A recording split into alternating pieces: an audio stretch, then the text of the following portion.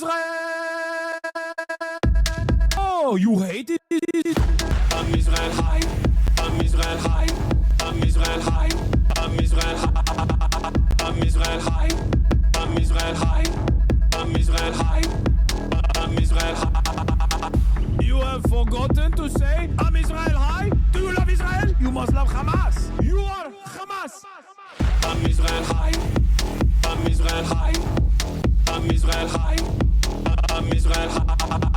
I'm Israel high. I'm Israel high. I'm Israel high. I'm Israel high. Oh, Israel not number one for you. Oh, anti-Semitism. Israel, small nation. Israel, tiny nation surrounded by scary Muslims. Ah, you are anti-Semitism. You are Hamas. You are Hamas. No politics here. Say Israel number one. Tweet Israel number one. No politics here. No politics here. No politics here. No politics here. No politics here. No politics here. No politics here. No politics here. Say you condemn Hamas. Say I'm Israel high. Say you condemn October 7th. You are Hamas. No politics here. No politics here. No politics here. No politics here. No politics here. No politics here. No politics here. No politics here. What's going on, everybody? I hope everyone's having a fantastic evening, afternoon, pre-noon, no matter where you are in the world. I'm Hassan Piker, and this is the HasanAbi broadcast coming to you live from Los Angeles, California. Sunny Los Angeles, California, folks. We're live and alive, and I hope all the boys, girls, and MBs are having a fantastic one because today's a beautiful day. Today's a wonderful day. Today is Thursday, October 9th, ladies and gentlemen, boys, girls, and MBs. October 9th, 2025. We are live. We are alive. It's 72 degrees and sunny here in California. And boy, do I have a lot to tell you. Okay? Everyone's going to send you this, but I need you to look at the comments, though. What is this? POV, you're Hassan Piker's dog, and you just moved 3 centimeters away from the bed? Oh, no. She's drinking water. I think it's really funny that, like, the memes are actually pretty hilarious. The memes are actually unironically funny. It just sucks that, like, there are people who are sincerely under the assumption that I'm, like, constantly zapping this dog. You know what I mean? And it's like, I guess half of the people don't have fucking... Did you hear about Colgate and Moist Critics' horrible take? No, I didn't. But I actually don't really care. Bro, since yesterday, the hate rage continues so crazy now, too. It's okay. It's going to inevitably dissipate, and it's going to turn into yet another fucking stupid thing. Hassan Drones trying not to defend Hassan challenge level impossible. Reading his chat while he was explaining the caller was kind of terrifying. Whether he's telling the truth or not, his fan base is literally a cult on their knees for him. And it's like, I don't think a lot of people understand that they have basically been either duped or they are in a cult. They're in like a fucking hater cult. I've gotten hundreds of text messages from people that are consistently around myself and Kaya from all different parts of the fucking internet and random people in my normie life being like, oh my God, dude, what the fuck are people saying? Like, they can't believe it. They just, and it's, if you noticed, it's people that I've never actually been around that are falling for this like incredibly stupid parasocial bait. And unironically going with it. Like, they're just like, this is straight up the case. Like, this dude who basically raised this dog on camera actually one day decided to become an abusive person. Like, he's just an abusive guy. He just abuses her. No signs of abuse whatsoever from any number of different people that have been around this dog. And it's mostly people that just don't have dogs. And did you see Charlie's video on you? Seemed kind of bad faith. I don't care. I have not. Charlie, Moist Critical, is afraid of getting on a fucking plane. Okay? Once again, the only person that has like taken this up has never been around me and Kaya, ever. Just been around me when I went down to Florida. And as a fence sitter, he read it as, oh, this is a good opportunity for attack. You know what I mean? That's what I said. I say, who gives a fuck what he says? He's scared of getting on an airplane? Yeah. Come on, bro. You can't say it doesn't look like it, though. Why are you trying to discredit Charlie? Wait, what? I'm not. I said it looks fucking horrible. I said it yesterday. I think it's really fucking annoying that I have to constantly readdress all the shit. If you think I abuse my dog, if you think that this pampered dog, literally the most pampered dog that I care about more than I care about fucking human beings for the most part, is in any way, shape, or form like experiencing signs of abuse or exhibiting signs of abuse, or I've abused this dog or I've zapped this dog, you're fucking delusional. Okay? And if you think over the 20,000 fucking hours of footage of Kaya being on camera that you actually fucking figured out like this secret out of, and the 10-second clip that you saw is actually infinitely more indicative of like how I behave and how she's getting fucking blasted or whatever on a regular basis by some neo-Nazis who are speculating on the internet. What the fuck do you want me to say? What do you mean discredit Charlie? What do you mean discredit Charlie? I'm sorry. You're right. You're right. You know what? You guys are right. I'm abusive, dude. I'm abusive to my dog that I love more than human beings. Why? Because a fucking random dipshit on the internet decided that that was the case off of a 10-minute, or not even a 10-minute, a fucking 10-second clip. What do you want me to do? Do you want me to fucking lean into the fan fiction that people are fucking making? That's so psychotic. Don't straw man, please. Well, this is no straw man. It's not a straw man at all. It's just like people don't want to fucking let it go. They're just like, they're going to come up with different things to continue the conversation. This is how it always goes. The entire premise is based on people going, show the collar. Like, I already have. It's just so, what do you want me to do? Just every day when I wake up, every day in the morning, I just go, hey guys, time to do my daily due diligence. Time to show you my collars, all the different collars I have. I didn't shock Kaya, but it doesn't matter. And explain to you that, wait, what am I doing? I should be fucking already telling you about my personal news of the day. Yeah, I have to be held accountable to the fucking delusions of some of the most rabid psychopathic people on the internet. In any case, where was I? Oh, yeah. Personal news wise, what did I do? I ended the broadcast last night. I didn't really do much. And I watched a little bit of Code Gay Ass. And after that, I went to bed early, hung out with the family. Not only that, but also tonight there's going to be a second dog that I can abuse. There's going to be a second dog, my brother's dog Fiona. So not one, but two dogs that I abuse for the price of one, as I like to say. Fucking freaks. And very excited for that. Yeah, not one but two different dogs is crazy. Sometimes three. Having said that, they're really comparing to Christy Nome, fucking degenerates. Christy Nome literally fucking killed her puppy and dropped the puppy's body into a pit in front of construction workers. The love of my life, Kaya Piker, gets 2 hours of outdoors socialization and fun time every morning at the dog park. Then she sleeps for most of the day, as big dogs do. And then when she wants to walk around, she gets to roam once again for another hour. She gets more outside time than virtually every single dog and every single person that is shitting on me. Okay? She gets more outside time and more socialization than most people in the world that are currently criticizing me. She gets more outside time than I do. She gets more exercise than most chatters here. And the only reason why she stays on this thing, this is what they want from you. They want you to be defensive. I know. You're right. I need to stop repeating myself, because it's like I literally explained all this shit the first day, and then people were like, why? Well, why are we now only figuring it out? Man, this has really gotten to you. I'm sorry about these psychos. We know Kyle loves you. Of course it's gotten to me.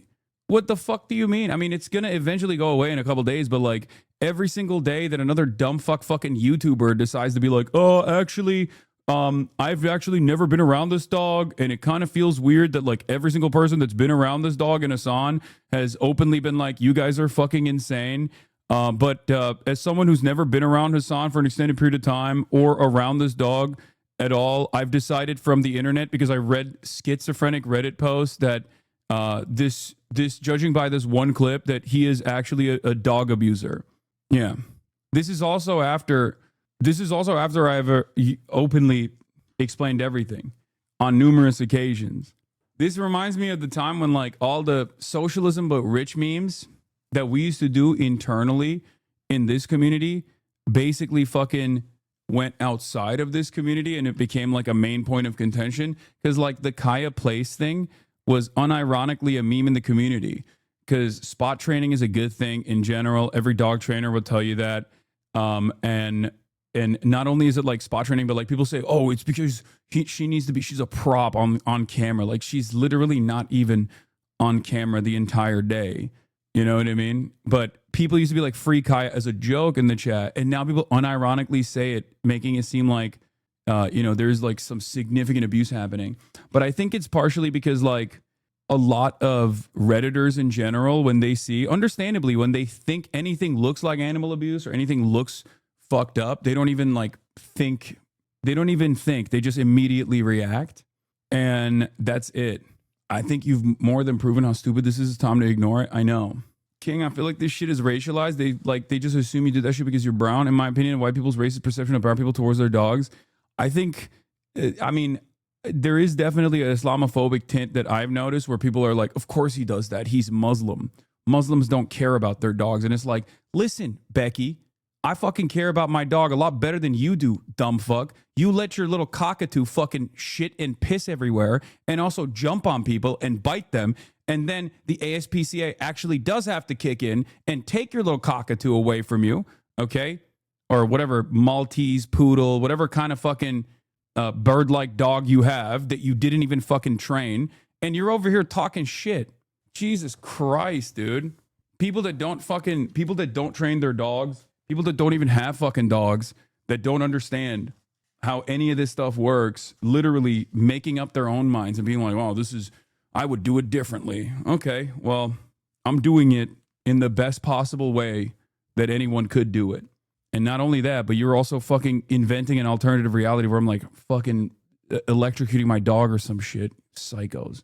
This is quite personal. It's like telling a parent is abusive towards his kids. No wonder you'd be pissed. I know. Anyway, yeah. Let's move on. Even though the memes are funny, I will admit the memes have been pretty funny. As far as the oh God, even my own community is making this dog, and you just moved 3 centimeters away from the bed. Yeah, I mean we're joking about it, but like people do actually think that that's real. You know what I mean? People think that that's like unironically what's happening. I should really stop memeing on this shit. You know. But in any case, where was I? What was I gonna say? Oh, personal news wise, I played ball this morning. Even though I did, I squatted the day prior, and my legs are fucking going crazy. I balled, and I just published an official statement from your dog. Problem solved. I agree. That's what I need to do. Too many people view pets as children. In some ways, they are similar. I view my pet as a child. What are you talking about? The reason why this fucking annoys me the most is because I'm also the annoying, doting dog dad. Okay, I'm more annoyed that people think I'm like abusive to Kaya, but also half of the conversations, you didn't train your dog. Yes, I did. Not only did I train my dog, but also I went and got professional training on top of that. And you still have to reinforce that professional training beyond that. I did train my dog. There are videos of Kaya as a little puppy. I trained my dog on camera. Not only did I train my dog on camera, but I also got onboarding training as well on top of that. You don't know anything. This is worse. This is low-key worse than being called a terrorist all the fucking time. I'm used to being called a terrorist, but like this shit really pisses me off because of my own Caucasian genes. Like my own caucasity frustrates me to the fucking ends of the world when people say, it frustrates me on the one end that people are making these like ridiculous fucking statements that couldn't be further from the truth. It's insane, but also annoying because in amidst the criticisms, there are people who are dumb fuck. Okay, they do not know how to fucking train dogs at all. That's even more frustrating because I don't want to fucking hear. I don't want to. No matter what I say, they're gonna clip it out of context anyway. Because like people were being like, "Oh well, now he's saying he like vibrated her and that's why she yelled." I didn't say that. Okay, I never said that. That's not, you made that up. She has multiple collars. I'm fine being called a terrorist, but I draw the line at being called a bad dog dad. Exactly. No, for sure. That was what was so fucking annoying because seeing motherfuckers who literally don't know anything about training dogs chirping and being like, I don't understand. It seems like he wants to fucking keep the dog as a prop. It's like, no, dumb fuck. I don't. She roams around the house all the fucking time. Yeah. Spot training your dog is cruel. Why people who let their doodles jump on you in public? Oh, 100%. Halt, citizen. You have not pledged fealty to Israel today. Please insert 500 Thiel bucks to continue posting. Regardless of any criticisms, I think you'd have to have brain damage if you think Hasan is genuinely electrocuting his dog on stream. They do. People do have that. It's genuinely scary how little critical thinking people have out there. It's not just that. It's like people, this is the one thing that unites everybody, understandably. It unites me as well. Okay? Like, this is the type of shit that I get mad about too. Anyway. Yeah, there was people doing time lapses of the stream because they were claiming that like Kaya is never allowed to leave or whatever during the entire stream, and it's like that's not even fucking true. There are there's like she's gone, you know what I mean? But again, you can straight up create a narrative like she's constantly back there, and I'm like forcing her to sit on this fucking cot. Forcing her to sit on this fucking cot the entire goddamn day. Doors open. Can you try again? Thank you. Bro, are you fucking serious? Move on to something else? I am. I'm going to. People that don't own dogs don't know how lazy they can be. I know. Like, I can't believe this is even a thing that we're doing. You literally force her to watch Fox News? It's true. I do that. Thank you. Can I get a straw too? It's in the bag. They know they've gotten you with how much you defended this. Fuck them, bro. It's partially because like this is like the video that went viral initially does look fucking horrible. Like I feel terrible that I didn't like immediately run over to her. Fucking, you know, it does look bad. I was like pissed off about the internet, but once again, I went over after the clip ended, but it doesn't matter. People don't see that shit. And there are legitimately people in here that not every single person that's yelling at me over this, not every single person that's yelling at me over this is like a fucking rabid neo-Nazi or a fucking pro-Israel person, okay? You need to understand that. That's not the case. There are hella people in here that are legitimately confused or concerned or didn't know anything about me, and this is the first thing that they saw. This is the first thing that they saw, which is why I'm trying to address it to the best of my ability. But obviously, we're going to move on. I'm not going to fucking make my entire stream responding to people. Anyway, I'm going to blast off and we're getting to the Trump hostage prisoner exchange and all this stuff right now. There is this one funny meme, however. I have yet to encounter a normal person that hates Hasan. I don't even watch a stream, but all of his many haters are freaks.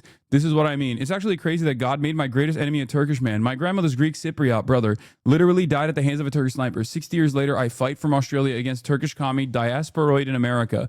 There is nothing new under the sun. I don't think about this person at all.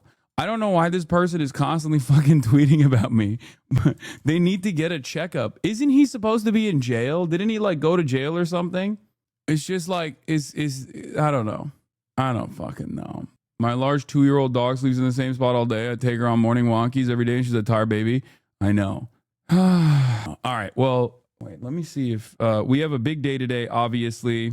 We have a big day today. We have a lot of news to cover. We're going to talk about the Gaza ceasefire, whether it's actually happening or not.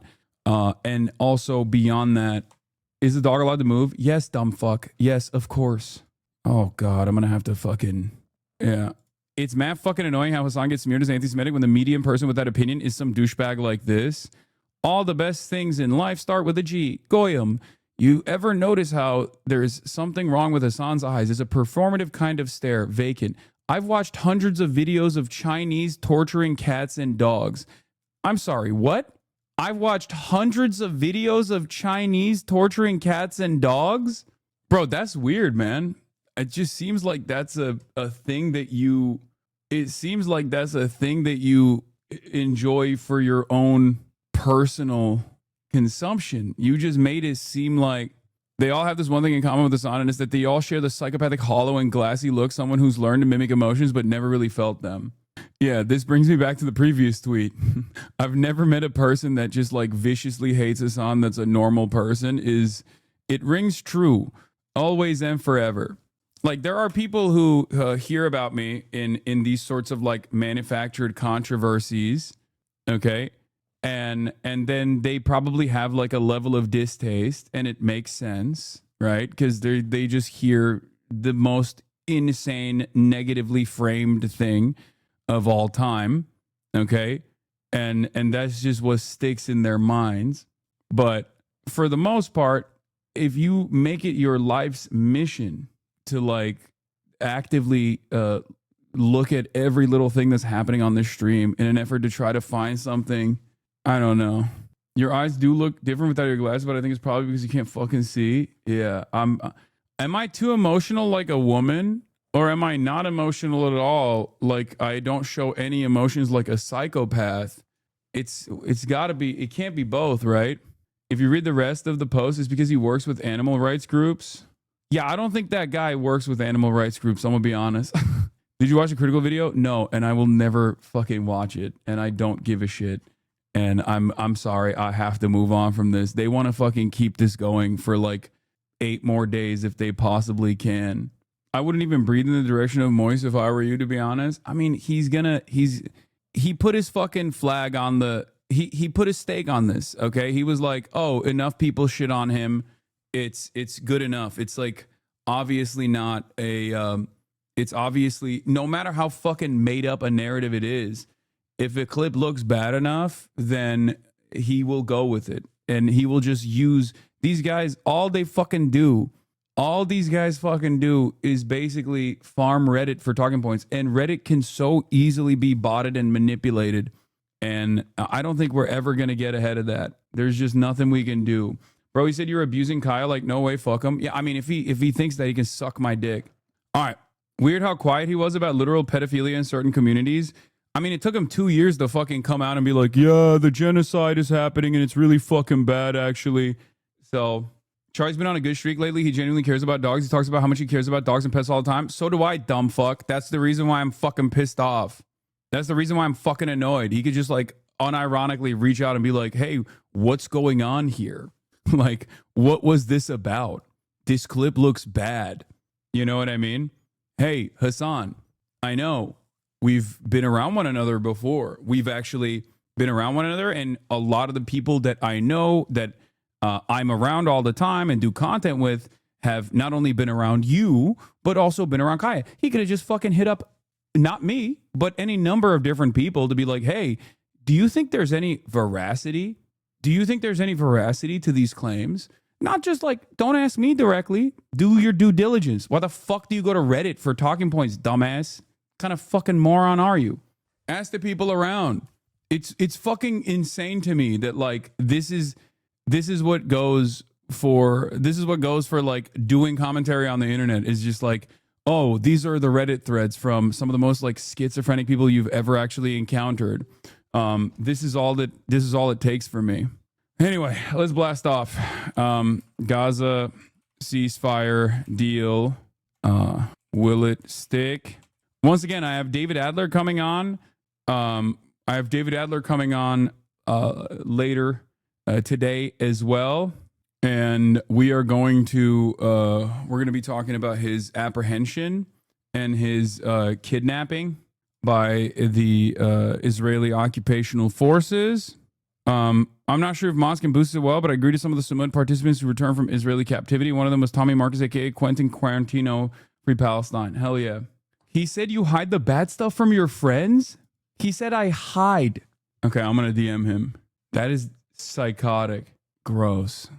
Fucking moron. All right, whatever. All right, Gaza ceasefire deal. Will it stick? Gaza ceasefire deal. Will it stick? We got the government shutdown is continuing. Government shutdown continues. I know, I haven't even fucking blasted off yet. Yeah, I guess he didn't appreciate being called the normie meter. Government shutdown continues as Republicans entertain not paying workers.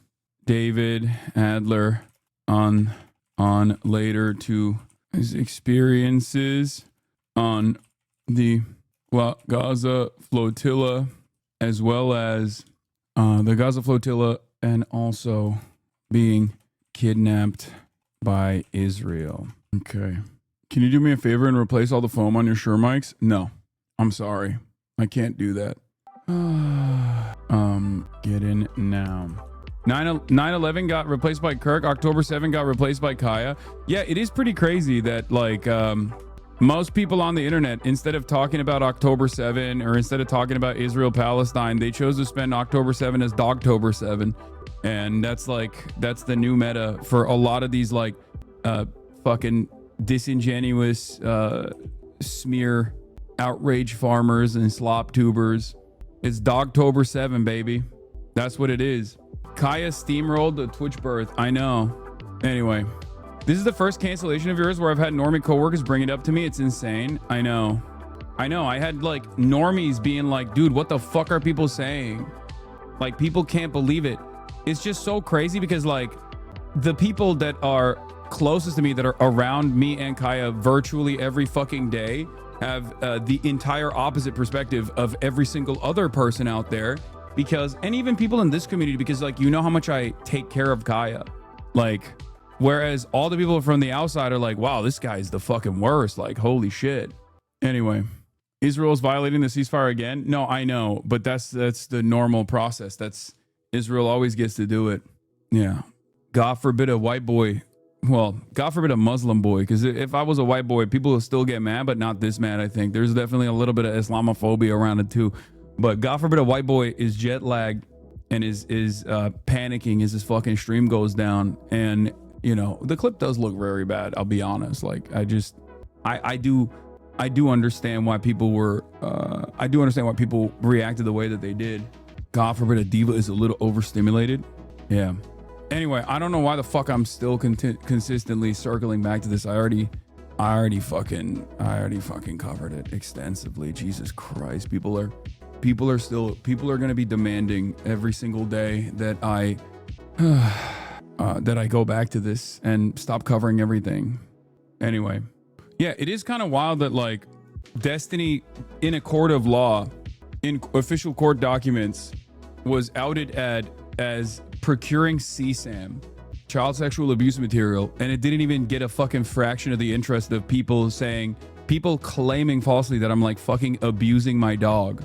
I don't know why. I just have the tendency to basically bring out Pizzagate style conspiracies, even amongst normies in general. All right, we blasted off. Let's get into it. We have obviously the top news story of the day is the Gaza ceasefire deal that came out this morning, or not this morning, last night.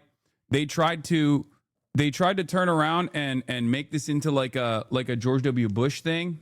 A GWB thing where, you know, Marco Rubio came up to Donald Trump when he was doing his like Antifa press conference, and, you know, he whispered into his ear. But one of the things that was interesting about the whisper in the ear was it wasn't actually about the Gaza ceasefire necessarily, but it turns out the whisper in the ear was actually for Donald Trump to be able to release a Truth Social statement, to okay a Truth Social post so he can be first to market. But after 2 years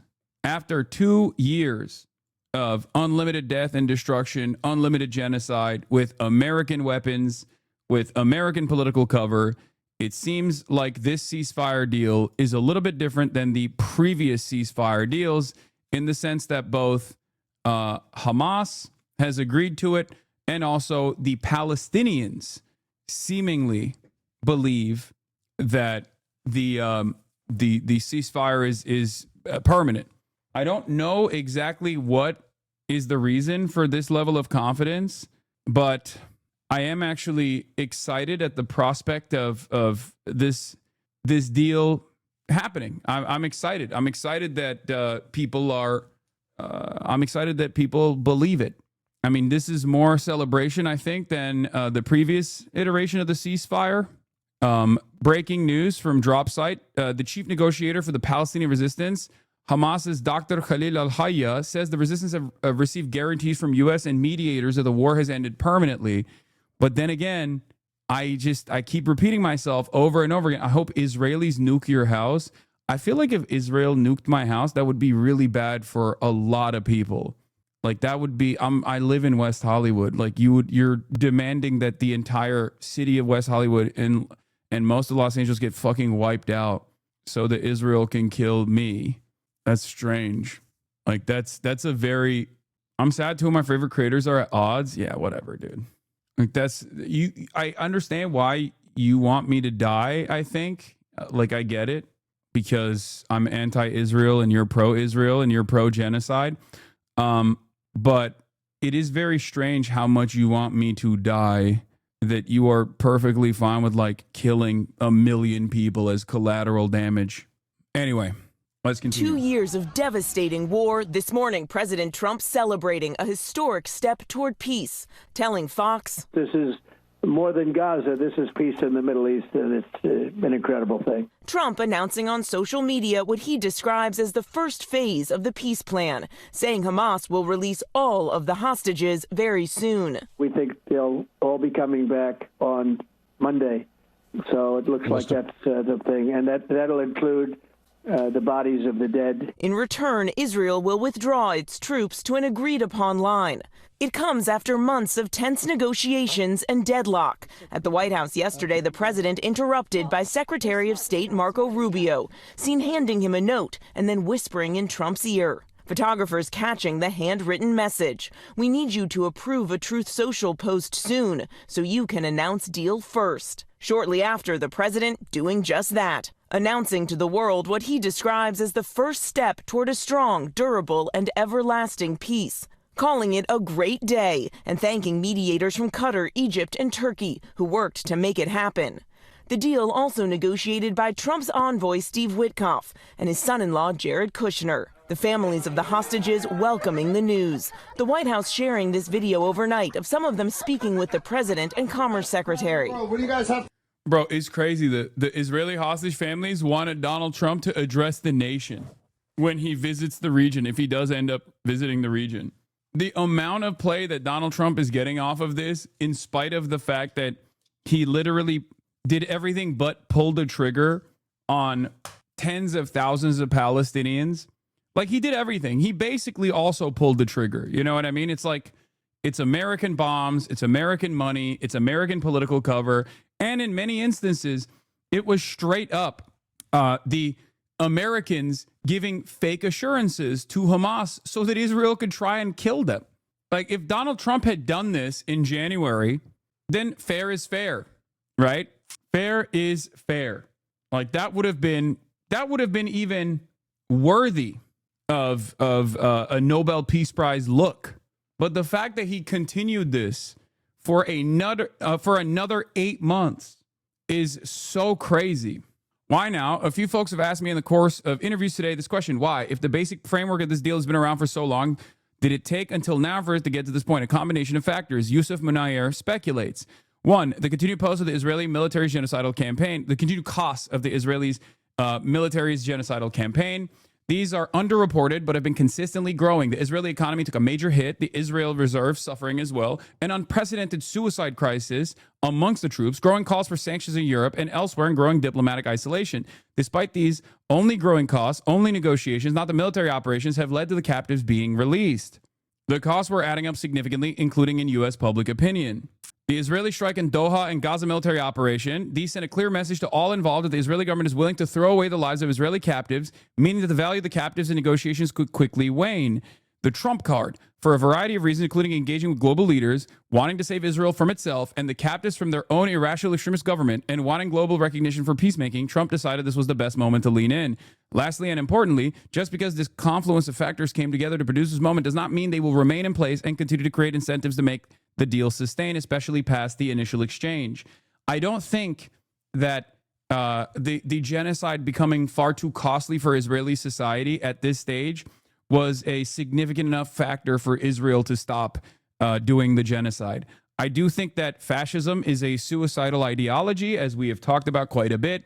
It is exterminationist and it is suicidal. And I think Israel would literally, I could totally see if left to its own devices, the Israeli government would burn through everything to continue its ethnic cleansing campaign, to continue its belligerent occupation, to continue its ridiculous incursions into all of the other regional actors, ally and foe alike. And I do think that it's more so a recognition that enough is enough coming from the American side. I think this is more so an American-led push to be like, it's done. I don't think Israel would stop. I don't even think Israel wants to stop. If this was left up to Israel, they would do the same thing that they did with Iran or tried to do with Iran. That to me shows that these guys are not all there, okay? That to me shows that these guys are fucking a little insane. How are you not banned, lol? I don't know. Why would I be banned? It doesn't work that way. Like, you assuming that I should be banned doesn't mean that I did something ban-worthy. Probably a lib take, but I'm believing that this timing is now more than Nobel Peace Prize than it ever deserves. Okay, I'm going to give you guys something even more suspicious. The Nobel Peace Prize Committee actually picked its nominees, not last week, obviously, but in January. And that was when there was the initial, that was when the nominees, like the top contenders were picked, which is suspicious timing, considering that that was when the fucking first ceasefire had been implemented. Not to get all fucking blue and on with this shit, but there is a situation here where they could have already nominated him and actually given him a fair shake because of the initial ceasefire implementation. And then they turned around and were like, oh my God, it's bullshit. Obviously that ceasefire fell apart. Then there was the famine. Then there's the global recognition of a genocide. But that means he could have still been in contention, right? He could have still been a part of the competition, since that's when the first ceasefire was implemented, and he got a lot of props for it initially.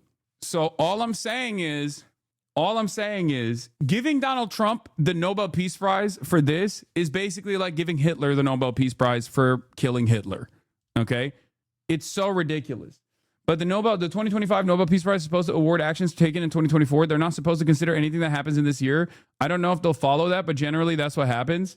I don't know.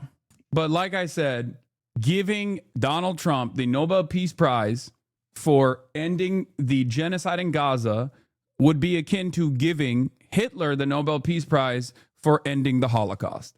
Okay? Another clip up close, the Rafah border. Oh, this is disqualifying? Yeah. Give Donald Trump the Nobel Peace Prize. He deserves it. Oh, God. So, yes, if we are libbing it up a little bit to assume that the timing of this is like dedicated to the Nobel Peace Prize, I can see that. I can entertain that. And I'm actually giving you additional information that potentially points to him being even up as a nominee because of the initial ceasefire that took place, which was right around the time the first ceasefire was taking place. But I digress. To say to President Trump, thank you. They're all coming back on Monday. In Israel, a similar scene of joy. The sister of one hostage popping champagne to celebrate her upcoming release. There are 48 remaining hostages, 28 of whom are confirmed dead. It was 2 years ago this week that Hamas attacked Israel, killing 1,200 people, taking 250 hostage. Since then, Israel's response, killing more than 67,000 Palestinians, including 20,000 children, according to the Hamas-run Gaza Health Ministry. Gaza decimated. These satellite images showing the stark difference from before the war to now. Nearly the entire population of Palestinians displaced and in desperate need of aid. But the war has raged on, efforts to solve the crisis going nowhere. Previous ceasefires failing after...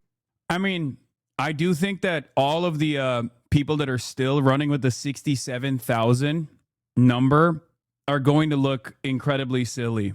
I mean, it's a horrifying number in and of itself, but it is a dramatic undercount due to a multitude of factors that I've described over and over again. Israel completely eviscerating the healthcare infrastructure, Israel doing double tap strikes on areas that they strike first, and then when before the dust settles, when the recovery teams come in, they strike the ambulances and the people that are trying to recover people from the rubble. This has made it so that it is virtually impossible to actually figure out how many people are dying directly to rocket strikes, directly to Israeli strikes, Israeli munitions. Because remember, the 67,000 number is the number of Palestinians that are either directly shot or directly bombed, and then they're recovered and they go to the hospital, and those death tolls are calculated in the hospital, right? Those are numbers that are severe undercounts due to the fact that the healthcare infrastructure is completely destroyed there. Okay? That's part of the reason why the number hasn't really moved that much since like last year. And we know that Israel has killed thousands of people because we've seen Israel kill thousands of people, right? So that is a significant undercount. Both sides accused the other. Especially considering that we also have to factor in deaths due to famine or deaths due to lack of access to medicine, lack of access to proper health care. Like, there are going to be there are already so many other casualties in this process that are not directly calculated as like, preventable deaths, for example, are not calculated as direct deaths by the Gaza Health Ministry. The Gaza Health Ministry's undercount, and this is like something that they openly admit, is specifically if someone is shot or bombed by Israel and they make it to the hospital and they log the person at the hospital as a body count from Israel. So if there are no hospitals to actually log people, then there is no way to know what the true number is. And on top of that, it doesn't actually factor in the externalities, the external deaths. Okay? There's also a fuck ton of people who are still lying under the rubble. There are people who are lying in mass graves, for example. They recovered a bunch of mass graves in the aftermath of taking over the hospitals again, after Israel will like release the hospital after sieging it, and they'll find like mass graves and shit, and then they'll add that to the death count. So most estimates are far higher than the number that Israel's suggesting. The Lancet study suspects that it's, I think it was like a couple months ago, that the estimate right now is over 680,000. And this actually corresponds to Israel's own numbers as well. Israel's own numbers have dictated that the number of, if you look at the number of Palestinians that were in the Gaza Strip prior to October 7 versus what Israel thinks is the number of Palestinians in the Gaza Strip right now, there's like around 700,000 people that are no longer being counted as being in the Gaza Strip. Now, of course, there's probably a couple 100,000 that have been able to escape the siege and have been able to have gotten like medevac or went to like secondary refugee camps in like the UAE and places like that. But even then, there's still a severe undercount in comparison to the 67,000 number that everyone is still floating around. Of violations. 10 days ago, the president, standing side by side with Israeli Prime Minister Benjamin Netanyahu, unveiling their 20-point peace plan to end the war. The president then warning Hamas to agree to the deal, or else saying all hell would break out. And while the president and the world this morning are celebrating this first phase and the upcoming release of the hostages, big questions remain about what comes next and whether it will lead to lasting peace. Now, President Trump says he will likely go to Israel in the coming days, where Prime Minister Netanyahu has invited him to address the Israeli government, and Trump even suggesting he could visit Gaza, too. Martha, tell us about the role President Trump played in bringing all of this about.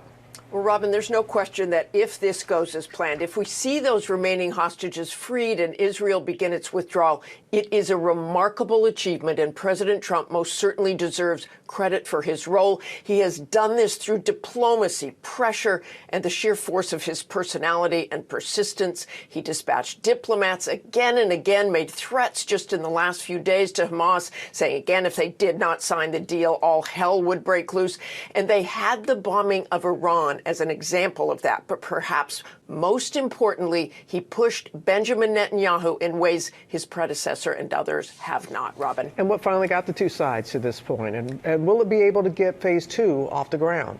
Well, you know, Robin, throughout this process, President Trump never wavered in his support for Israel. But when Netanyahu ignored much of what Trump was trying to accomplish by continuing to bomb over the last few months, Trump laid down the hammer with Netanyahu, essentially saying enough is enough. Trump had also told Netanyahu that he was opening indirect negotiations with the Iranians, which put even more pressure on the Israeli prime minister. Obviously, the coming days will prove whether the rest of the plan comes to fruition. But if those hostages are freed, which would leave Hamas without their major bargaining tool, this is a huge moment for Donald Trump. It certainly is. All right, Martha, thanks to you.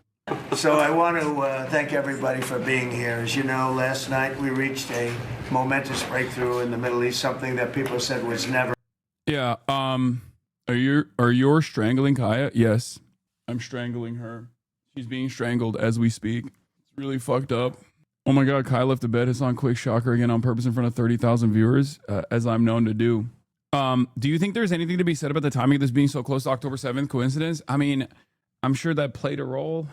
I'm sure the Nobel Peace Prize was part of it, perhaps. I don't know. I don't know anything anymore, dude. I don't know anything anymore. I just like it's fucking crazy. It's a... Because the major thing here that is different than the previous iterations, the major thing here that's different than the previous like fake ceasefires and whatnot that Israel violated almost instantly after they got like a batch of hostages, was that there is more confidence from the Hamas side. There's more confidence from the Palestinian side. There's more confidence from the resistance side that this deal will actually stick. And I don't know if this will actually stick or not, especially considering that Israel is still fucking bombing the Strip. You know what I mean? It's just, I'm trying to make sense of this. But the only thing that gives me confidence about this, is not the motivations of the Trump side at all, but instead the confidence that I've seen from the leaders of the resistance and also the Palestinian people. Interrupt you. We have Hamas's chief negotiator Khalil al-Hayya speaking. This is one of the first times that a Hamas official has been commenting on this trucial ceasefire. Here he is. Dear our Palestinian people, our Arab nation, our Muslim nations, our people of Gaza, Gaza of heroism and dignity and martyrdom, dear free people of the world, the whole world was impressed when they saw all the sacrifices that you've been showing and given and all the steadfastness.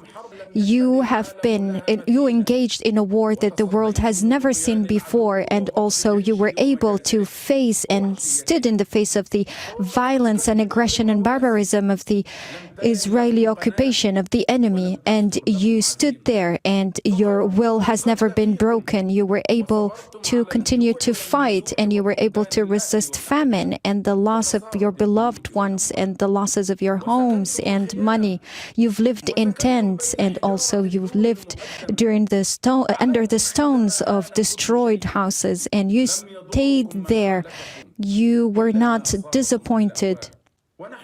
We are here living the second anniversary of October 7 fight and revolution, and we are here standing before all those who started this resistance, including the martyrdom al-Sinwar, Muhammad Haniya, and also Yahya al-Sinwar, and also the martyrdom the martyr, Yahya Dif, and all his companions of the resistance, those who were chosen by God and they kept their promises to God. We are here in the face of all those who were fighting from point zero, and they stood there and they were able to face all the tanks of the army, and they were able to break and make all the plans of the enemy fail, including the famine and the anarchy that they started to provoke. You were aware and you were able to break all their and make all their objectives fail. Your brothers were sitting in the negotiations tables and keeping your priorities and your independence in their minds and hearts. Since day one of this war, the occupation and the enemy continued to commit genocides and try to abort all the initiatives and attempts of the mediators. And when we started a ceasefire on January 17, they quickly revoked and did not keep their promise, and they were faithful to their reputation of always creating lies. And despite all this, we continued the negotiations, the indirect negotiations that took a long time because of all the manipulation as they were trying to make all the negotiations fail. However, we've never spared any efforts in order to put an end to this aggression and genocidal war. We have behaved in a very responsible way towards the Trump plan. Bro, this is the reason why I don't feel confident. I don't know where Hamas is getting this confidence that America will abide by the security guarantees, but Trump has asked what guarantees he can give that Israel won't resume bombardment once it gets his prisoners and captives back, and Trump says, we'll see. This doesn't inspire a lot of confidence in me. If the U.S. is trying to speed run through the 2% global credibility it retains after the genocide, publicly agreeing to a ceasefire with extreme fanfare, and then breaking it immediately would be the best way to do it, I just don't think that America cares. Like, we're on our villain arc. Israel has been on its villain arc. And I think it's very dangerous when you have the hegemonic superpower under the guidance of Donald Trump openly lean into being the villain. Okay? Because when America recognizes, like, America's always been a villain if you're in the global south. But America has never recognized this villain status, okay? Recognition of your villain status when you have unlimited power of global domination is very different than the way you behave if you are trying to present yourself as a force of good around the world, okay? Make no mistake. When you say, oh, no, I'm the bad guy, that's when you start bombing ships on the coastline of Venezuela, for example, and you say, what are you going to fucking do about it? America already has this unlimited power, and America has already used this unlimited power.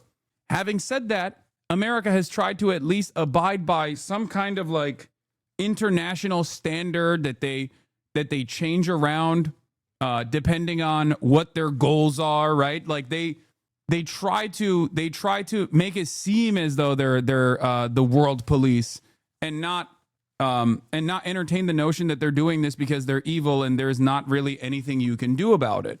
I think that's definitely a change of attitude. That's definitely a change of attitude. It's a change of pace, and I think it's a bit scary to see where America would take it if they were to just be like, yeah, we're villains. Because America, like, when a country is unrestrained and doesn't care about being like a global pariah, they behave like Israel. Imagine America, which has already done a lot of Israel-style things around the world, openly doing it in the same way that Israel is doing, where it's like, what are you going to fucking do about it? Yes, we're evil. What the fuck can you say about it? We're the United States of America.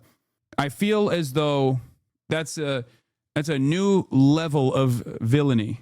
That means that America would be even more unrestrained.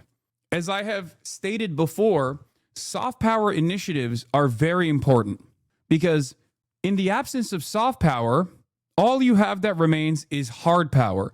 Hard power is military intervention, boots on the ground warfare. Okay? So when you have 800 military bases, those only look like 800 different military, like, or, 100 plus different security cooperative agreements because of all the soft power initiatives. If you no longer do any soft power around the globe, people are going to look at that as 800 different invasions. Okay? That is very different. That is a logistical nightmare that even the United States of America and all of its like imperialist ambition can overcome. This is something that seemingly the Trump administration has just refused to reckon with. I mean, the U.S. aid stuff was a great example of this, right? In some ways, moving U.S. aid directly under the CIA once again, so there's no like separation between like the State Department and the CIA in that regard, and then cutting ties with a lot of like soft power initiatives that America had around the world in an effort to gain favor with the local population, so it makes it much easier when America wants to do any sort of intervention, like dropping that and then saying, no, we're just going to go gung-ho on the military side. Like that's a terrifying prospect.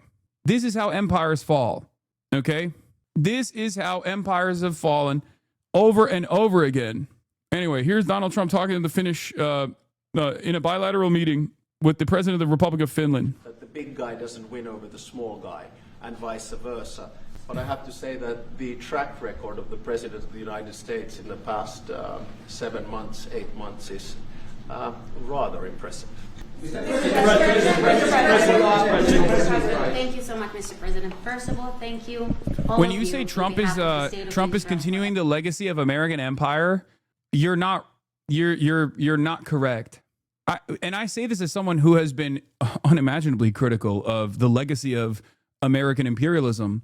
Okay, the way that America has always conducted itself up until this very moment, up until the Trump administration, was often hiding or never saying the quiet part out loud.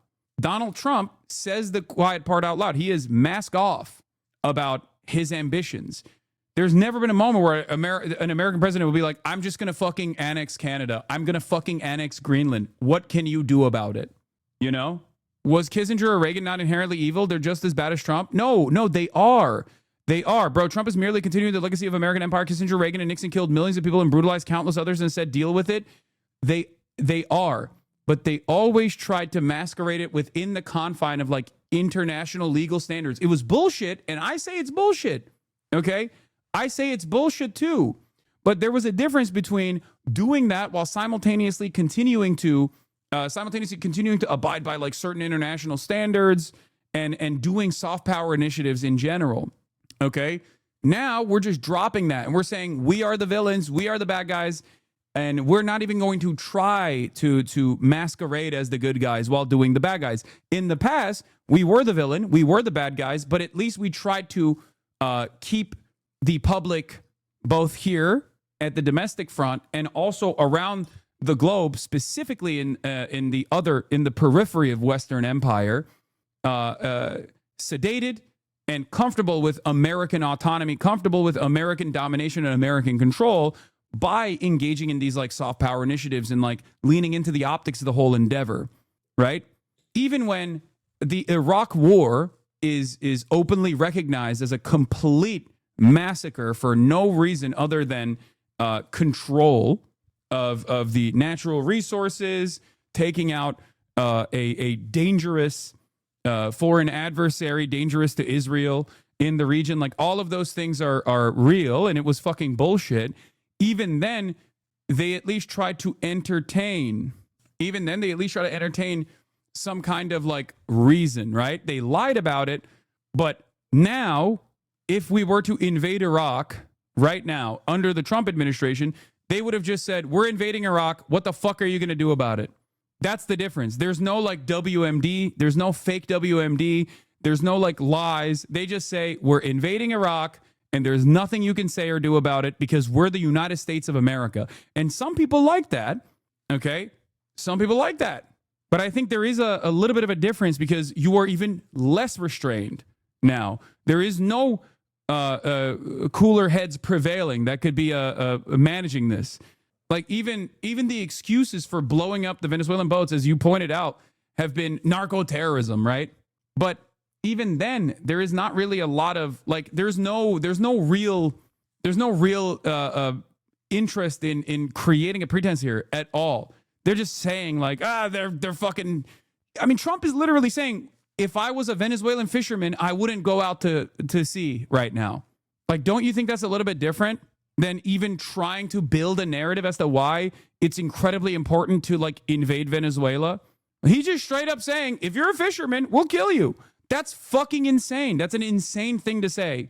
There is no more need to manufacture consent, both at the domestic front and also on the international agenda as well. Member of NATO, I would, they're great people, but I don't think that's going to happen. I don't think he's going to do that. I think the chances of that are very, very small. But it's very interesting because you have a very big military relative to your size. You have a very powerful military, one of the best. And but certainly we will be there to help. Okay? Thank you. Okay, please. Mr. President, thank you. We have a bit water, as our president said. How would you exactly defend Finland? And yeah, thank you. Say what? How would you defend Finland? Vigorously. Can I just add on that? We're very pleased with the fact that we have so much training going on with American soldiers right now. So they're getting experience from Arctic conditions, and we're integrating our militaries together, working not only through the DCA agreement, but other ways as well. We see that day to day in the work that we do, and it's working well. Okay. Yeah. Please. Yeah, thank you. Where are you from? I'm from Finland too. Only Finns here. You have a lot of Finns. It's very impressive. So, Mr. I like them better than our reporters. They are allowed to travel. That's not that unique. So how do you see the situation? They are very impressive. Listen, the Finnish have been notorious. Well, we will. The Finnish have been notorious for their allegiance to, let's just say, not the best historical figures, okay? So, no disrespect to Finland. I do think what Finland has done at the domestic front has been quite ambitious as opposed to like the rest of, as opposed to like the United States of America, obviously, even though Finnish material conditions are also deteriorating at an alarming pace, as is the case with all social democracies around the globe, and specifically in Western liberal capitalist countries.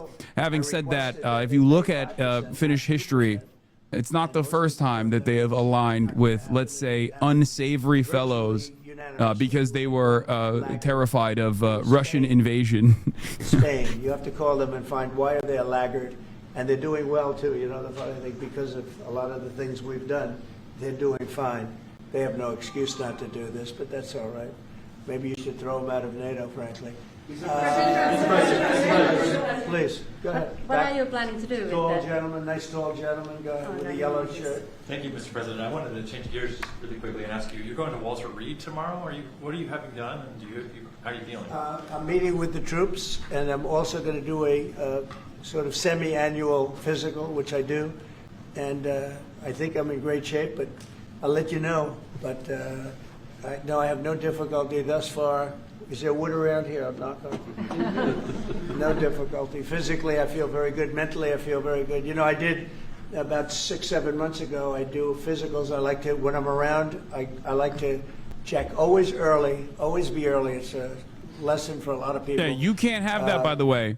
You can't have a GP because it's unimaginably expensive, but he can because he's the fucking president. Duh. You know. I like to get tested. I like to get tested often. I want to make sure that I'm healthy.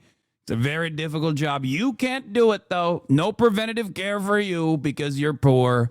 And you're poor because you're immoral. You probably deserve your social and financial predicament because you are a bad guy.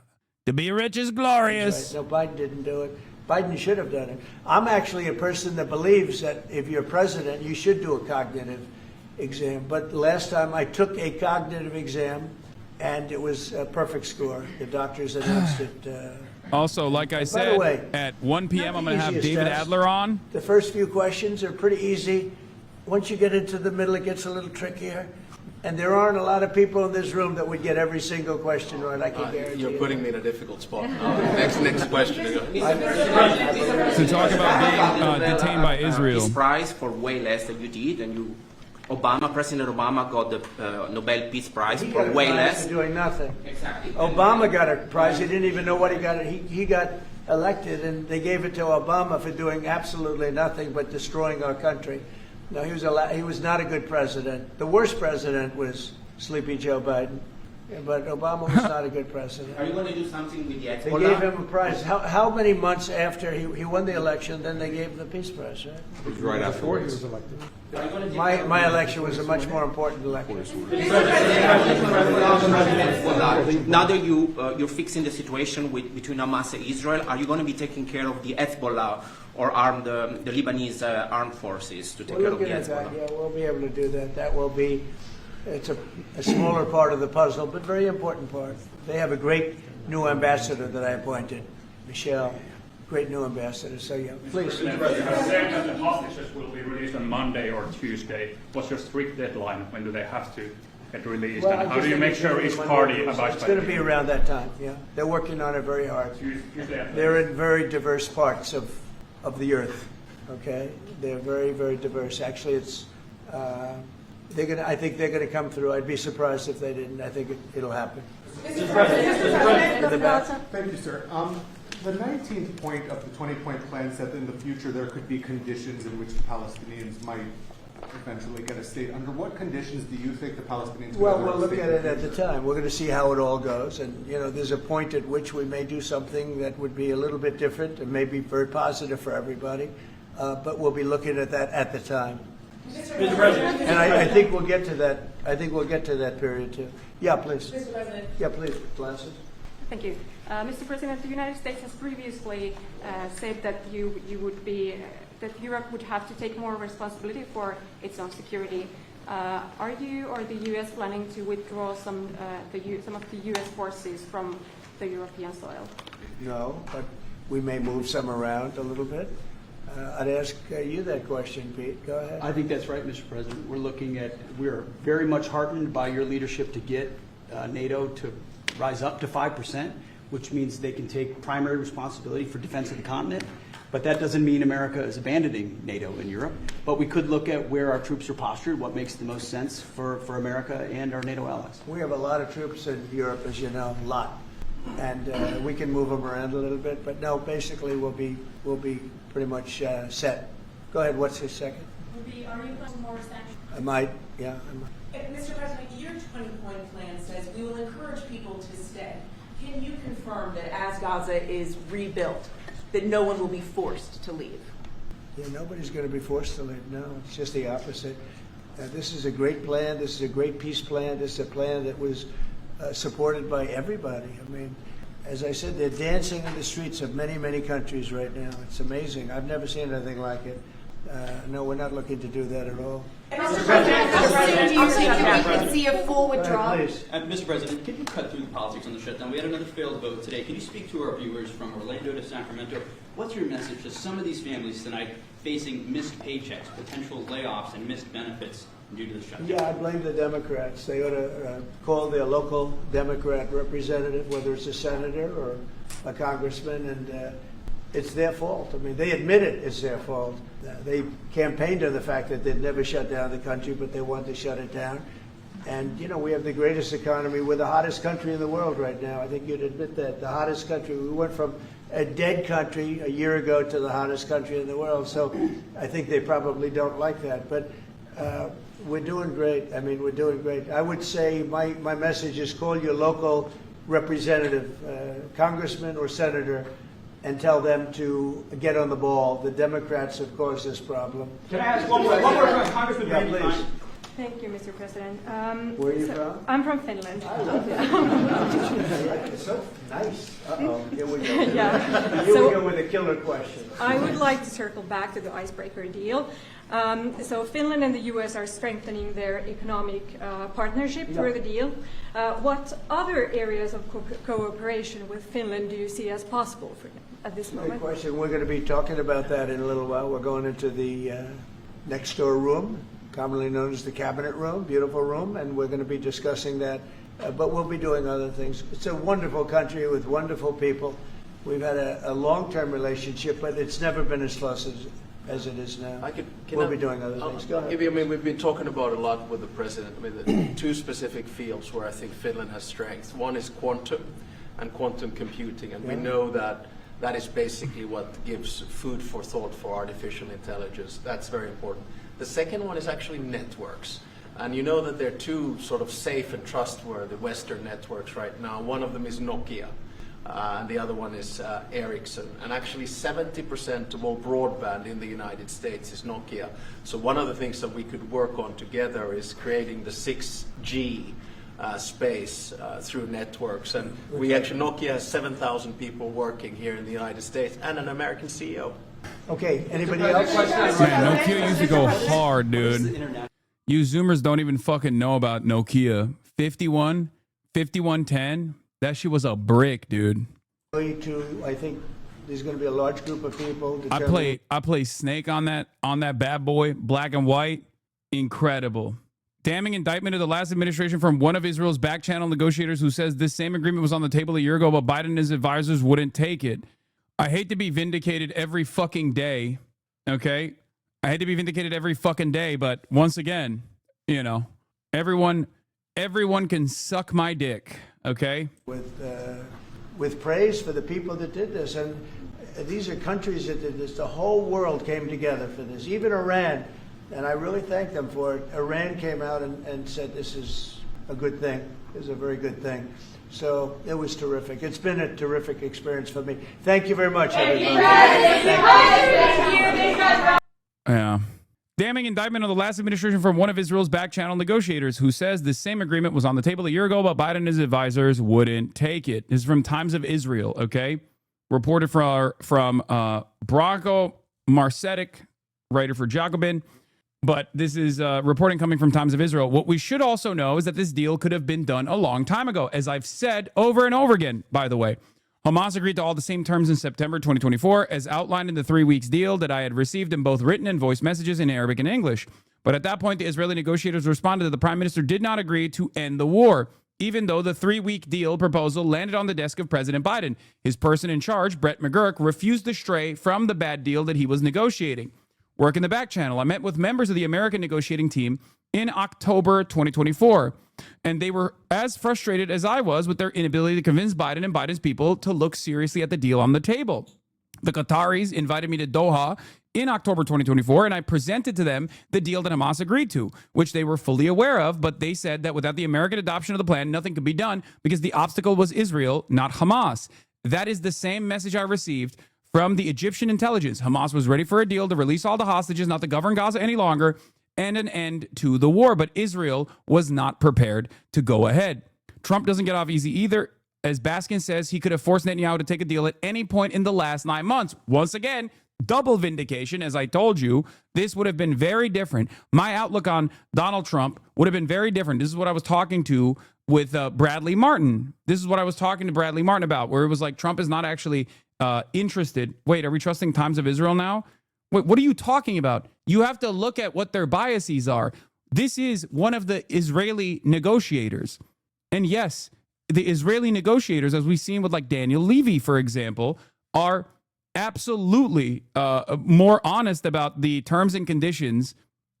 They're absolutely more honest about the terms and conditions that are being reported on. I cover Israeli news more than I cover Western media when it comes to issues that pertain to Israel and issues that pertain to Gaza. They don't have to do the propaganda that like the New York Times has to do, for example, which is precisely the reason why they can be more honest about all of these shortcomings, or who's truly responsible for an inability to who's truly responsible for like setting up new hurdles. On September 19th in the late evening, Witkoff called me and said, we have a plan.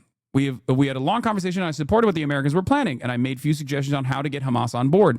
I was asked to convince the Hamas leadership that Trump was serious and wanted the war to end.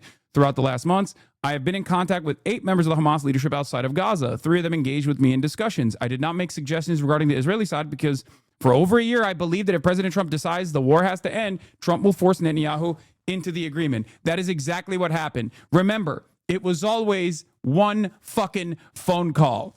Always. So whenever people say, oh, what are you talking about? Like, America doesn't have that kind of motion here. Israel's a sovereign nation. No, the fuck it's not. It was always one singular phone call. This is one of the closest you can get in terms of like foreign policy. This is the closest you can get to one singular phone call to end something, okay? Obviously, you can't do that with Russia. Russia's a foreign adversary. They have their own ambitions. Russia is not attached to the hip to unlimited support. Russia doesn't actually get to do whatever it's doing with unlimited support from the United States of America in the same way that Israel does. That is precisely the reason why it took one phone call. This is also very important. Hasan, do you think Kamala would have won if Biden took the deal? Oh my God. I'm not even kidding.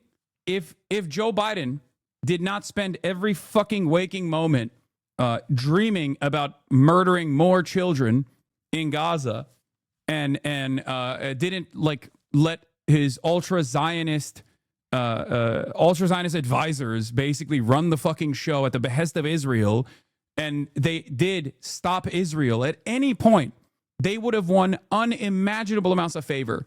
Unimaginable amounts of favor. They could have made it seem as though it was Kamala's pressure, for example, that convinced Biden to finally put an end to the genocide. Okay? Abso-fucking-lutely. Think about how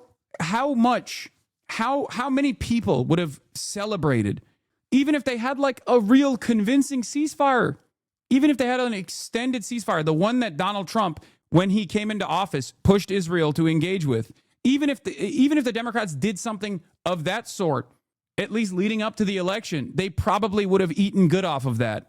Okay? Any sort of gesture in the affirmative, any sort of gesture in a positive direction against what any sort of gesture in the positive direction would have won a tremendous amount of favor, for the Democrats.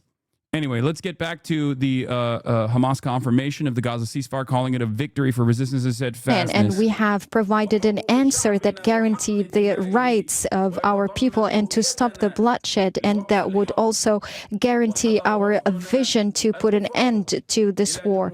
Our negotiating delegations arrived for the negotiations armed with goodwill, and that's why we were able, together with the resistance factions with whom we have discussed, in order to provide an agreement that we are able to give to our people, our heroes, and we are happy to announce that we have reached a deal for ceasefire to put an end to the aggression and also to proceed to a permanent ceasefire and the withdrawal of the army, and to allow the aid to enter to Gaza and to open the Rafah crossing from both sides.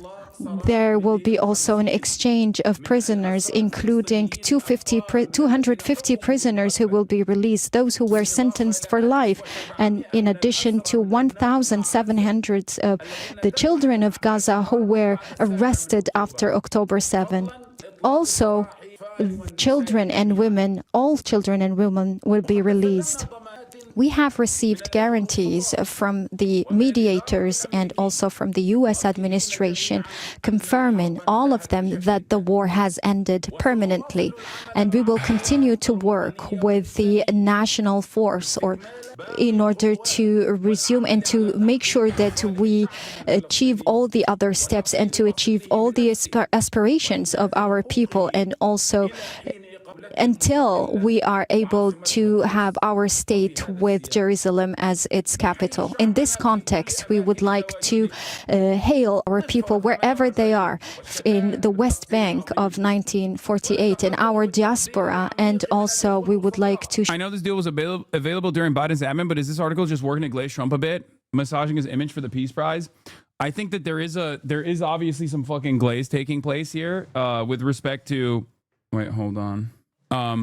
There is obviously some glaze taking place here with respect to like Donald Trump actually pushing, but I suspect that there is a reason for it, and that is because Donald Trump is actually pushing, it seems, so far.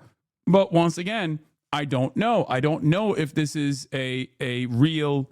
I don't know if there's real assurances here. I don't know. Control of NSO is leaving Israeli hands and is expected to pass the Hollywood producer and financier Robert Simmons. The massive deal that would turn over the world's most prolific zero-click spyware to American ownership still has to be approved by the Israeli Defense Ministry. This is very grim when you consider the previous scandals regarding NSO, including the fact that Pegasus ostensibly cannot operate on American phone numbers, which is why the FBI experimented with their own version. This would presumably change that paradigm. NSO is the world's most successful cyber company, for those of you who don't know, responsible for the proliferation of their sophisticated spyware throughout the globe. They work on behalf of Israel to coerce third world governments into guaranteeing their votes at the United Nations in exchange for their tech. It is perhaps the most prolific spyware that exists out there. Pegasus allegedly was utilized by allegedly Mohammed bin Salman against Jeff Bezos. If you recall, there's a reason why Jeff Bezos no longer is married to his wife, because there were some leaks off of his phone. There were some leaks that came from his phone at the time that showed that he was actually rizzing up ladies, and then that led to their relationship falling apart. And anyway, this is used by the Indian government to spy and arrest every anti-government journalist. Yeah, Jeff Bezos basically had to hire the most comprehensive private security apparatus that existed on the planet at the time to force every journalist to stop them from covering the story about the MBS leaks. That's how they packed that shit up. And because he's a fucking billionaire, he gets to do that. You're kind of selling it by saying it catches cheaters. I mean, it was Mohammed bin Salman using it against Jeff Bezos after there was after their relationship soured because of Jamal Khashoggi being chopped up and assassinated and had a bone saw used on him in the Istanbul consulate. Why are you using the word Riz? You are 62, sir. Listen, even us old guys should be able to use the word Riz sometimes, okay? Let an old man have a little bit of fun. But in any case, these are, even with all of the endless tools, understand, even with all of the capabilities that Israel has and Israel advocacy groups have on U.S. soil in all around the Western world, they still were incapable of overcoming the sea of negative coverage due to their grand ambition being so violent. Okay? Their ambition here was genocide. And it turns out, even with the limited amount of information that you could get from social media from Palestinians directly, that was enough for people to go, this is horrifying. I don't fuck with this at all. I don't like this at all. We need to put a stop to this. That paired up with the incredible audacity, the arrogance, the sheer entitlement that you heard, that you saw with your own two fucking eyes, with your own two ears from every Israeli envoy, made this unavoidable, made this reality unavoidable. And here we are, holy Toledo. For the first time in American history, voters sympathize more with Palestinians than they do with Israelis, which is crazy. It kind of shows how fucking insanely twisted the American public is in general. This is a story that is both good and bad. It's good because in spite of the unlimited media propaganda apparatus that consistently contextualized every single thing that fucking Israel was doing as something that they had to do. You know, every dead child was contextualized in real time by an Israeli occupational force rear admiral or whatever, right? In spite of that, in spite of the faucet of misinformation, the faucet of propaganda, Americans still recognized the truth. Americans still slowly but surely saw the truth. So that's one thing. That's the good part about this.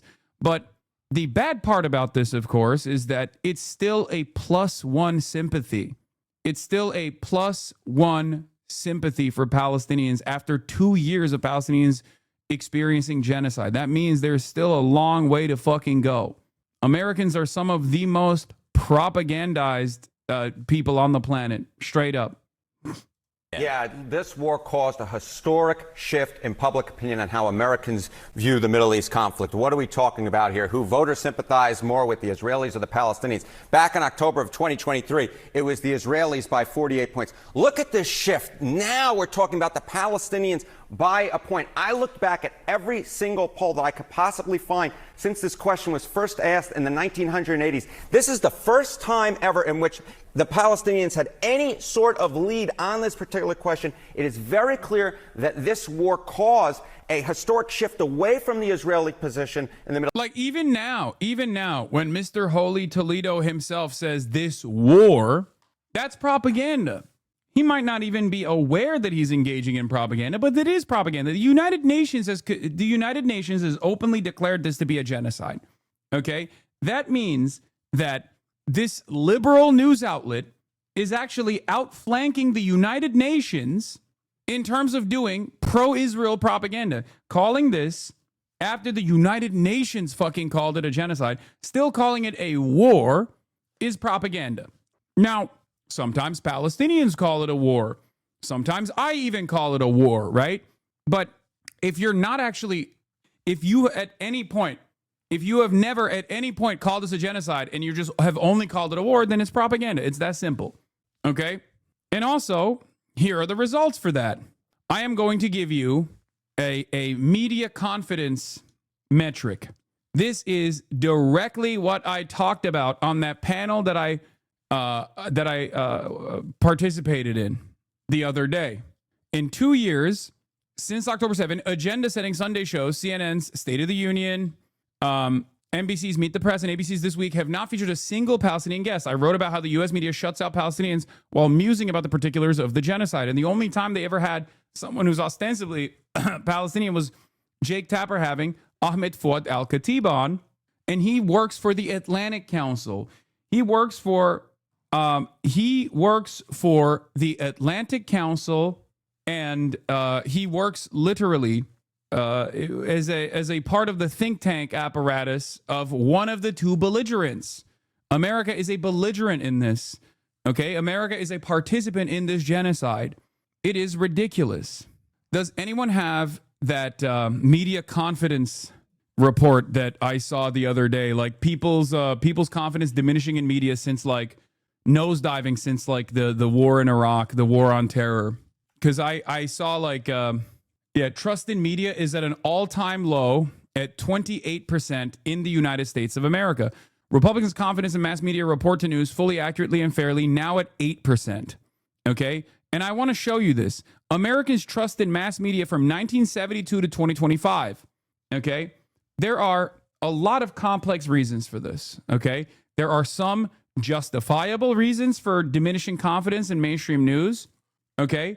But there are also absolutely ridiculous reasons for why Americans have diminished confidence in mainstream news, like during COVID, for example.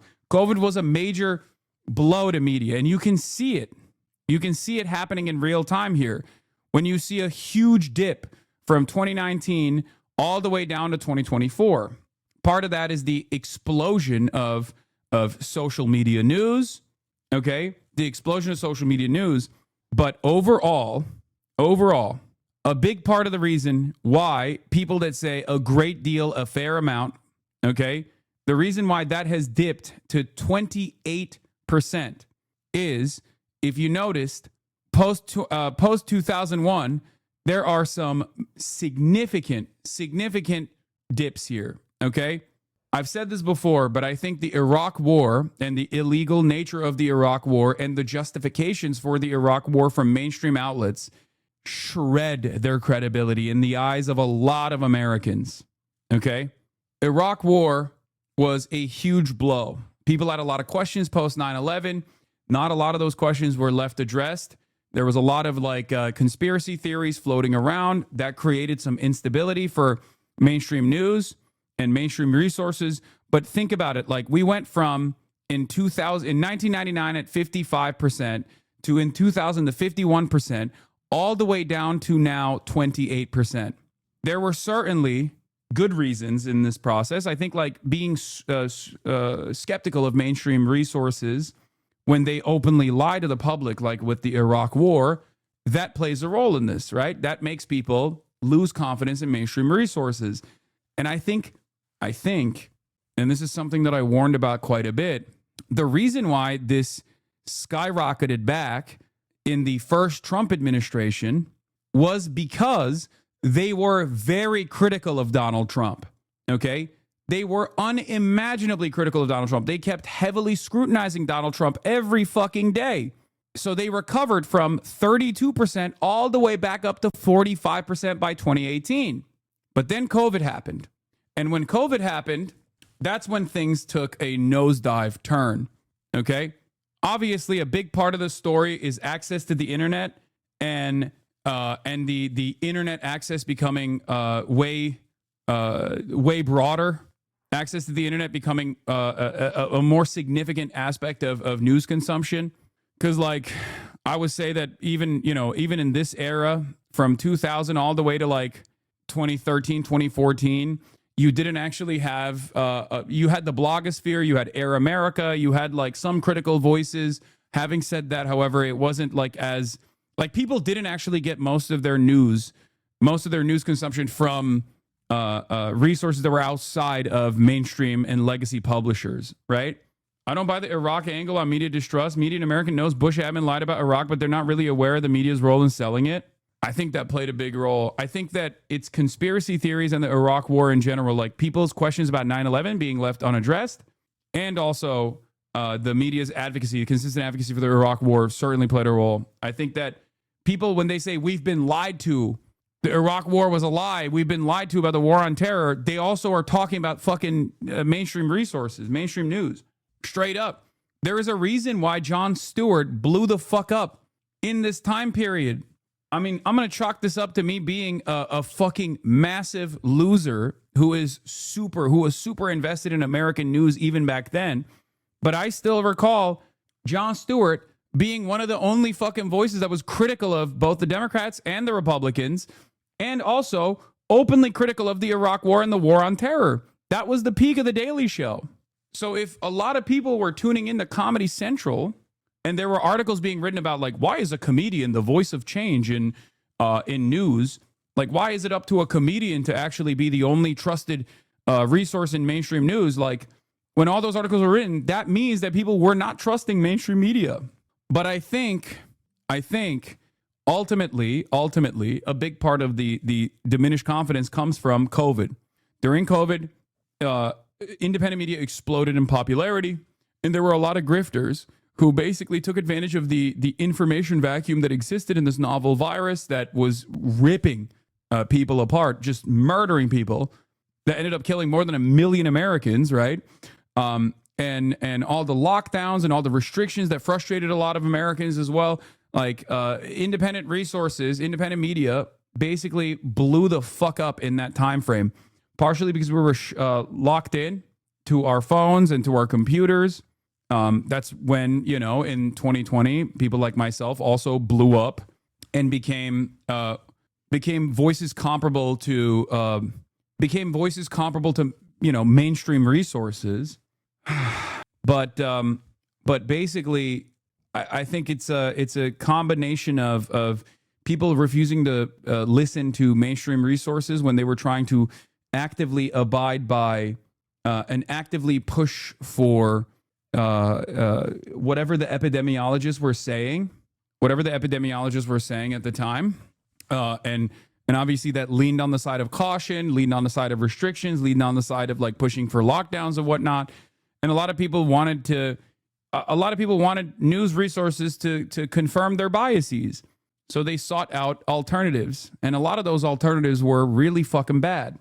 So this is the part of the media confidence that I talk about when I say, like, the media was doing the appropriate thing. This is supposed to do. Mainstream media, mainstream resources were doing the appropriate thing and pushing for the best possible measures, no matter how fucking restrictive those measures were, right?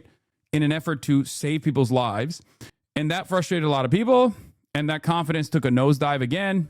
And then I think the final blow came from the coverage of Gaza.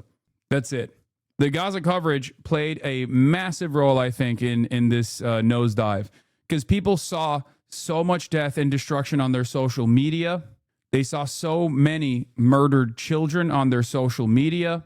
And yet, when they tuned into like Jake Tapper, CNN, when they tuned into MSNBC, when they read headlines on the New York Times, they couldn't believe it. Like the juxtaposition of what they saw on social media directly being reported by Palestinians versus what they were hearing from mainstream resources, I think deeply heightened this fissure.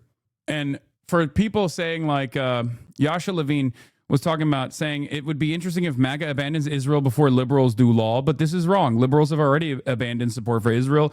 Support for Israel's military action in Gaza by party identification shows all the way back in July, Democrats at 8%. 8% of Democrats approve Israel's military action in Gaza. 8%. Okay, Israel's trying to hold on to the 71% like it's their lifeline. Okay, but Democrats have already fucking gone, and so have the independents, really. This is why I say it's fuck Israel o'clock. It's been fuck Israel o'clock.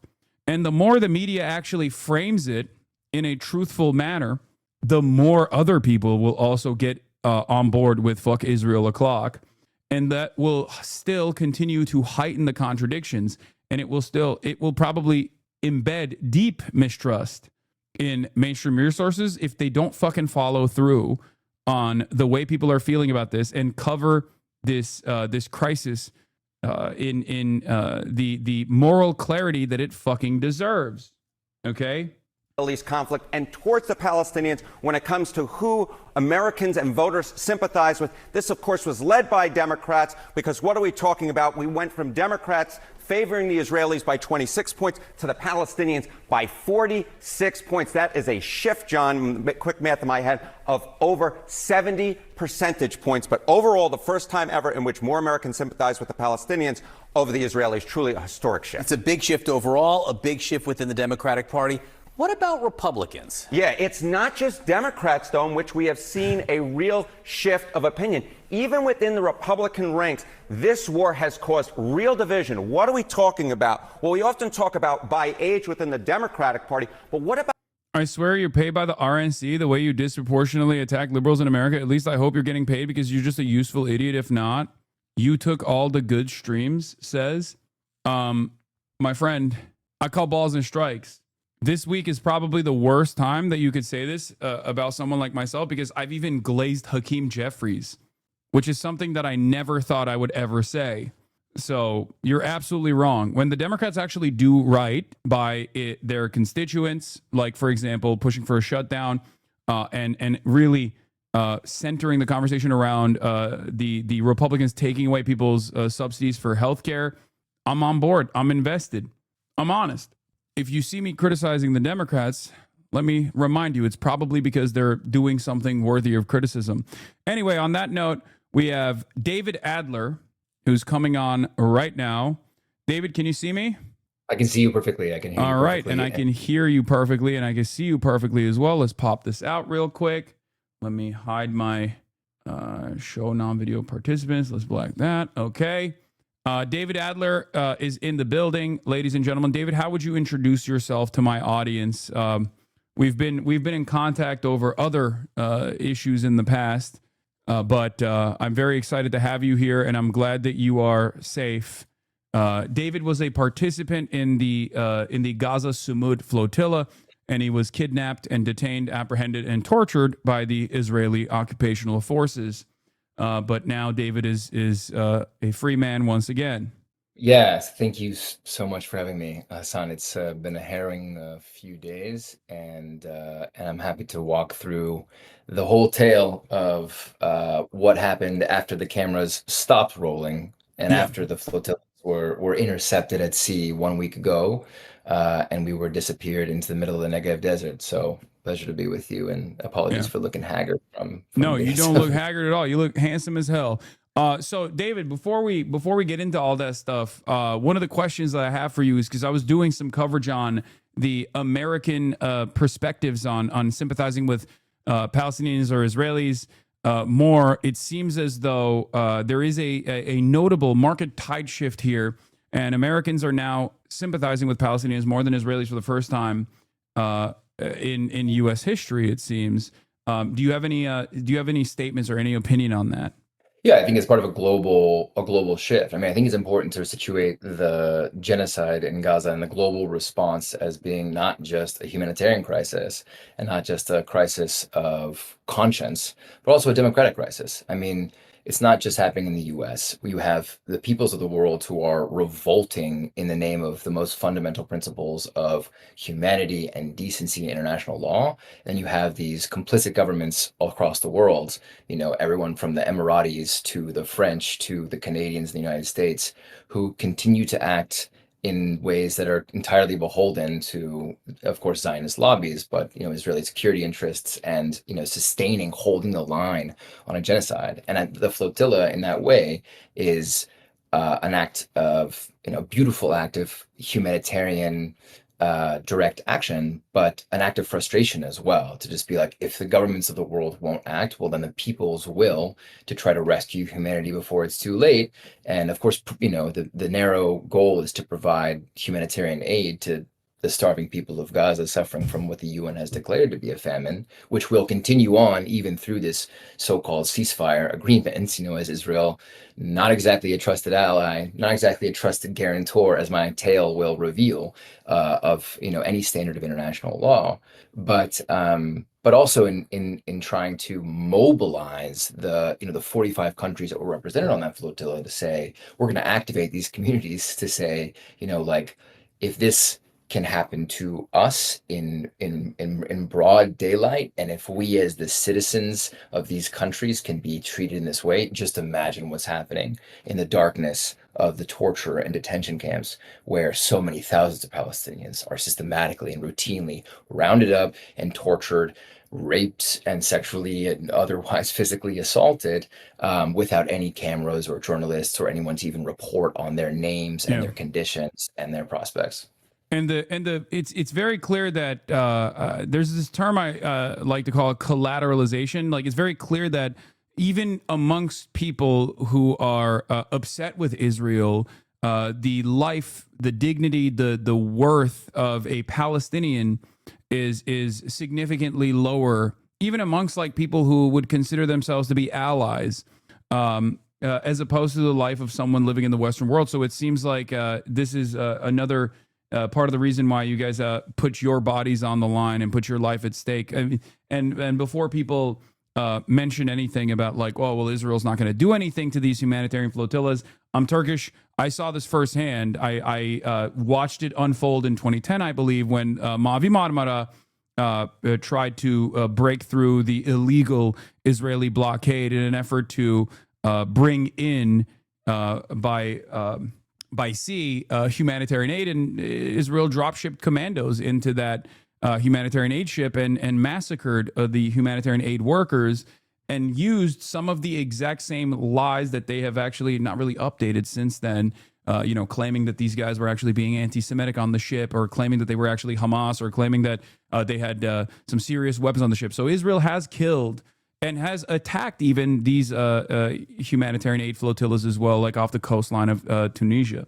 So yeah, I think it's important to tell the story of our flotilla forwards rather than backwards, because both because it gives a sense of kind of how the politics of this kind of direct action work, which I think might be interesting to your viewers and listeners, but also because it helps to break through that myth that somehow humanitarian workers are protected. We know they're not protected, because we know that, those kitchen workers, for example, were targeted and airstruck by Israel. And of course, it took the international community days and days to try to piece together, was this an accident?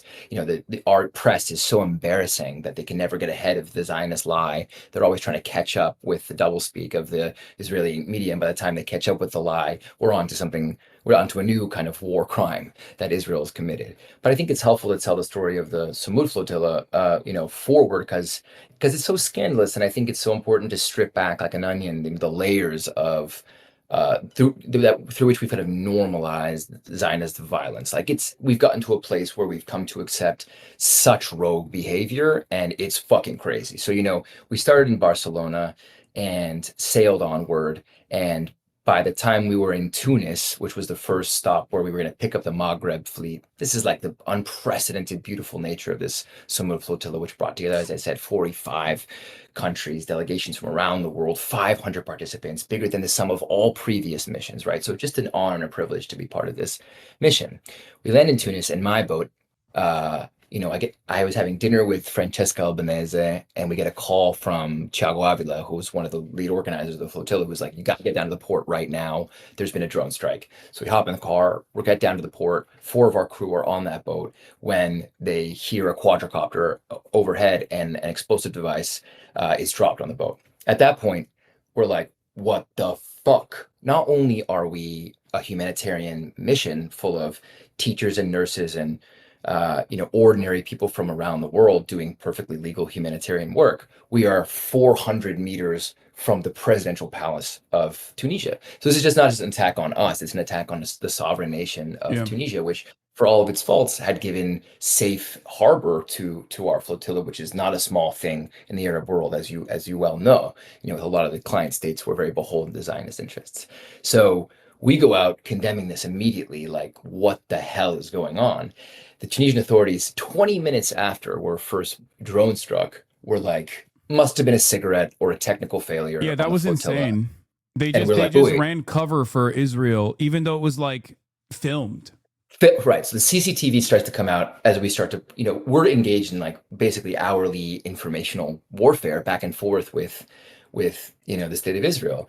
And then the next night in the same port, the second largest vessel has a quadricopter come drop an even bigger explosive device, also caught on CCTV, at which point Tunisian authorities backtrack and say, okay, this was a premeditated attack. We can now kind of see that's clear, but still we're getting the New York Times classic, activists allege drone attacks on the flotilla, right? Which now, days and days later, after we've been disappeared, detained, abused, and beaten in the middle of the fucking desert, Netanyahu comes out and goes, yeah, that was us. We ordered that attack on the flotilla.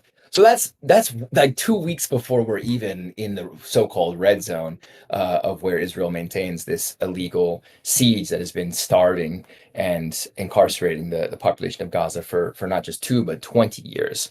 And so onward we sail, and then we're off the coast of Crete when a fleet of drones, a fleet of quadricopters comes and bombs 13 of the boats, dropping these big C4 explosive devices that are clearly intended to damage the boats beyond repair.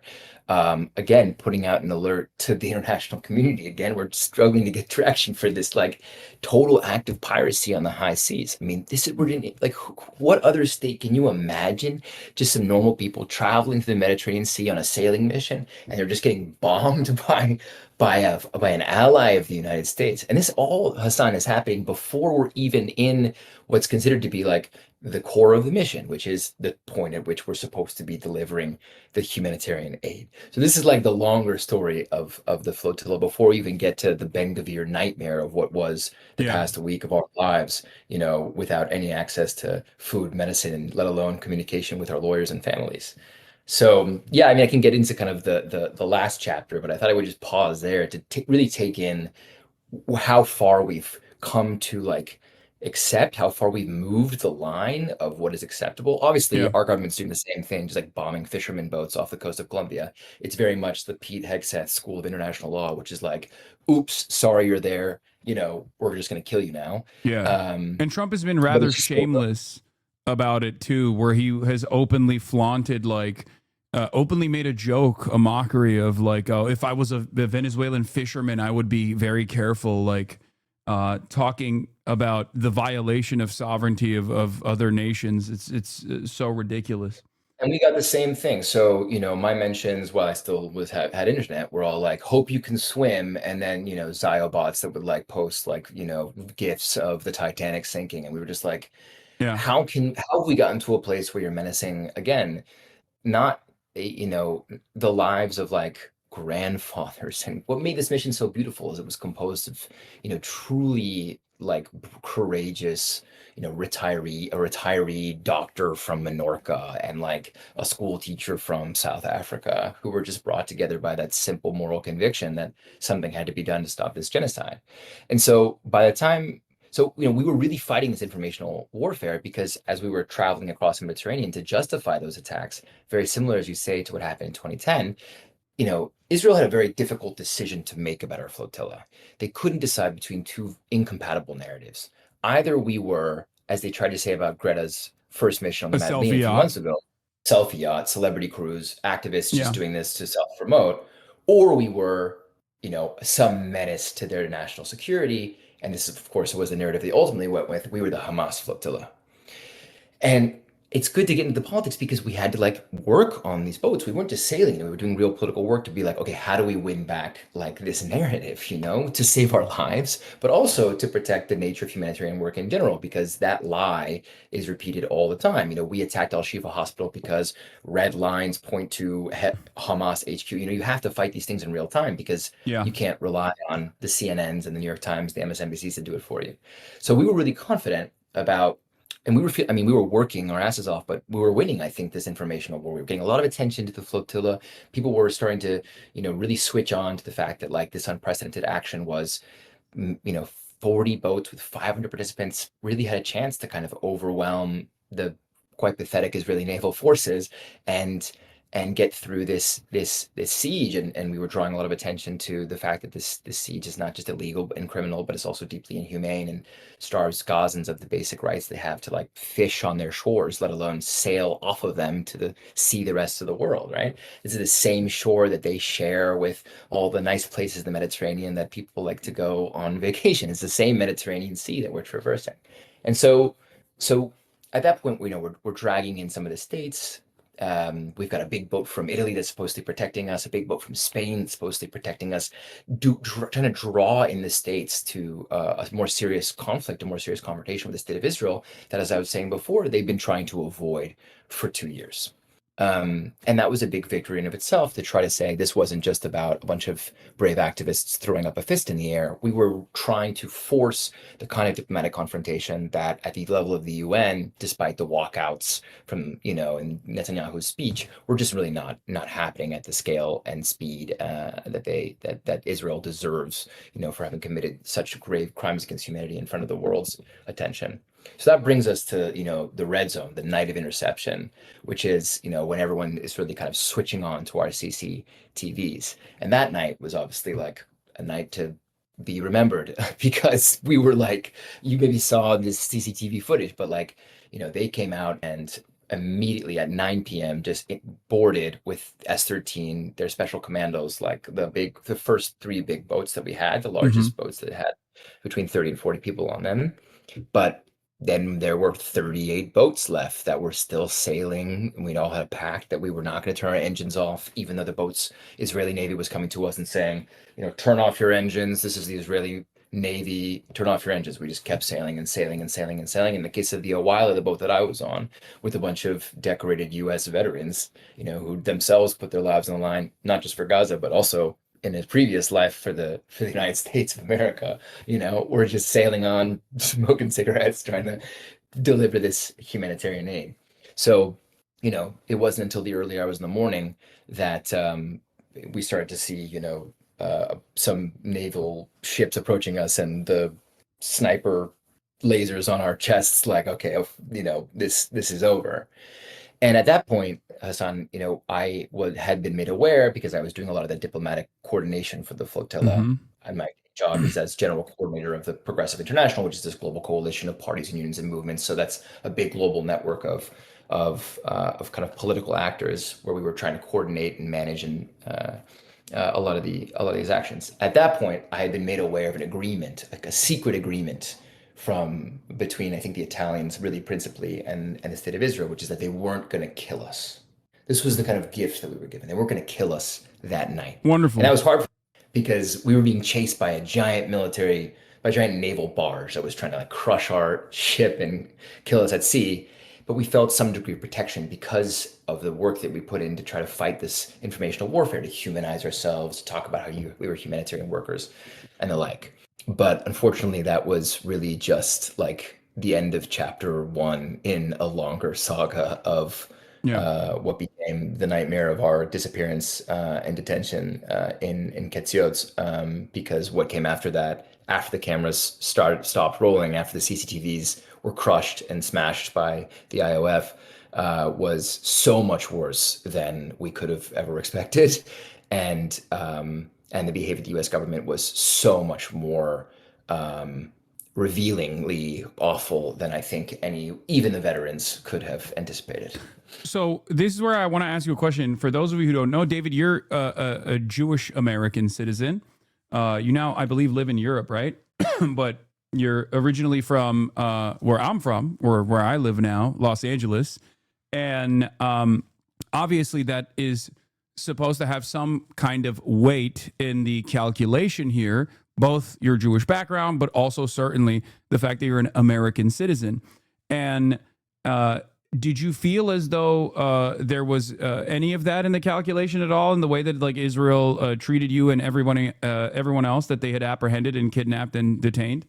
Yeah, I think, growing up in LA in a Jewish community, we were taught that, Israel, the state of Israel, the project of Zionism was sort of contiguous with the United States in terms of our identity, that we had one homeland that was the United States, and it was Dodger Dogs, and it was the Pledge of Allegiance and whatever, but we also had this second homeland that was ours. That was our birthright, as the famous program that used to bring young Jewish Americans over to the state of Israel. And over the course of the recent years, of course, that relationship has frayed. That as more U.S. Jewish Americans of our generation have spoken out against the crimes that have been committed, with our symbols and within our name and singing the songs that we used to sing in synagogues, that as that rupture has begun, so there's been a kind of fraying of that, contiguity, that there's the good Jews and the bad Jews. There's the loyal Jews and the disloyal ones. There's the kapos, as they call me, the self-haters, and then there's the Zionists on the other side. Yeah. And that's, of course, why I felt it was so important to go on the flotilla as both a U.S. American whose tax dollars are funding this genocide, but also as a Jewish person whose heritage has been robbed from me in the service of that genocide. So it was both shocking and not surprising that when we got there to the port of Ashdod, where we were stripped of our belongings and our boats were stolen, that, they picked up my passport and read my name, which is David Rashi Kremen Adler, and were like, "You Jewish?" And I was like, "Yeah, I'm Jewish." And then like ripped me and the other Jewish American by the ear and like sat us, terror style, like this, on our knees and heads down in front of the flag of the state of Israel for a fancy photo op with Ben-Gvir, who of course was very thrilled to bring his goons down to Ashdod port to like taunt us and call us terrorists and yell at us to our faces. And I think the mistreatment of the Jews on the flotilla, definitely didn't stop there. The other Jewish U.S. American that I was with in the internment camp was undergoing severe medical withdrawals in the cell and begging for medical attention. And they just were like, "You're the wrong kind of Jew," and just deprived him even as he was like fainting. Is that Quentin Quarantino, the other Jewish American? Yeah, I'll let him speak for himself, but yeah. No, he's a member of this community as well. He's a good friend now. He's the man, a brother in arms. But and he put up a good fight, I will say. Love that guy, but they, and I don't want to like center our identities, because for sure the North Africans and the Muslims were treated the worst of anybody. I mean, they were the ones who were the quickest to be beaten and cuffed and ankle chained and blindfolded and sent into solitary for the day. When they would pray, they would come and with German shepherds and shotguns and beat the shit out of people. Again, these are humanitarian workers. Like, this is just happening to us, like disappeared into the middle of nowhere with no information that was coming to our families about our condition. But I think it's notable. I think it's very important to explode this myth that there is that contiguity, or that the state of Israel exists to provide something to the Jewish diaspora, when fundamentally the state of Israel is an anti-Semitic endeavor. Fundamentally, it is about robbing Jews of their, I think, most beautiful traditions, of their most literary and learned traditions of the things that I learned, which were tikkun olam, healing the world and acting in social justice. And it's trying to, it's so critical that we mobilize now to recover those traditions, because those things made me proud as a young person. My grandfather was part of the Parisian resistance against the Nazis, proud anti-Zionists, proud communists. These are rich traditions of which, Marx and many others are part. And that's what the state of Israel wants to erase. And if you really start digging in there and you start thinking about what happened in the battle between the Yiddish culture that I come from and the modern Hebrew culture of the state of Israel, you start to see that this has always been how the state of Israel has behaved. They've never wanted these Untermenschen, Yiddish Jews. They've wanted to build a new Volk, in the state of Israel that could flourish to lead this project of colonial expansion. And so, that's why I say, like, it was both not surprising that we were targeted. It was on the second day, I remember I was just so happy to be out of the cell, because we were, just like basically just chucked in there and said, rot in here for as long as we wish you to. But I was brought in for this interrogation with like a Mossad agent guy, and I was giving him a hard time because I was just like, fuck you doing over here? And he just couldn't wrap his mind around my profile. He was just like, what is a Jewish American? Like, haven't we given you everything? Like, they can't wrap their mind around solidarity with the people of Palestine. They can't wrap their mind around why so many peoples of the world would have combined and collaborated and coordinated to be part of this beautiful mission. Because for them, as he told me in this interrogation, it's all about Israelism, the great nation, the great people. Don't think about class divisions. Don't think about your career, as he told me straight to my face while I was sitting in front of him, being interrogated.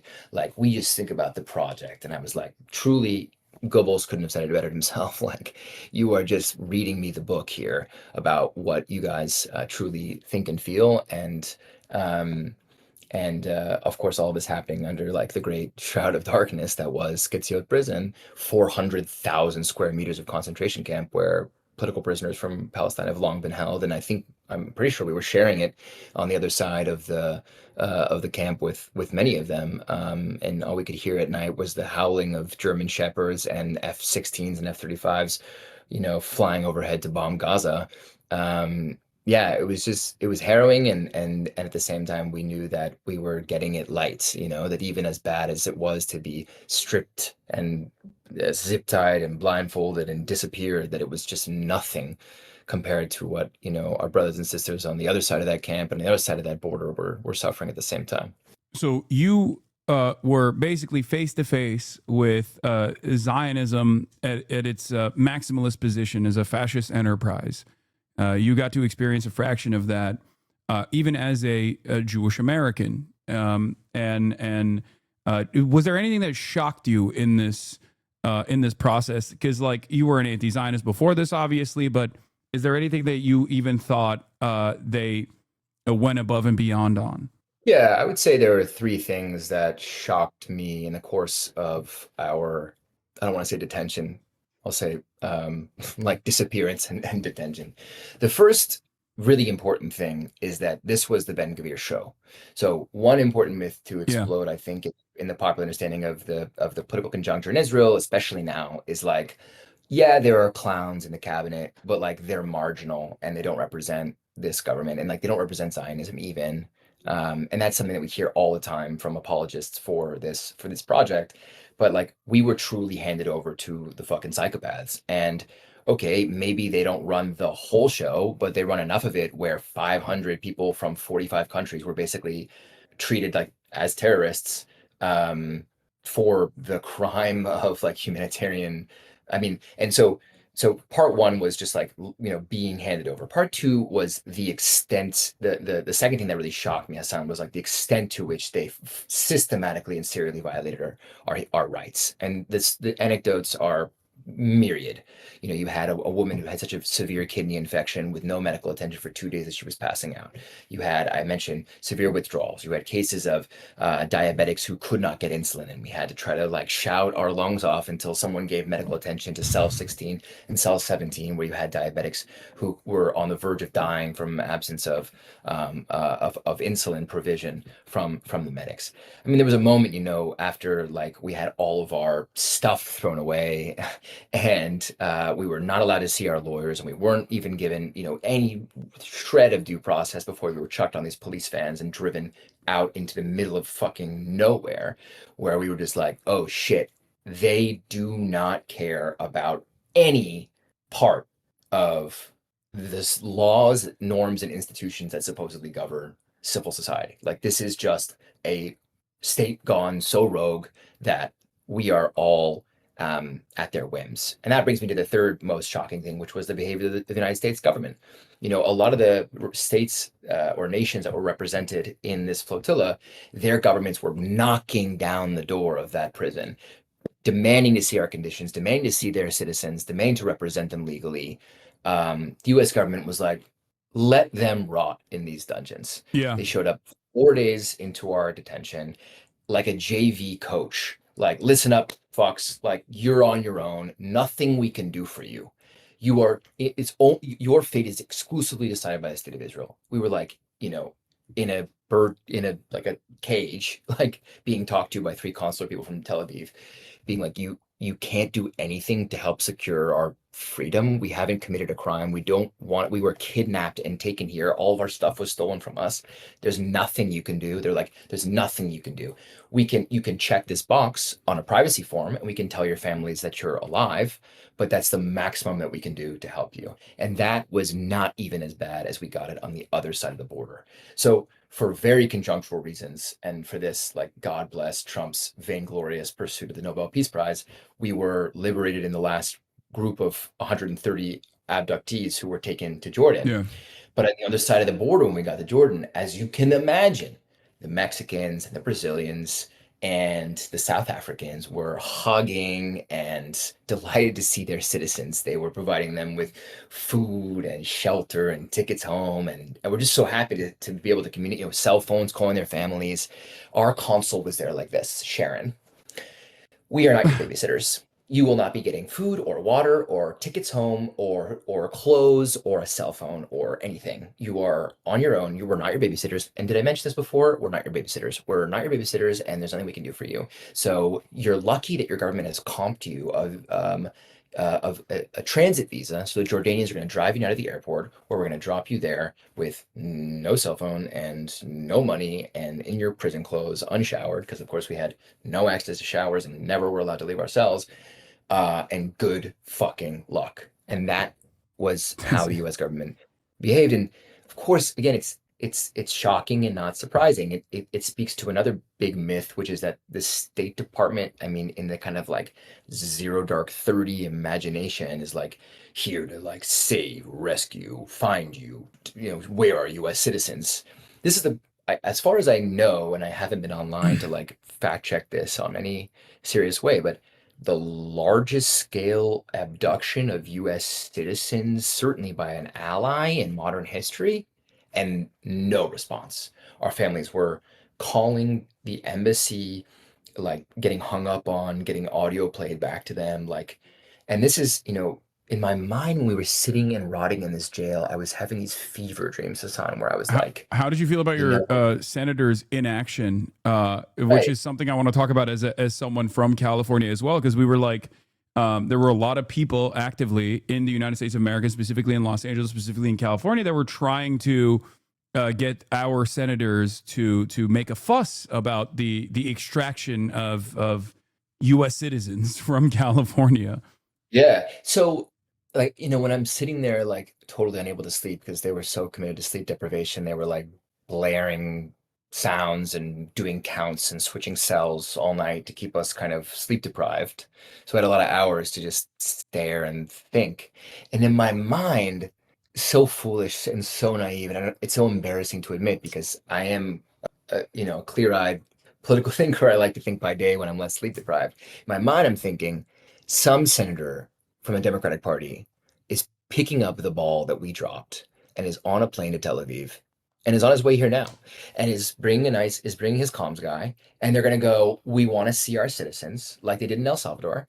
And we put a ball on a tee for them. We understand it's hard to criticize the state of Israel and the United States. We understand that AIPAC has exercised structural leverage. That's why little Jewish boy David from the San Fernando Valley got on a fucking boat and went to Gaza and did this whole thing, because we were prepared to endure some degree of suffering, or some smaller or greater degree of suffering. Obviously nothing in comparison to what Palestinians, like, for us it was an experience, for them it's fucking reality. But we were happy, we were like not happy, but we were prepared and clear-eyed about what was likely to be coming our way, without trying to apologize or normalize the illegality of our abduction, so that these Democrats could pick up the ball, so that they could score the easiest points against the state of Israel.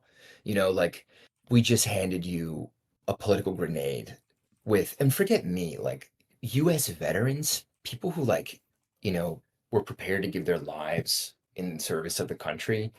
You know, I left the country after university because I have lots of qualms with the cruelty and inequalities of our society. And my political energies have been inverted mostly in places like Latin America and in Europe. But still, like, of course, I was having these dreams like, oh, well, we're going to set off some reaction that will be salubrious for the solidarity movement for Palestine. And I got out and I did, like, in the first hours, like, unshowered and unkempt, got a phone and just Googled, like, flotilla NYT, and was just like, oh shit, nothing has happened. Well, except for Mike Huckabee calling me a Hamas lover, like, to my, you know, quote tweeting me and calling me a Hamas, tool. And I think that's the thing that I'm still not over, is just the ways in which, like, we did our best to set up, and in many ways, the flotilla was a success on its own terms. You know, we were seeing these videos of Gazan fishermen being able to fish for the first time in months and months, because we had just successfully distracted these naval forces. And that's all that we need to feel good about the success of the mission, that some Gazans could literally survive and have food for a few days while we were in detention, of course. But in terms of, going back to your first question about evolving public opinion, like, we also wanted to activate these communities. And it was, you know, I came back and it's so beautiful to see so many Angelinos and Californians, and, you know, big up to Ro Khanna for, like, leading on this process and talking to my family. I just can't believe it fell to the families themselves to do this kind of advocacy work, because this was not a hard case to make, that this was criminal, illegal, cruel, and inhumane. And I just, I'm still grappling with that failure and what it means. And I'm trying to update my priors on what it tells us about US American politics today. But but that's from the outside looking in, it felt like the American government wanted to punish you. Like, they were not shy about letting Israel do that. Like, they saw, and I think you guys as, like, spoilers.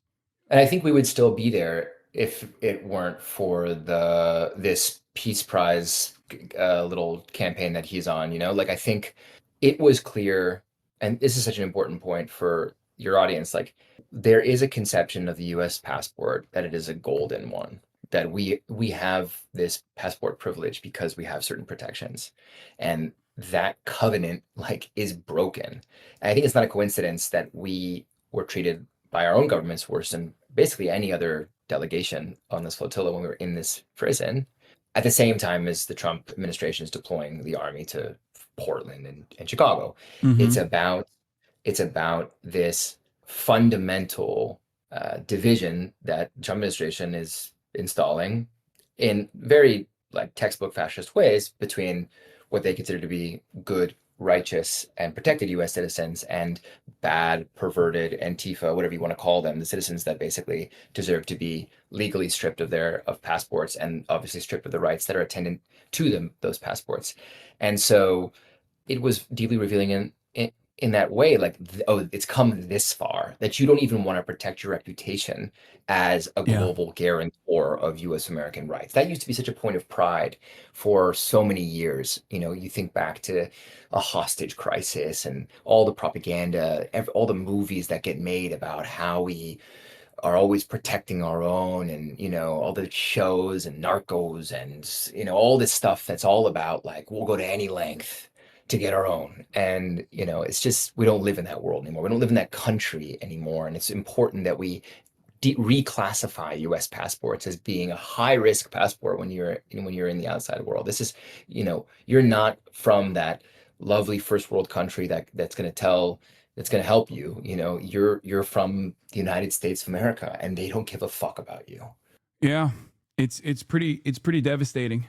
I feel like the liberal international order is a sham. I mean, it's been a sham, but now it's falling apart for everyone to see.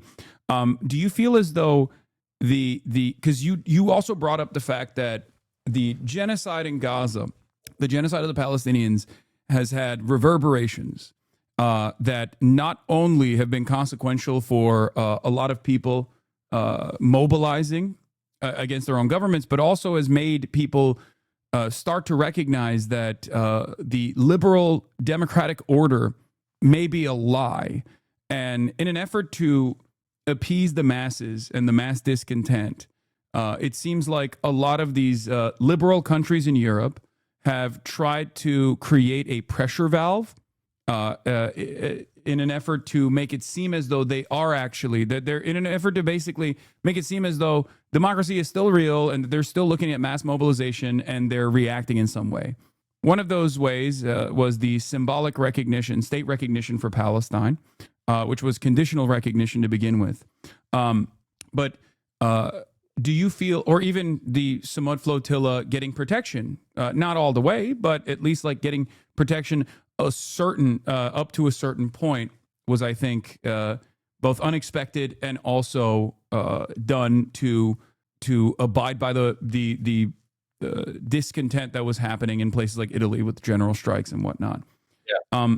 Do you feel like right now with this Gaza ceasefire and this Gaza peace plan that is being negotiated on, do you feel like that is going to lead to some kind of long-lasting, guaranteed cessation of hostilities, or what is your assessment on that?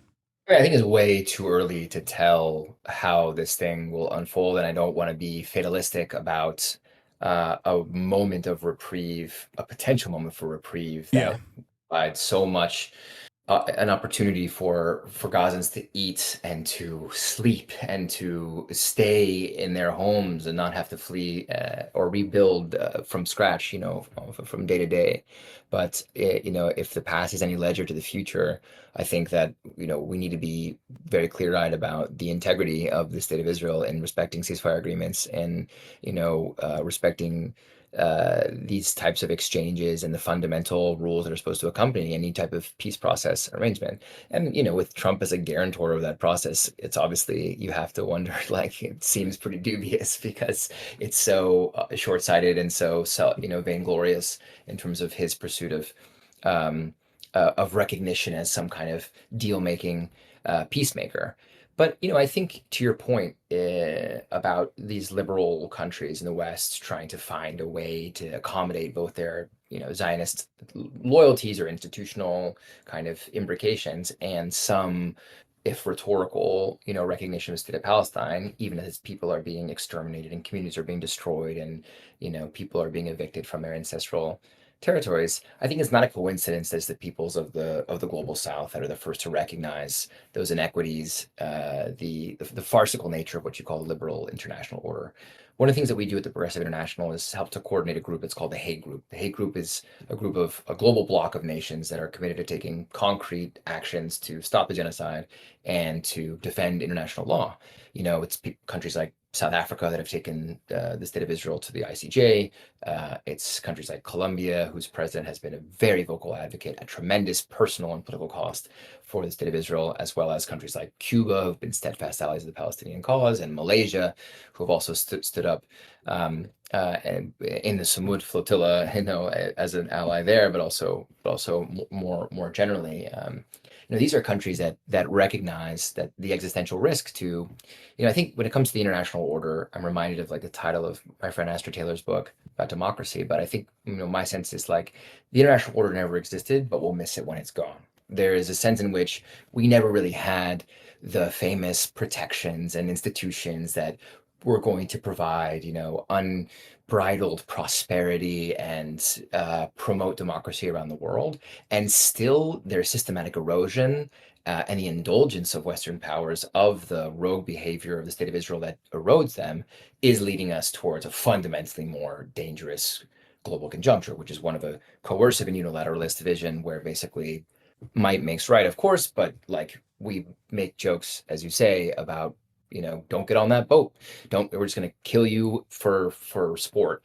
And, that's obviously where, our new, what's it called? The Secretary of War, that's his view of the world. Just fuck it. We'll do whatever we want. Yeah. And I think we have to take stock of that because I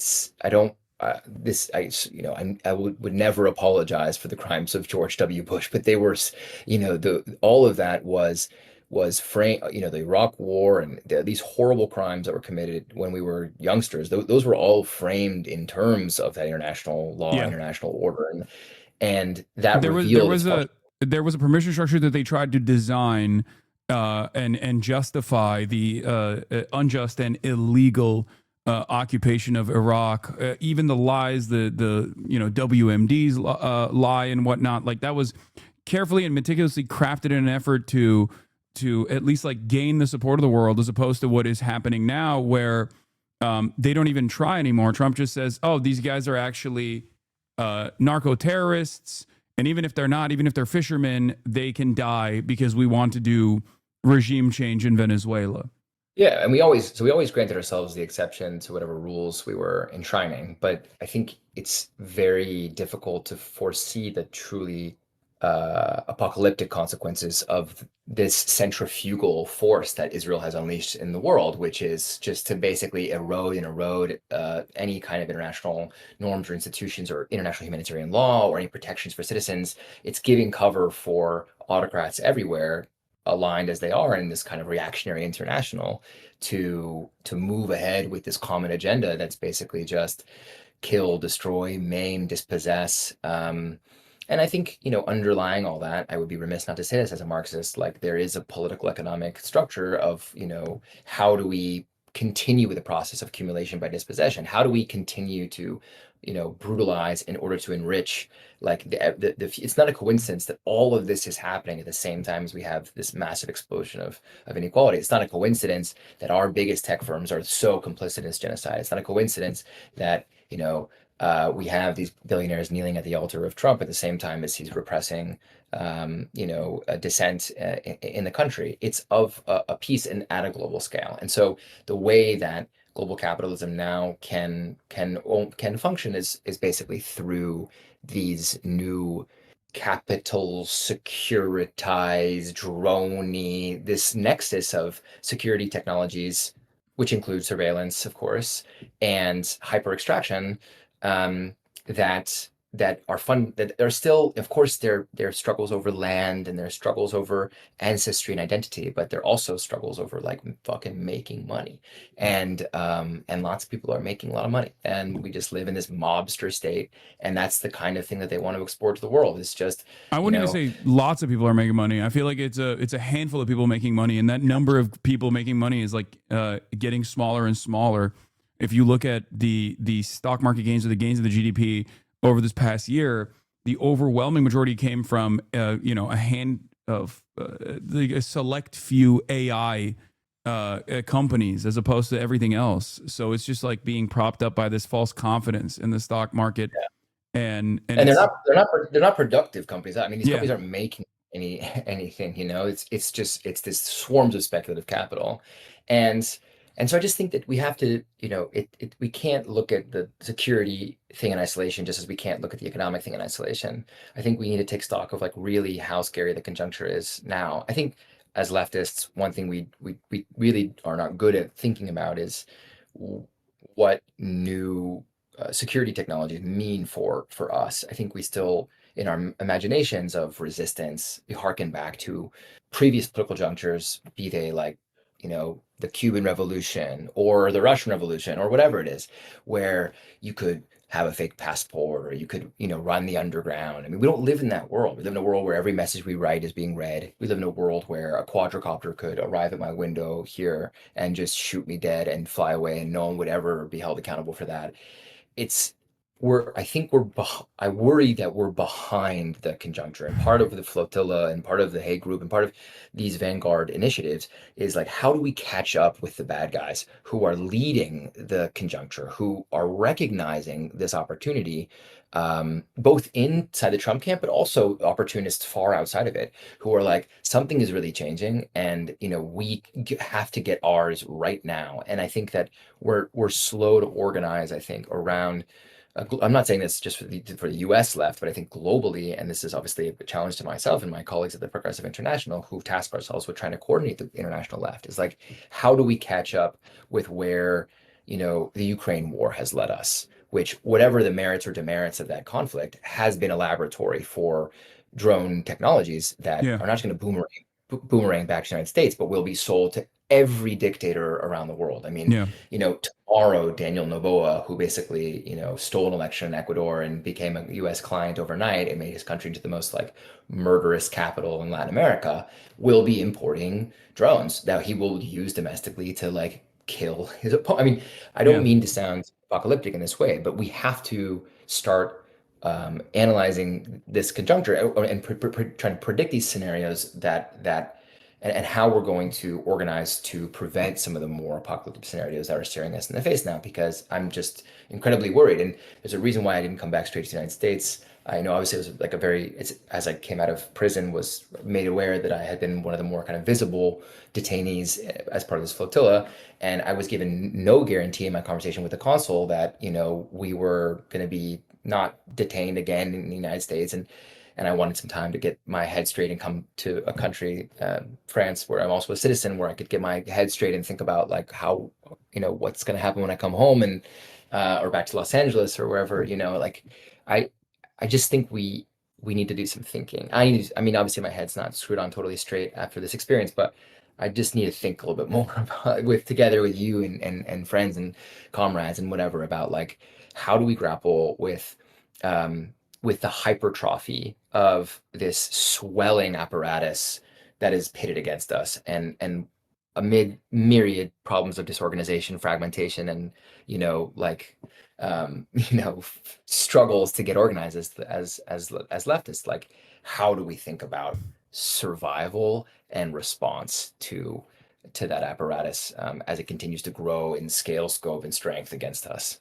Yeah, and I do feel like mass mobilization is necessary at this moment, and yet Americans, by and large, even when it comes to domestic endeavors, like the creeping, I wouldn't even say the fascist creep that is imminent. I would say that we are already in the treacherous waters of fascism, for sure, with like military deployments at the domestic front, and obviously like a swelling ICE budget that is even less accountable than local police in this regard.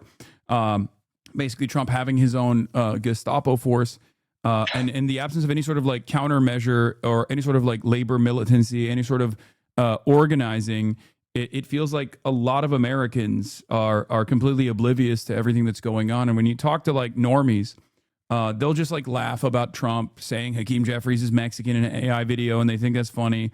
And even if their pockets are hurting, I think that they're not steered in the appropriate direction to understand exactly how that's happening, exactly how much this is a byproduct of the system that was designed to be this way, and it does terrify me for sure. To leave it on a positive note, what gives you hope in this entire endeavor?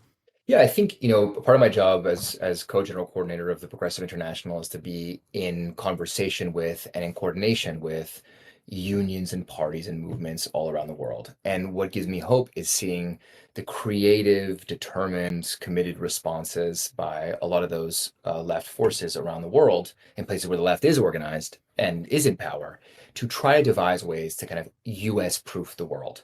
And that can start small and go large. So it starts small with revising trade agreements that would allow corporations to sue states for billions of dollars for the simple crime of like raising wages or protecting the environment. It can go all the way to building continental blocks with their own security arrangements to try to like excise Israeli technology and US American technological influence to reduce dependencies that they have on the United States so they can make sovereign decisions about their future, as we're seeing in other, parts of the global South.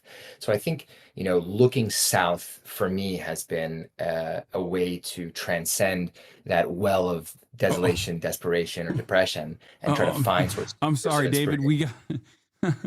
We got someone who wants to say hello to you. It seems. I think, yeah, your dog was feeling deeply inspired as well by the global Southern insurgency. Yeah. Oh God. And so she's trying to get on top of me.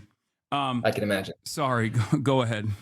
No, I'm trying to find the words to sort of leave on that positive note. I just think we have to keep, from the US, we have to keep looking for sources of inspiration, past, present, and building to the future that come from other country cases. We have to be more curious about the rest of the world.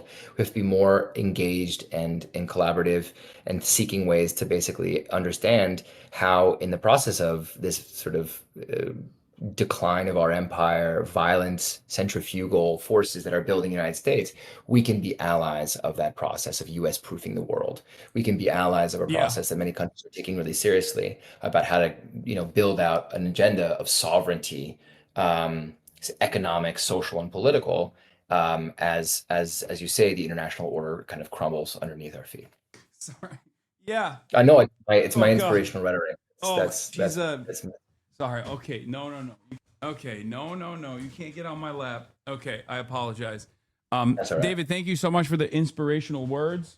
That was, there are a lot of people who ask this question, and that's why I wanted to ask you this question in particular, because you've put a lot of time and effort into this with Progressive International. And also, obviously, you have put your, in some ways, you put your security on the line, your body, your life on the line with the participation in the Samud flotilla. So thank you so much for continuing to be an inspiring figure in a time where we desperately need more of those. People are asking, how can we get involved in Progressive International? Before I let you go, can you give an answer to that?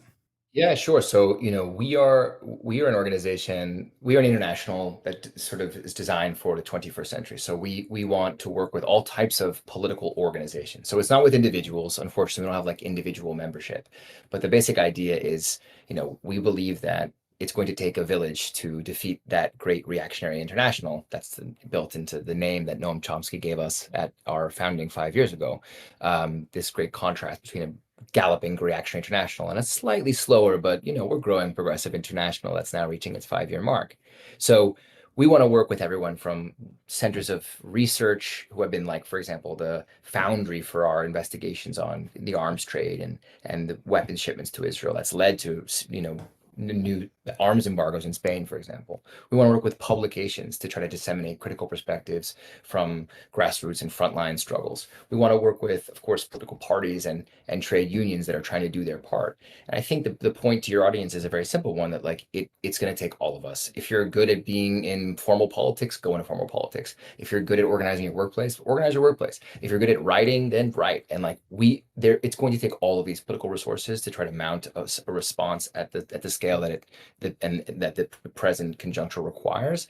And so, if you're part of one of those organizations and you want to be part of an international that's trying to take on our reactionary adversaries, then yeah, get in touch and we should talk. I think they might have broken the site for the application, but thank you. David Adler, ladies and gentlemen, thank you so much, David, for coming on. Hopefully we'll get to have you, if you come back to Los Angeles at any point, we'll have you on the stream physically as well. Thanks, right. brother. It's a pleasure. Yeah. All right, Take bye. care. All right. That was David Adler, a participant in the we DDoS them accidentally. Yeah. Someone who participated in the Samoa flotilla, an inspirational figure, and you know, someone who I have the honor of calling a comrade. Abusing Kaya by not letting her sit on your lap and lick your face. I know. Classic. In any case, we are going to we're going to move on, or not move on necessarily, but we're going to move back to the issue at hand. We were talking about the American perspectives shifting on Israel. Out by age within the Republican ranks, who Republicans sympathize more with. You see a massive, huge age divide. Those 50 and over, what we see amongst Republicans is they sympathize more with the Israelis by 66 points. But look at the voters under the age of 50. They do sympathize with the Israelis, but just by 25 points. We're talking about a 40-point difference, with the youngest Republicans being far more sympathetic to the Palestinian position than older Republicans are. That's a huge gap right there. Let's just say that. That is a huge gap, and I think it's going to be very interesting to see how the Republican Party adjusts going forward. All right, the news of the ceasefire deal, the possible return of all Israeli hostages, what's likely to be the reaction to that? Yeah, I think Americans are really going to like it. And why do I say that? Because just look at the polling. A permanent Israeli-Hamas ceasefire, that is negotiating one. Highly important, that is extremely or very important, 51% of Americans. And then you see somewhat important, 31%. Over 80. The new Hasbara talking point is that the pro-Palestinian movement delayed the ceasefire for a year. Oh, cool. Yeah. Yeah, it was all of the sympathetic voices that were actually getting more Americans on board with Israel's cruelty that made Israel, that forced Israel's hand to being even more cruel to the Palestinians. Classic. A new Isaac Chodener has hit the timeline. Why Hamas agreed to release the hostages and why it might not matter much for Gaza's future or for Palestinian statehood. Who is this interview with? An interview by Isaac Chodener for who? Bro, why are your haters so hungry? Like, damn, I've never seen you talk about any of the guys that make daily videos about you. There is a concerted effort in trying to undermine what I do and what I seek to do, and they will stop at nothing. And it's also beneficial. People make money off of it. It is what it is. You just gotta keep pushing. You just have to keep putting your head down and doing what you've been doing. There's not really much else you can do. It's incredible that there was a fucking faucet of people just like tuning in while we're in the process of talking about a person who was just recently held captive by the Israeli state to be like, dude, you're abusing your dog. And then simultaneously asking like not even knowing what my dog's name is, not even caring about the dog at all. It's just more so about, wait, is this even an interview? Who is this Q&A with? I don't understand. Late night, I spoke with the phone with Khalid El-Gindi, visiting scholar at Georgetown University Center for Contemporary Arab Studies, an expert on the Middle East, with the contours of the deal and what will come next. El-Gindi is also the author of the book Blind Spot, America and the Palestinians, From Balfour to Trump. Yeah, the new Hasbara talking point was the silence from the ceasefire now crowd is deafening. That's what they're saying, which is crazy because, like, while there are people who have, like, I've seen some people talk about how, like, oh, this is the end of the resistance, like, how dare they, or some shit.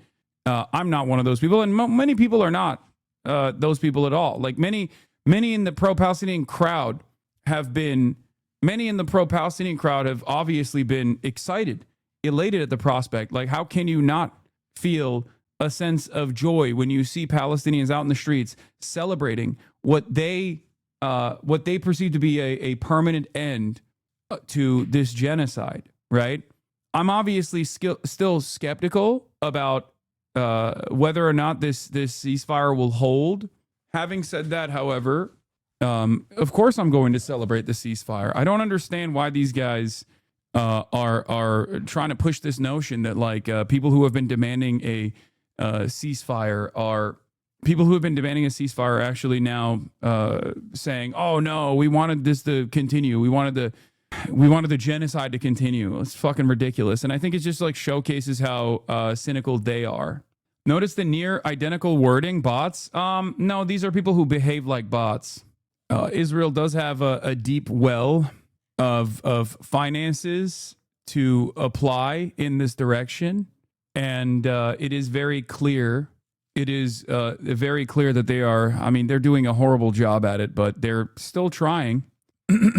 Some telling Israeli analysis that makes it clear that they don't see this as much of a ceasefire, but rather a tactical pause through which to secure the release of hostages before retaining control of most of Gaza and implementing the Lebanon model of continued bombings. This is from Amit Segal saying, my initial thoughts on the deal, there's no phase 2. That's clear to everyone, right? Phase 2 might happen someday, but it's unrelated to what has just been signed. The deal signed now is a hostage release deal. It doesn't imply anything about the future. Theoretically, fantasies can come true. Emiratis and allies dismantling tunnels, an international body formed, Tony Blair governing Gaza. All this could happen in theory, but it's not a part of the current tactical negotiations. What we have now is a hostage deal and a ceasefire while talks continue in good faith. There's the question, of course, who decides if talks are happening in good faith? Under Trump, Israel has previously said talks aren't genuine or productive and resumed fighting.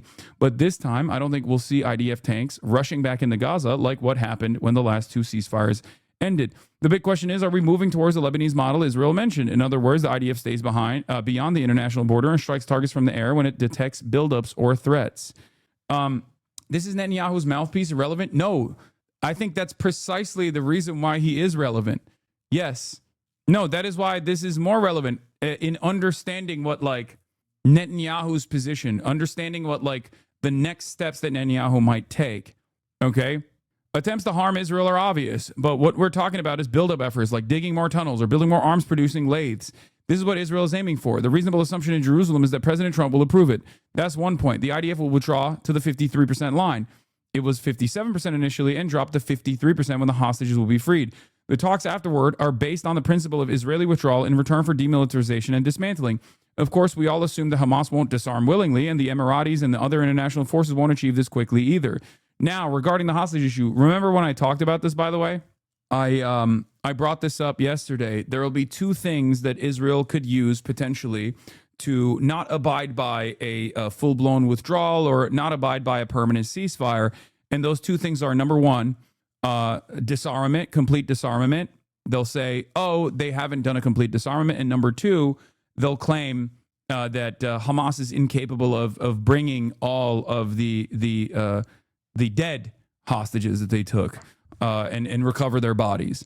And those are the 2 avenues that I think Israel could potentially use to just basically continue bombing Gaza and ruin the ceasefire conditions, and then have America play ball and act as though Hamas is the real spoiler here.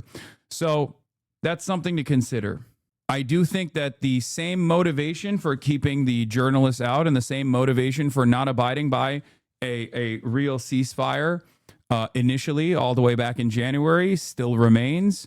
And that, of course, is that if Israel allows the dust to settle and you have international human rights organizations, Western journalists flood Gaza, okay? If that were to happen, then Israel's true cruelty would be impossible to avoid. Okay, what is this? CNN and Fox News Nightmare just dropped.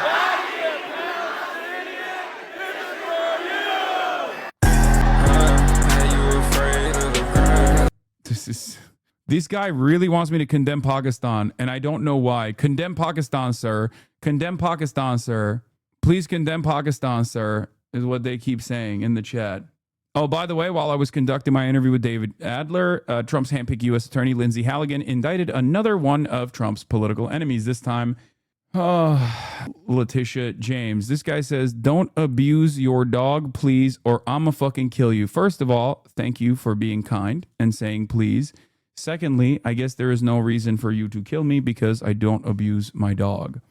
So I'm sure this was, I'm sure if you were allowed to speak right now, you would say, oh, my mistake.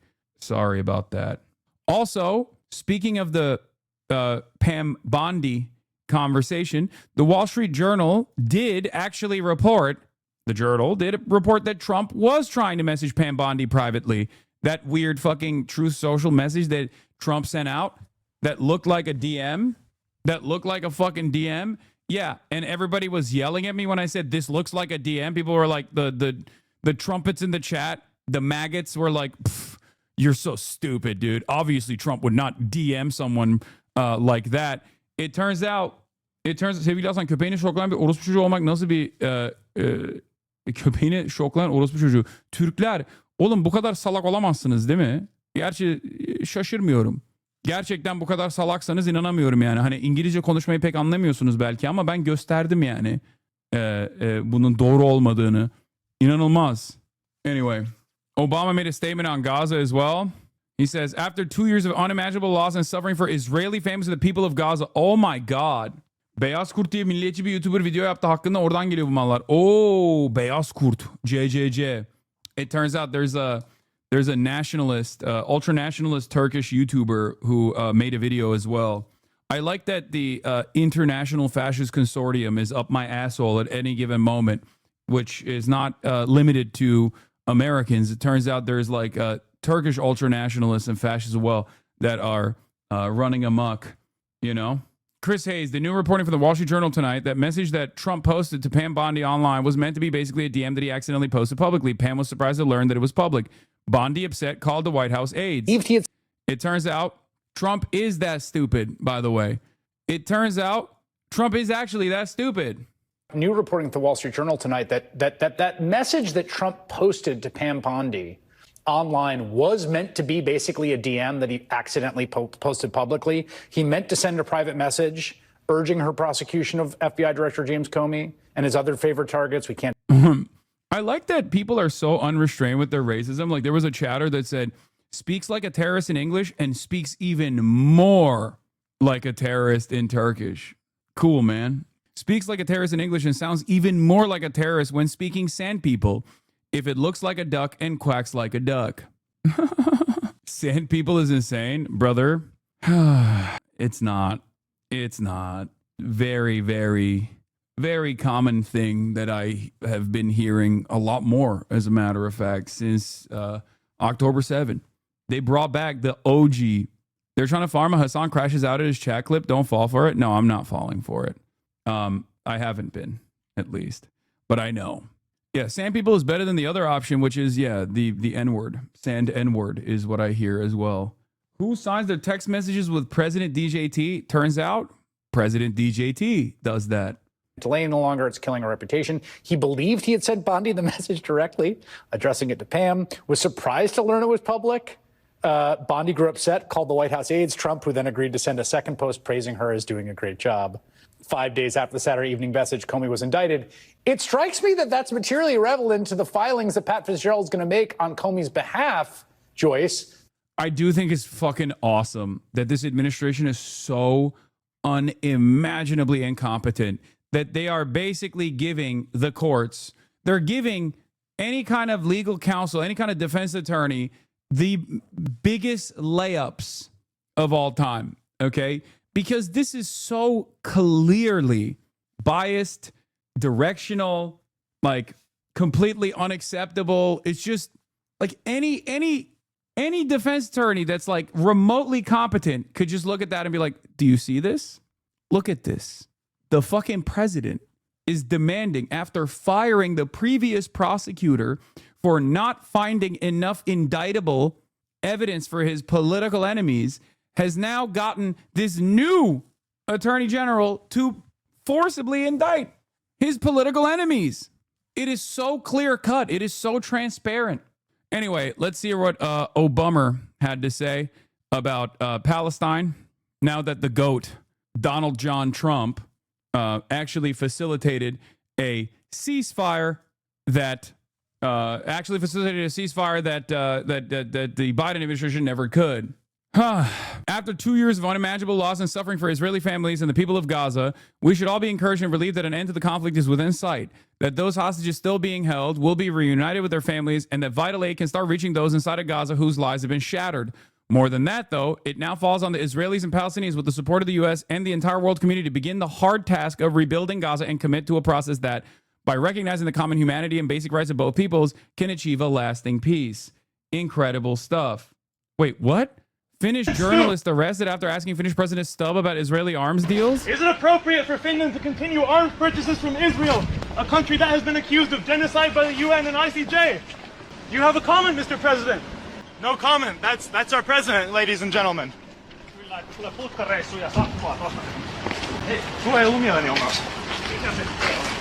I wasn't protesting. Police said I couldn't do that. What was it then?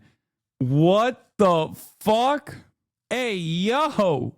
What the fuck is going on in Finland, bro? Yeah. Where is Ursula von der Leyen to be like, in Russia, you would get arrested for that while he's in the process of being arrested. Be careful.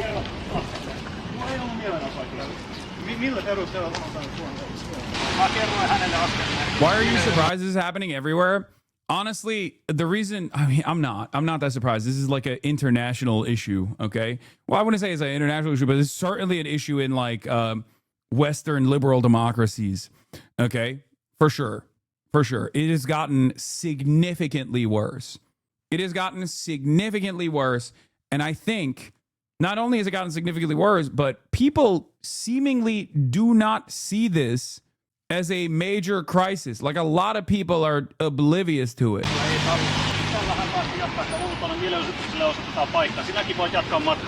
The camera got away despite being threatened with arrest.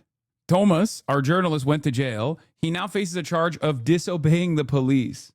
President Stu! That is crazy. Elsewhere, journalists are already in prison or being executed. No, I mean that happens all the time. It's completely unacceptable. But like that is ridiculous cope to say like, oh well, at least he's not being killed. Like, do you understand that we've lost everything? Like liberalism has completely and utterly failed. If you are saying that in countries where this kind of backsliding is supposed to be met with tremendous force and tremendous resistance and tremendous discontent, are now basically saying, well, it is what it is. In other countries, people get shot and killed. That means it's over. Like this is a real danger.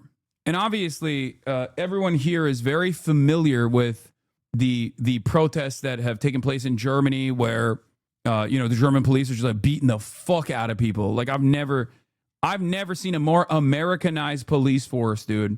It's pretty crazy.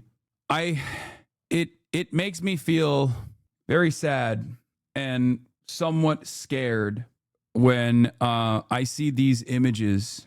I see these images of fascism coming from, historic fascist countries. Speaking of Germany and also its endless support for fascist movements and fascist mobilization, Germany is expected to lift its arms embargo on Israel following the ceasefire agreement. Oh, thank God. Thank God. I hope that the mass mobilization of the police and mass state-mandated suppression and repression will wake people up, wake more and more people up to the realities that this is completely unacceptable, that our voices must be heard, because if we don't do it now, this is the most peaceful time and the most peaceful methods of change, okay?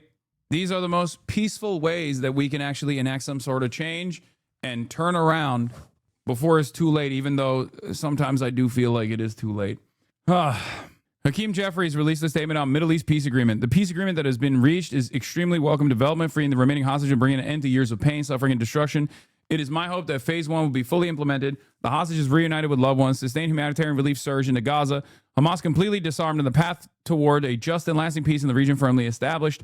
The world will be a better place with a safe and secure Israel living side by side in peace and prosperity with the Palestinian people and be able to achieve the dignity and self-determination they deserve. We must all recommit to achieve that outcome.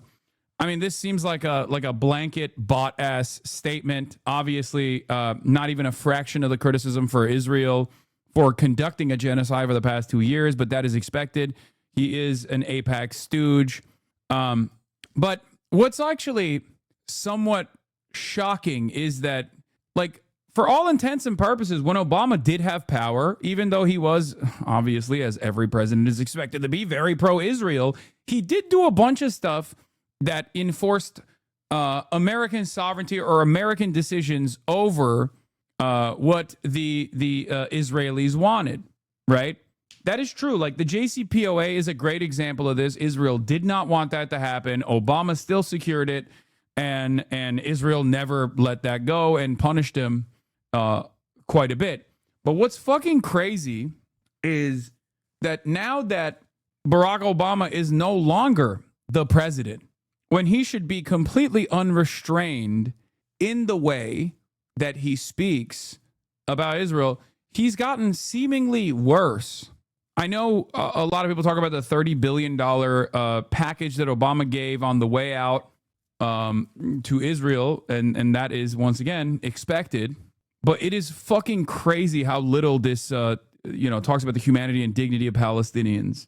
Israelis have families, says Zachary Foster, but Palestinians apparently don't. Israelis are named Israelis, but Palestinians are just people. It's apparently a conflict, not an occupation, siege, or genocide. Israeli soldiers enforcing a murderous siege on Gaza are apparently hostages, not prisoners of war. Both sides being the perpetrators and victims of a genocide. You are toxic, Mr. Obama, one of the greatest disappointments of our generation. Like, this guy sat at a table with Edward Said and Rashid Khalidi, okay? That is fucking crazy to me. That is crazy. It's not as big of a complete 180 as, like, Maoist Van Jones talking about how 54 years of occupation, of course, is going to bear fruits of resistance, right? Because that's what he was doing 54 years into Israel's occupation. That's what Van Jones was saying. And now he's running around going to Zionist parties at the DNC. And one of the 16 members of the media and academics that are supposed to be training people to be more pro-Israel in the appropriate ways. But, these are the photos of Obama at a Palestinian community dinner in Chicago, seated at a table with Edward Said, Ali Abu Nima. I didn't know Ali was there too.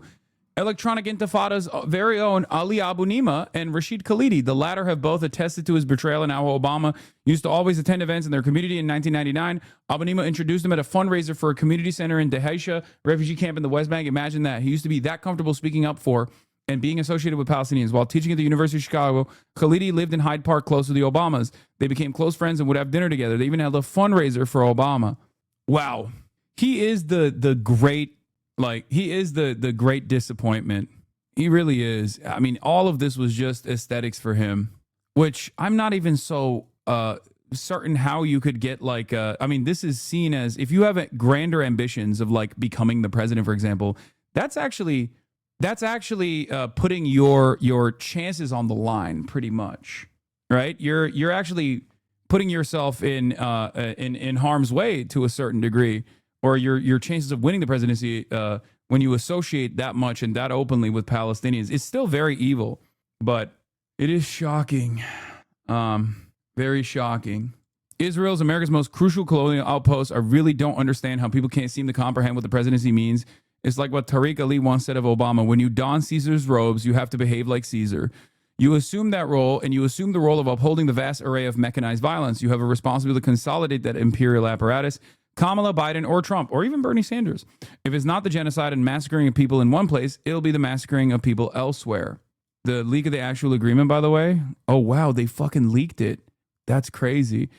It's like the fact that now 6 consecutive American presidents have bombed Iraq as if that's their rite of passage, or Yemen. Trump famously only got respect in liberal media when he initiated airstrikes in Syria. They lauded him for finally looking / being presidential. Yeah, I remember that. I remember that moment when every single liberal media anchor was like, look at the glories of our weapons being put to good use, bombing Syria. When Trump did that, they said, this is the moment that he became president. Man, the beauties of our Hellfire missiles. Channel 12 publishes a picture of the document that was signed by all parties. Point 2 clarifies that the war will immediately end upon the approval of the Israeli government, which I presume would be after the conclusion of tonight's meetings. It raises a lot of questions, notably what happens after the 72-hour period. Yeah, I think we will see. In the end of the 72-hour period, when all of the hostages have, the prisoners of war have been released, we will see if Israel is going to continue its bombing campaign and fuck up the permanence of the ceasefire, or we will see if they abide by this. And we'll see if America is actually holding them to account. Do you think Israel will purposely screw up the deal by not releasing Barghouti like agreed? Israel has said that they are not agreeing to releasing Marwan Barghouti, by the way, which is interesting because if you truly want to dismantle the influence of Hamas, you would be totally on board with releasing Marwan Barghouti, except because Marwan Barghouti is not Hamas. And not only is he not Hamas, but he's also a figure that is much more popular than Hamas is. The problem here, of course, is that Israel does not want a uniting figure such as Marwan Barghouti to be released because their goal here is very obvious. It's not the dismantling of Hamas or removing Hamas from power. It is specifically, and it's certainly not moving in the direction of two states either, by the way, because Marwan Barghouti is a two-stater.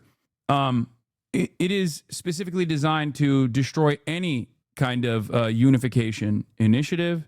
It is specifically designed to put hurdles in the direction of statehood and sovereignty for the Palestinians.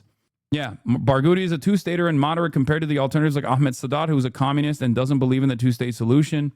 Refusing to release Marwan Barghouti, who embraces nonviolence and a two-state solution, is blindingly clear evidence that the Israeli government, despite their protestations, genuinely prefers Hamas in power if there must be Palestinians at all. If you are not pushing for Barghouti's release, you do not want an end to the conflict. You want a permanent war and occupation.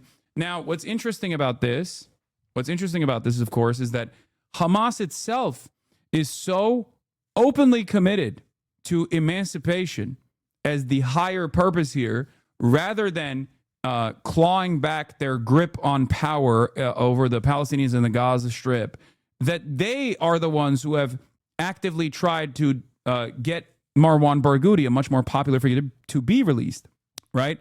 Because as you can see here, according to the PCPSR poll from the 26th of May to the June 2024, and this is the most comprehensive polling on Palestinian attitudes, right? You have obviously Abbas with the lowest approval. Mahmoud Abbas is basically seen as like the second least popular figure in the region in the eyes of the Palestinians, closely after Israel, obviously. But Marwan Barghouti is even more popular than Ismail Haniyeh at the time, before he was assassinated. And Marwan Barghouti himself is also a Fatah person as well. And if he was released, and if he were to sit on top of the if he was to be released, and there was like any sort of like democratic, any sort of democracy to take place, he would be seen as a uniting figure for both the Gaza Strip and also the West Bank as well, and would most likely be able to bring Fatah back as like a political movement and a party that is not seen as a firmly committed to what do you call it? Israel's security ambitions. To disagree with the Israeli and US governments on when it comes to Palestine is that the Palestinians Here is Mehdi Hassan talking about Marwan Barghouti on Zateo. do have awful leadership. He's also very much a lib. I mean, President Mahmoud Abbas is 89 years old, and his original 4-year presidential term ran out 15 years ago. Abbas presides over a deeply corrupt administration and leads security forces that basically do Israel's bidding. According to a poll taken last June, about 90% of Palestinians want Abbas to step down. But who'd replace him? If only Palestinians could find a unifying, younger leader with charisma, credibility. Come on, man, don't do Mehdi dirty. No, I love Mehdi Hassan. I talk to him all the time. I really respect him. I think that he is an incredibly important figure in media. I do not attack him as much as like some of the other Palestinian activists do. I do not criticize him nearly as much as other pro-Palestinian activists do. I'm just, giving you a forewarning that he has a more tempered approach, and I think he is anyway. It doesn't fucking matter. It doesn't matter. Okay. Support and the ability to negotiate peace with Israel and end the illegal occupation. Oh wait, they don't have to find him. We know where he is and where he has been for nearly 23 years now, Israel's Megiddo prison. Yes, he's the man The Economist magazine describes as the world's most important prisoner, who The Guardian describes as the most popular Palestinian leader alive, and who multiple writers and commentators have referred to as the Palestinian Mandela. Marwan Barghouti is his name. He's the 65-year-old former leader of Tanzania. This dude is getting more dangerous every stream he does. Is this the ICE protesters need to be shot take that he had? I'm surprised that liberals, like Twitter liberals, are finally starting to realize that, Asmongold is a right-wing operative. It's A surprising. Palestinian militant organization and an offshoot of the Fatah party that President Abbas also belongs to. And Marwan Barghouti is currently serving 5 consecutive life sentences behind bars in Israel for murder. Now, you might be wondering, how can you compare a conviction? Oh, the prop is missing. How weird. I don't appreciate that these people who are supposedly pro animal safety and security are calling my dog a prop. You're basically giving the game away that you don't actually give a fuck about anything. You're just in here to talk shit. Okay? Because what I don't understand is Kaya gets to walk freely in and around the house. If you look at my stream, there are certain moments where I don't want her to obviously lay on the ground, as I've described many times over, but she gets to free roam. And when she's sleeping, at least in the room, I want her to sleep on the cot. The reason for why I want her to sleep on the cot is because I don't want her to actually hurt her joints. Okay? Because as you have seen, don't acknowledge these freaks. You're covering way more important stuff. That's true. They want to get you where it hurts, the bastards, for sure. Your haters make you look like an absolute saint, bro. Did you never do anything wrong in life? Why do they keep making these BS stories about you? It is what it is. Thank you. How did you perfectly have her come back to the frame while talking? Yeah, I did move my arm as well. Did you guys notice? I moved my arm and then she moved over there. I must have shocked her, electrocuted her again. Watch out. Or maybe what I was pressing, a button that I do have on my table, the only button that I have on my table actually, is opening the door so my food delivery comes in.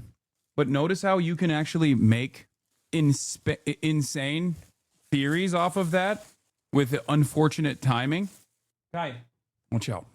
Kind of funny you have hogs around again. Yeah, I was excited. I was excited for the hogs to come back. But I realized that maybe I spoke too soon. Because a lot of these guys are not the types of hogs that I like, who come in here and they're like, I love Donald Trump. You're a piece of shit for hating on him. Because those guys make for good content, you know? These aren't hogs. What do you think they are then if they're not hogs? Totally joking, but what if she accidentally nicked her claw again, getting up just then? Totally happenstance, but you would be Jover? Oh my God, I know. That is something that I've thought about. I do legitimately think that, like, if Kaya were to accidentally, like, clip her fucking claw or some shit again, oh my God, I'd be so cooked. I think they would just, like, come to my house and kill me, which they think would be much better for Kaya's future, killing her dad. Anyway. Murderer to Nelson Mandela. How can he be the leader?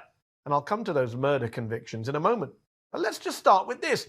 In that poll I mentioned from last summer, in which 90% of Palestinians said they wanted to see the back of President Abbas, a majority also said they wanted the imprisoned Barghouti as their elected leader.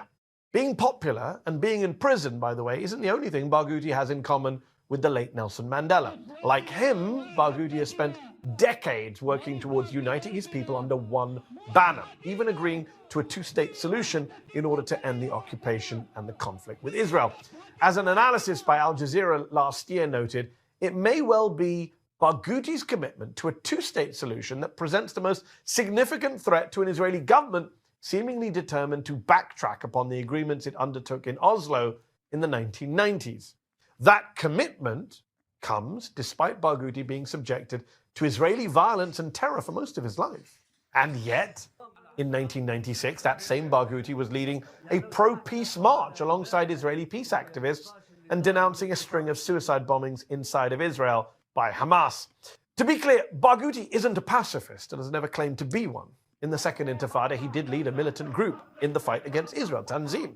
As he wrote in the Washington Post in 2002, during that Second Intifada, while I and the Fatah movement to which I belong strongly oppose attacks and the targeting of civilians inside Israel, our future neighbor I reserve the right to protect myself, to resist the Israeli occupation of my country, and to fight for my freedom. While Barghouti is seen as a hero by many Palestinians, he's seen as a terrorist by most Israelis and was convicted of multiple murders in an Israeli court. But the murder convictions, on the face of it, are bad.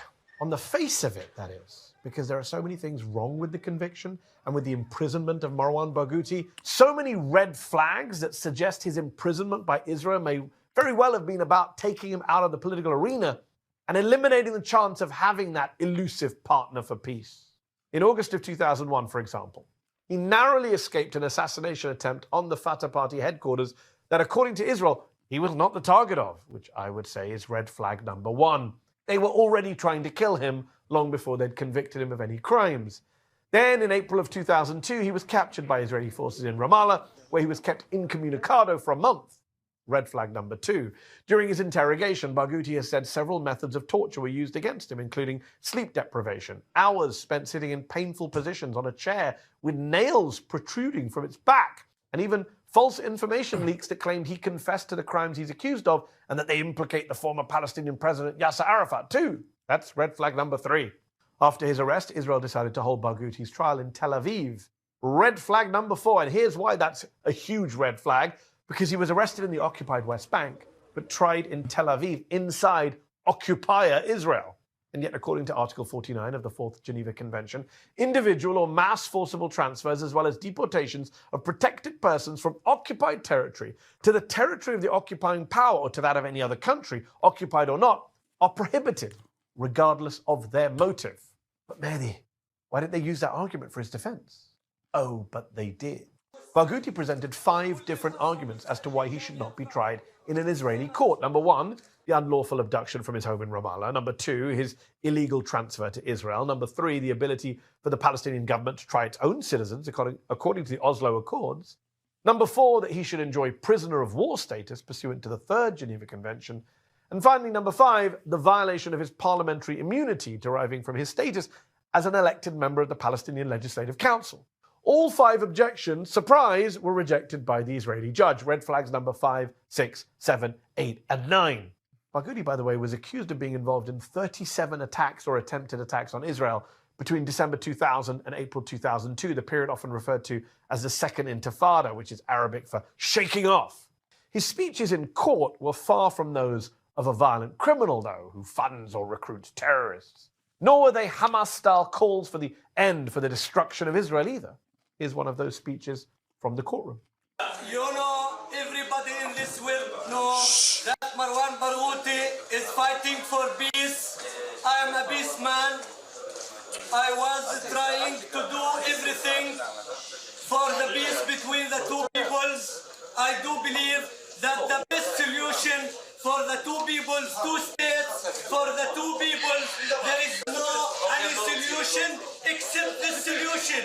But it never mattered what Barghouti said in court, nor what defense he presented, because his verdict was decided before the trial even began.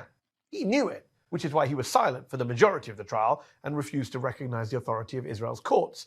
In his first appearance in court, for example, Barghouti described himself as a fighter for peace for both peoples, but was then interrupted by Judge Sarah Zarota, the presiding judge in his case, who said, quote, "One who fights for peace doesn't turn people into bombs and kill children." Red flag number 10, folks. Look, I'm no lawyer, but that sounds like a pretty outrageous thing to say to the man whose trial you're presiding over and who hasn't yet been convicted of any crimes. Super impartial judge there. Marwan Barghouti did not get a fair trial. Don't take my word for it.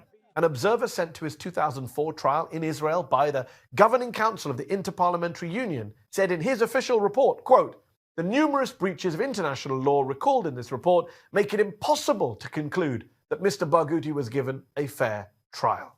In fact, during the proceedings, around 100 witnesses were called to testify against Barghouti, but only 21 of them were actually in a position to testify directly regarding his role in the alleged attacks. That's red flag number 11.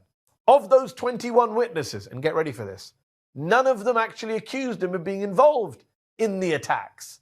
Another red flag. And 12 of them explicitly told the court he was not involved. Red flag number 13. Again, I'm no lawyer, but that sounds like he was innocent, not guilty. When the dust settled, Barghouti was acquitted of 21 counts of murder in 33 attacks by the court due to a lack of evidence. Red flag number 14. But nevertheless, they managed to convict him on 5 separate counts of murder, and he was handed 5 life sentences in Israeli prison. Will he ever get out? In the past, some Israeli peace advocates have suggested a pardon for Barghouti. But listen to this. In the wake of October the 7th, Hamas added Marwan Barghouti's release to its terms for a Gaza ceasefire deal with Israel. And yet, last May, Middle East Eye reported that senior officials in the Palestinian Authority, not just the Israeli government, the PA, insisted Barghouti not be released from Israeli prison, not be part of the ceasefire negotiations, because they believe, wait for it, quote, Barghouti's release would threaten the leadership of PA President Mahmoud Abbas. The PA apparently said to Israel, keep him. We don't want him back. Now, they've since denied those reports, but it is obvious that Barghouti threatens Abbas's decrepit, weak, and corrupt leadership, and also threatens Israel's far-right, pro-occupation and anti-peace government. This is why I say, regardless of the tactics being used, regardless of what Hamas has done, regardless of their domestic affairs, they are, unlike the PA, Hamas is placing Palestinian sovereignty at a higher priority, because if they were as corrupt and as invested in simply presenting themselves as like the only power players in Gaza, they would never demand the release of Marwan Barghouti. They would do the same thing that the PA is doing. They'd be perfectly fine with Marwan Barghouti staying in prison because Marwan actually threatens Hamas's grip on power. That's it.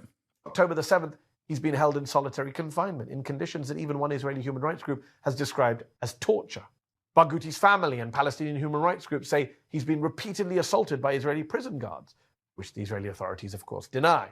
And so, with each passing day, with each stretch in solitary confinement, and with each human rights infringement, the chances of Marwan Barghouti ever getting out of prison and leading his people in a peace process with Israel continue to decline. Palestine's Mandela has not yet had his long walk to freedom, and nor, of course, have the Palestinian people. To be fair, people say he's the Palestinian Mandela, but it's actually, given that the Israeli apartheid is worse than the South African one, and this is not my assessment, this is the assessment of people who actually successfully fought and ended the South African apartheid, ironically enough, including, but not limited to, Nelson fucking Mandela. Because the circumstances are far worse, and the conflict and the apartheid regime has gone on for much longer than the South African one, the person that we're talking about, Marwan Barghouti, as a matter of fact, is actually significantly more conciliatory to Israeli sovereignty than Nelson Mandela was to the apartheid regime.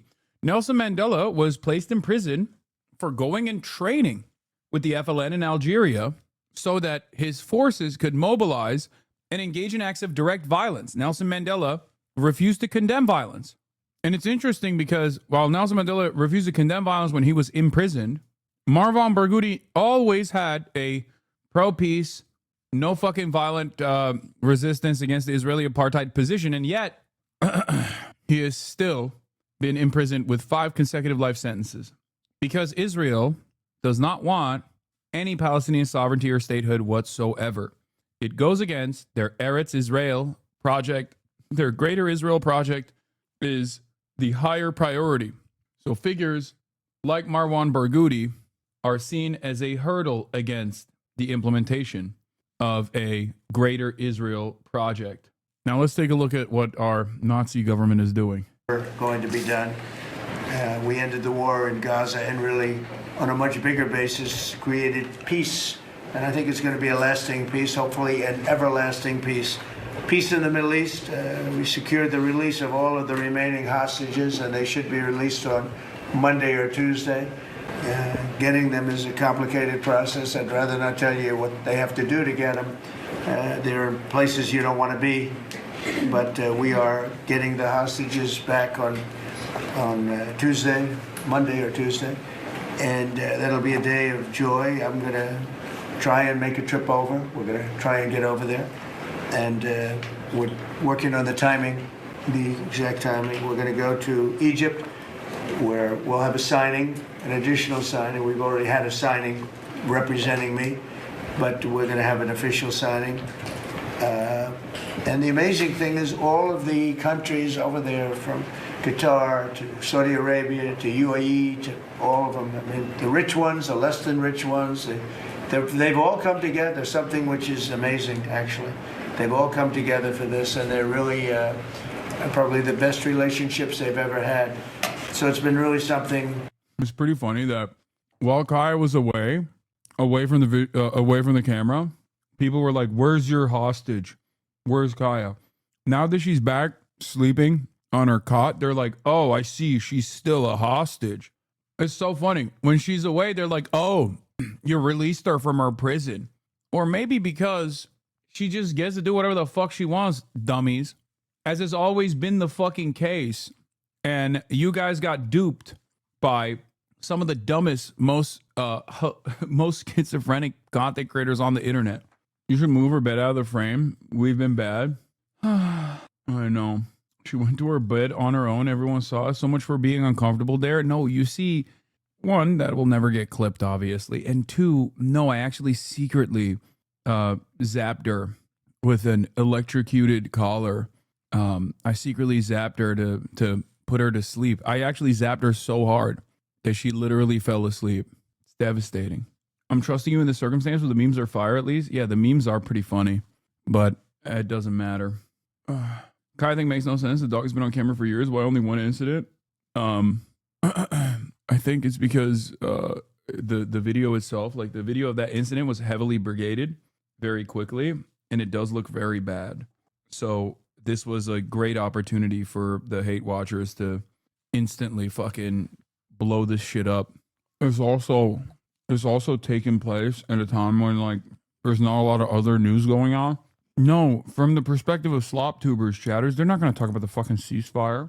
It's actually really interesting though, because like Ostenox saw it when we uploaded the video. He sent me a message, and apparently as soon as the video, my latest video talking about the Kaya Gate came out, which is now sitting at 597,000 views, you were lied to. Apparently, there were comments with 600 upvotes 4 minutes in. The video had just been released 4 minutes prior to this, with only 3 replies. Why does her dog have to stay in that small space for hours on end? 676 upvotes for a comment that came out 4 minutes prior. At the time, the video itself had like 9,000 views or something. The video would have been up for 4 minutes. How is that possible? How is that possible, you might be asking yourself? Well, that's because they're fucking botting comments. Like, they're botting comments early on in order to drive discourse. And then they turn around, and then they will turn around and say, look, a lot of people are very mad. A lot of people are obviously very mad at him, even his own audience. Even other people were aware of this. Look at this. 4 minutes ago, Dub City. For those of you who want the short answer, yes, he did it. 678 upvotes. Has this guy never owned a dog? They sleep a lot. I think a lot of people have actually unironically never owned a dog. Yeah, that is a real issue that I've noticed as well. And the people that do have dogs don't actually train their dogs at all, and they just like let whatever the fuck they want. They let their dogs do whatever the fuck they want, and they think like that is actually, the best possible way to like. That's the best possible way to be a dog parent, and it's like the exact opposite.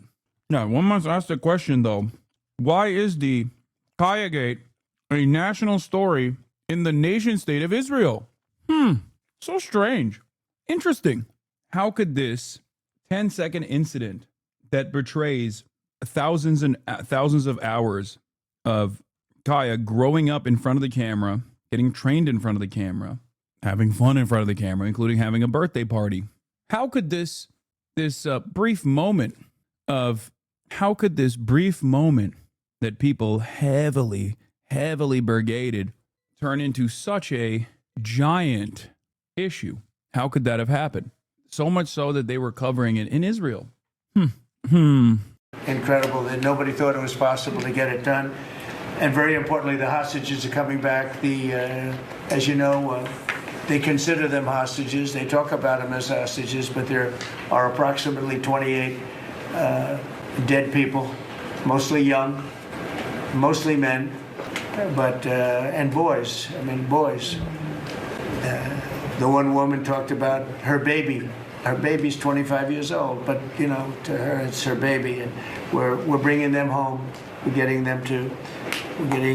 everything, and to those parents, the dead young man is just as important as though this person were alive. It's amazing. I've never seen anything quite like it. I've been very much involved. I've never seen anything quite like it. Bro does not understand but how human beings work. It's really peace in the Middle East. And you remember October 7th was terrible, but also from the Hamas standpoint, they probably lost 70,000 people. That's big retribution. That's big retribution. But at some point, that whole thing has to stop, and we're going to see to it. Gaza is going to be slowly redone. You have tremendous wealth in that part of the world by certain countries, and just a small part of that, what they make will do wonders for Gaza. And I think you're going to see some tremendous countries stepping up and putting up a lot of money and taking care of things. But there's tremendous spirit like I haven't seen, and even the news. I won't call it fake news for this purpose, because they really were very fair today, I must tell you, in all cases.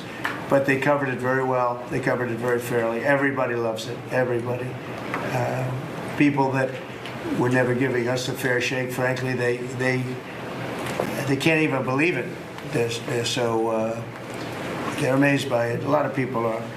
But it was just everything came together. I think the attack was very important on Iran, because let's say that didn't happen, they'd probably by now have a nuclear weapon, numerous nuclear weapons, and therefore, even if we signed a deal, there'd be a big dark cloud over it, and it wouldn't be the same thing. So Iran's different, but Iran wants to work on peace now. They've informed us, and they've acknowledged that they're totally in favor of this deal. They think it's a great thing. So we appreciate that, and we'll work with Iran.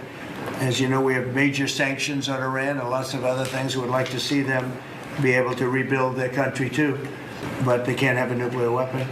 So I want to express my tremendous gratitude to the leaders of Qatar, Egypt, and Turkey for helping us reach this incredible day. Turkey mission.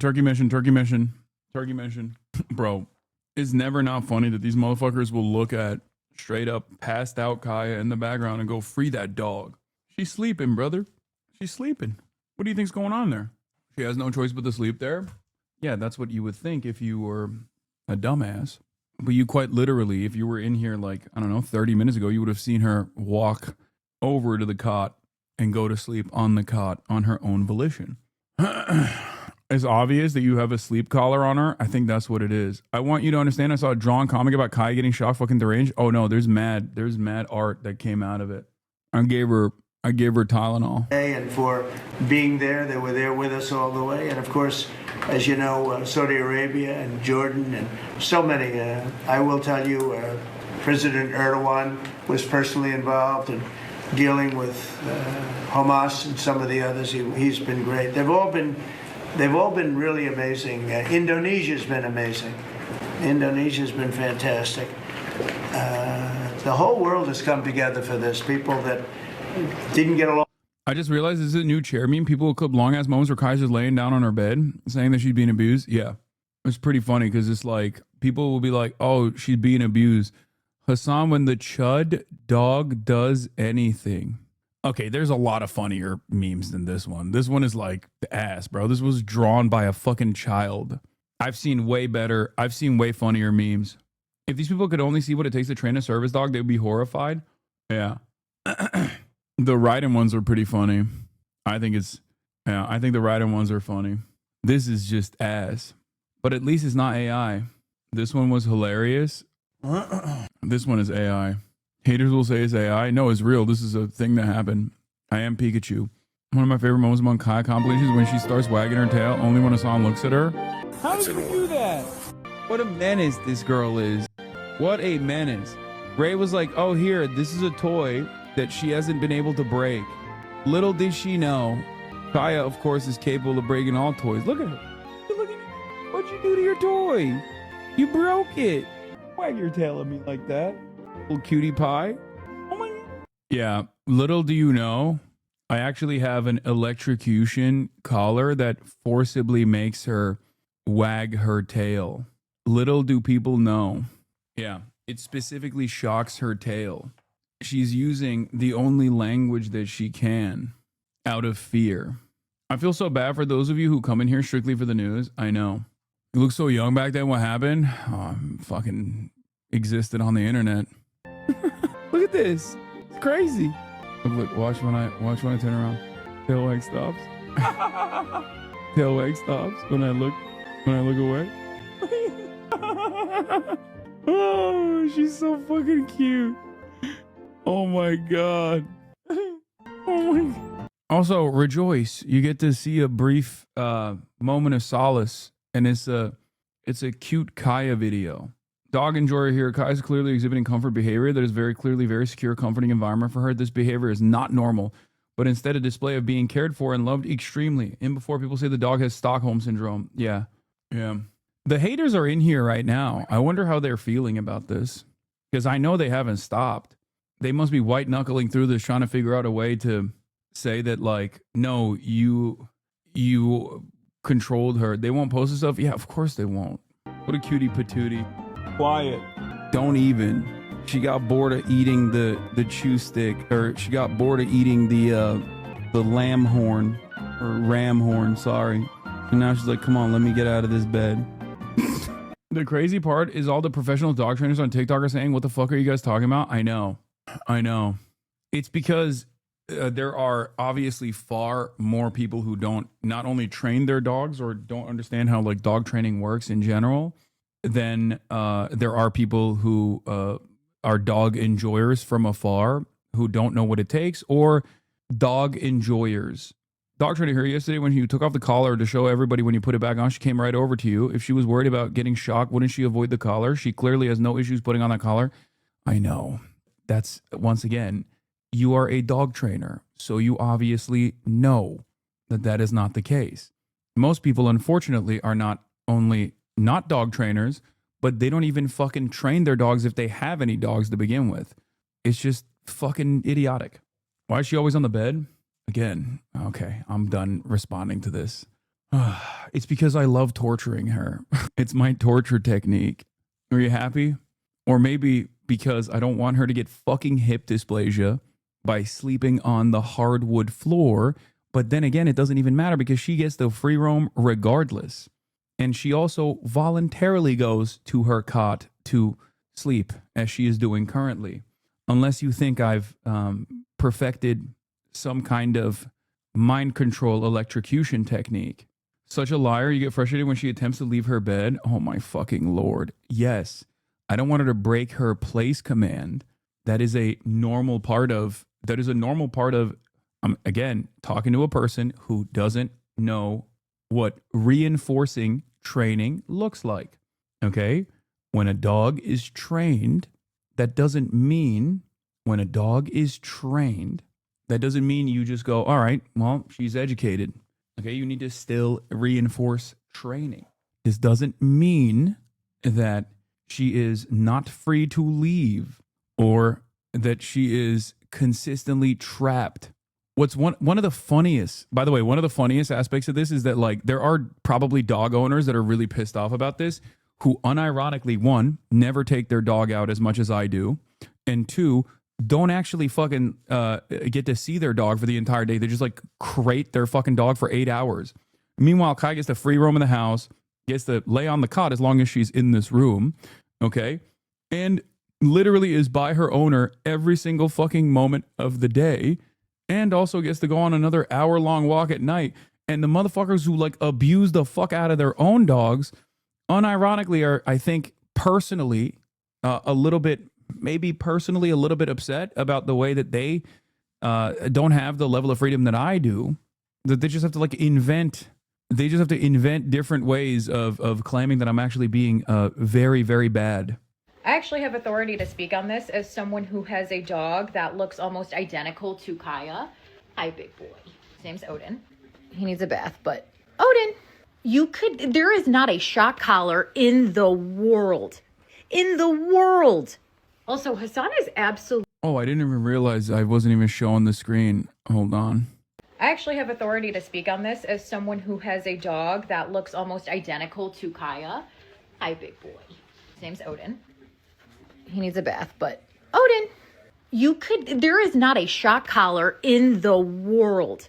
In the world. Also, Hasan is absolutely right about their joints. My big guy's already had to have surgeries on both of his elbows. Now, I let my big boy roam around, but I have rugs up and carpets in every room because hard floors are harder on their joints. Hip dysplasia is a real thing in these types of breeds. It's not abuse. He is not abusing his dog. She's also much larger than this little chonker too. The haters have no object permanence, thinking that when Kaya isn't in the room, she's disappeared. Yeah. Another point, many dog owners don't professionally train their dogs, which is sad because training teaches a shared language that improves the connection they have with their owner. Oh, 100%. There's nothing cooler than being able to, there is nothing cooler than being able to go out and fucking free roam. Like going to an event, because sometimes I'll take Kaya to like literally events where there's like other human beings. It's like a party or whatever, as you guys have seen. And I can just like recall her if I need to. Like it's awesome. Or being able to go out even at night. And, I've brought her to meet and greets. I've brought her to like big events. I go out at the park and let her fucking run around. Okay. Let her roam around, and I can just like easily be like, I can tell her to come back, and boom. Because she's petrified, you're going to shock her if she doesn't return? Yeah, exactly. No, definitely. Or because I have a dog that is not a working dog, but can work in that capacity. Perhaps the truth is different than what you think is going on, you know? So she's part Chow, and Chows are lazy as hell. They just are. Yeah. It is what it is. What are you going to do? I hit that with a boom. Can we get to the news? All right, come on, man. Let me fucking... PBM defended you. I saw that. Man, these niggas trying to do me like HasanAbi, nigga. Hey, free Hasan. They going crazy on that boy. I seen the dog shit. Hasan, bro. Niggas on your nuts right now. Shit cooked. I saw that. I've never met a dog that's scared of their owner that's able to rest like Kaya. This is bullshit and you're still a go-to dog dad. Bro, if she was scared, I don't think she'd be jumping on me while I'm doing a fucking interview and demanding uppies while I'm in the process of doing a fucking interview. Unless you think that I also taught her a different technique. Unless you think I taught her a different technique to also jump on my lap while I'm doing an interview and I activated the secret electrocution. Like, it's just so fucking stupid. I've joined like 3 times. You're still talking about the collar. Look at this. The fixation on discrediting you rather than engaging with ideas feels almost like a subconscious admission that our politics hold moral weight. If you can't argue against leftist principles on their merits, you attack the character of the person embodying them. It's less a refutation of leftism than an inadvertent endorsement of how persuasive it's become. No, that's always been the case. Because I think deep down inside, everyone has like a secret, hidden, underlying leftist moral code, straight up. Unless they're like truly villainous, okay? Most people obviously abide by, basic first principles like sharing is caring, things of that nature. And when when expanded on in the form of legislation, it turns into maybe a little too close to a socialist understanding of the world. And therefore, a lot of people, I think, are afraid of recognizing that they might be wrong. And instead, they just lash out. Yeah, if you're elderly and 36 and wondering why the entire timeline is flooded with posts about Hasan and his dog, let me explain. There are people doing a massive far-right coordinated hit on him based on nothing, and then there are gullible and cynical idiots helping them. Yeah. How Hitler with dogs versus Hasan with dogs. How Hitler treats his dogs, how Hasan treats his dogs. This person is obviously pro-Hitler, by the way. I'm just really impressed on how organized they were in spreading this bullshit. Yeah. Anyway, let's get back to the news. All people that didn't like each other, neighboring countries that frankly didn't. The issue is gaslighting viewers like we didn't see you press something. I didn't. I did not. I know you want me to. I know you want me to. I know it makes it easier for you to believe that I did something like that. But that's not what happened. Like each other, but now it's just this moment in time. So we look forward to welcoming the hostages, like you can't believe, home to their families, and that'll take place early next week. We hope Monday or Tuesday. And all Americans should be proud of the role that our country has played in bringing this terrible conflict to an end. And I want to thank, some of the people, JD, you were fantastic, and Pete, you were great. Marco was fantastic. Some of you were very much involved. I'm looking around. So indirectly, I think almost everybody in this room was involved. Susie, I want to thank you very much. You were incredible. You've done an incredible job. So, and yes, John, what you've done was invaluable. CIA, John Ratcliffe, and he's done an incredible job. So I want to thank you all, and if I'm missing anybody, I apologize, but you've been amazing. And then you have Steve Witkoff, who worked so hard. And you remember we settled 7, this is number 8, we settled 7 wars, or major conflicts, but wars. And this is number 8. And the one that I thought would be maybe the quickest of all would be Russia-Ukraine, and I think that's going to happen too. But in the meantime, they're losing about 7,000 people a week, and that seems pretty bad. They're losing mostly soldiers, young soldiers. They go out to war, and they're getting killed. And while it doesn't affect us in a lot of ways, we've got a big ocean in between, you don't want to see that happen. It was a big mistake. That war should have never happened. It would have never happened if I were president. And I think what's important to understand is that yesterday what happened was really a human story. There's a geopolitical aspect to it. There's no doubt about it. It creates the condition. The Israeli government has approved the deal. Israeli Prime Minister Netanyahu's office, Hebrew account, says the government has now approved the plan of the release of all hostages, the living and the fallen. To be fair, it was the first. This was the first video I saw that actually made me question you for a short while. It does look really bad in the video, but then I asked myself if Maya and all the others could have missed such a huge thing, and the answer was no. Yeah, that's also the reason why they're fucking actively hounding and going after all of my friends aggressively. So much so that there's like initiatives to try to like fucking take away Alveus's like accreditation and shit. It's so fucking crazy. Maya hasn't even said anything, and she's like, and just because she's been around Kaya, that people are like attacking her. It is fucking insane. Milo Yiannopoulos is like leading the charge. I really hate you for how much you're feeding into this. You're making this bigger every time you talk about it. That's true. I was in a 50 viewer Hearthstone stream last night and some dude came in trying to bring up the drama. It's nutty. I know. I think it's also a state of it's also a state of how things are on the internet. Like the only thing that gears people up is just like negativity, like participating in witch hunts, no matter how silly it looks. I'm also terrified of what the future holds with AI. I think if people can go off of one fucking clip like that and go this crazy, there's gonna be an AI video of me eventually.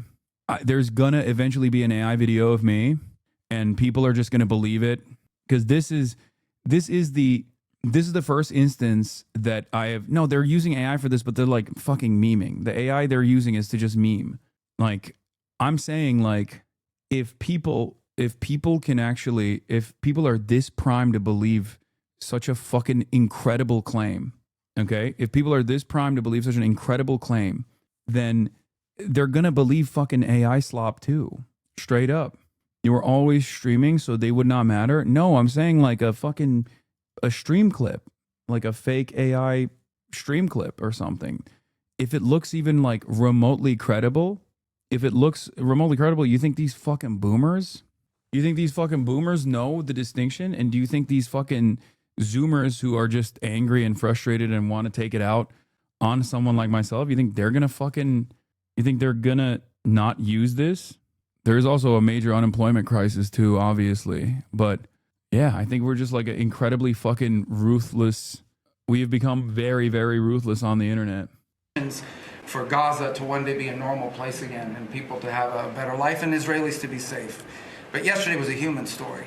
And because of the work you put in, and honestly, not only is there no other leader in the world that could have put this together, Mr. President, But frankly, I don't know of any American president in the modern era that could have made this possible because of the actions you have taken unrelated to this and because of who you are and what you've done and how you're viewed.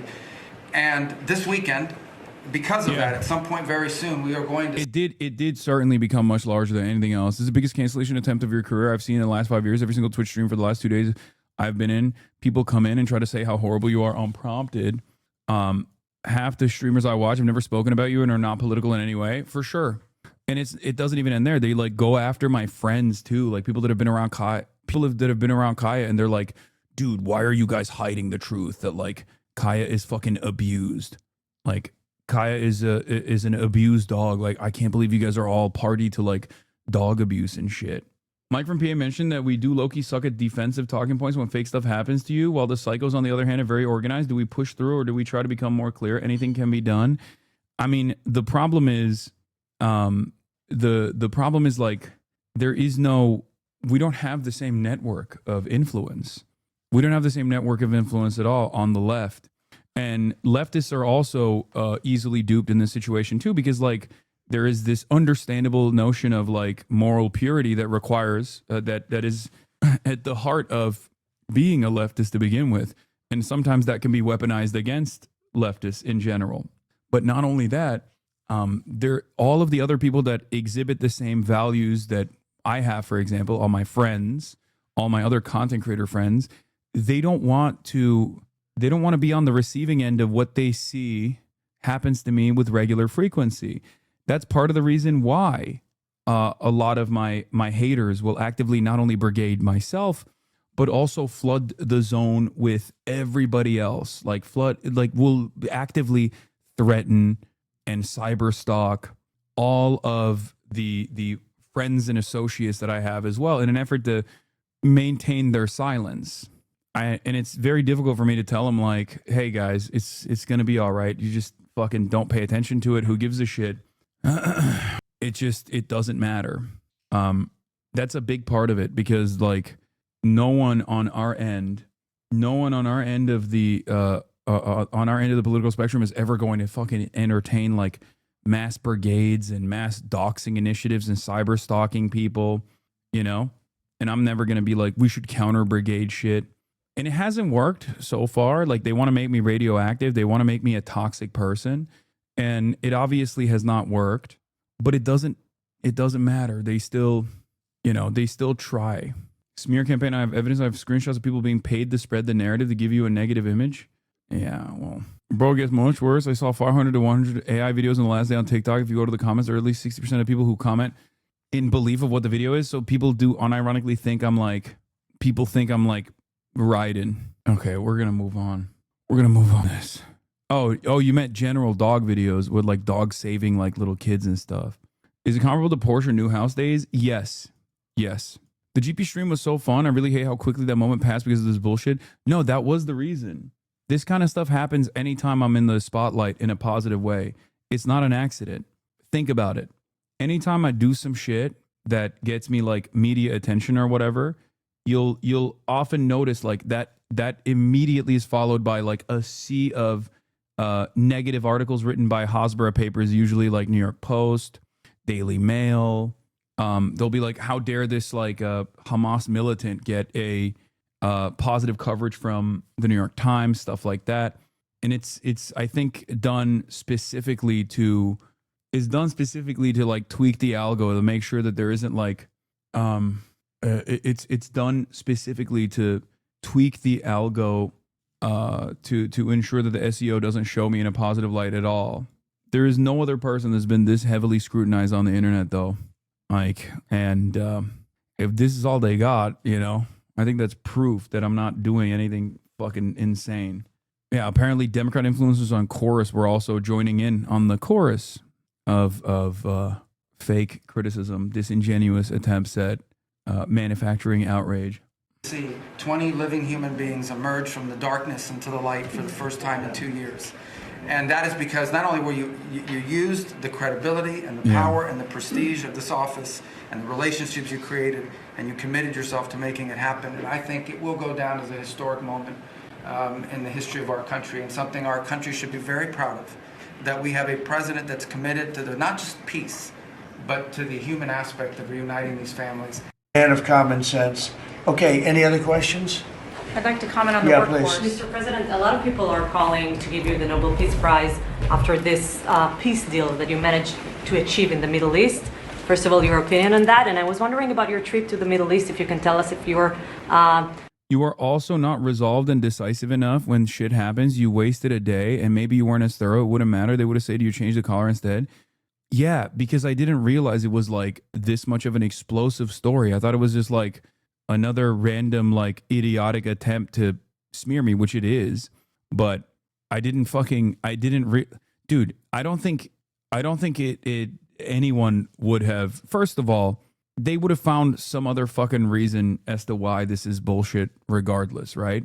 And they would have been like, oh no, it did happen, but you like swapped it out or something. You're like, you had a fake collar or whatever the fuck, right? Because like ultimately the goal there was not necessarily animal welfare. That much is clear. I don't think any of these people give a shit. It wasn't necessarily animal welfare at all. It was an attempt to smear me. So it's creating an impossible scenario. But also the reason why I didn't like the reason why I didn't like take any thorough approach is because why the fuck would I have thought that this was like a serious thing? It fucking absolutely caught me by surprise. I never in a million years would have thought that this would be like as consequential, especially because like it's just completely fucking made up bullshit. But then again, it doesn't matter, clearly. Considering to speak at the Knesset, at the Israeli parliament. Well, they asked me to speak at the Knesset, and I've agreed to. If they would like me to, I will do it. It's the first time a president has ever done that, so that makes it very interesting, right? Yeah. But yeah, so I. Uh-oh. Did I move weirdly? Did I move weirdly just now? I don't know. Because Kaya went back to her cot. Oh no. My hands are here, I promise. Oh my God. I saw your hand move slightly. I will do it if they want me to. They have asked me to do that. Thank you. Families of hostages are out in the streets in Israel dancing and crying tears of joy. They're all dancing in the streets. Right now they're dancing in the streets. They're so happy. Everybody's happy. They're dancing in the streets of Arab countries, Muslim countries. I've never seen anything like it. Everybody is happy. It's been really amazing. Thank you. President Trump, on the international peacekeeping force that's going to deploy to Gaza soon, do you expect that Pakistan, Turkey, other countries to contribute forces? Has that become firmed up? And also on the shutdown, it seems like in the House there's a majority support for a temporary extension of the Obamacare subsidies, perhaps minus the funds for illegal immigrants. Is that how you see the deal to end the shutdown happening? Well, I see the deal just getting extended as we continue to talk. But we're willing to pay because we're paying. It's very simple. We're paying. And the Democrats are the ones that cause this problem. And it's a big problem for them. And they have a lot of break in their ranks. But so I see that, I think that'll get worked out. But we want to get back before we do this. We don't want to have a gun held to our head. We don't like that. And the public doesn't like it either. So we want to get back. And I think it's going to work out. I think it's going to work out very well. It's something that shouldn't have happened. This was supposed to take place before the election. This was supposed to take place on September 28th before the election. We shouldn't even be talking about this right now. This is actually something that shouldn't have even happened. Yeah, please. Mr. President, looking ahead, what guarantees Hamas disarms and that Israel doesn't resume bombing once the hostages are released? The first thing we're doing is getting our hostages back, okay? And that's what people wanted more than anything else. They wanted these hostages back that have lived in hell like nobody has ever even dreamt possible. And after that, we'll see. But they've agreed to things, and I think it's going to move along pretty well. But what is phase two? When does it begin? I'm not going to talk about that because you sort of know what phase two is. But there will be disarming. There will be pullbacks. There will be a lot of things that are happening. I gave you a whole list of 22 different things that will take place. And I think it'll take place. And I think you're going to end up with peace in the Middle East. But we have to get our hostages back.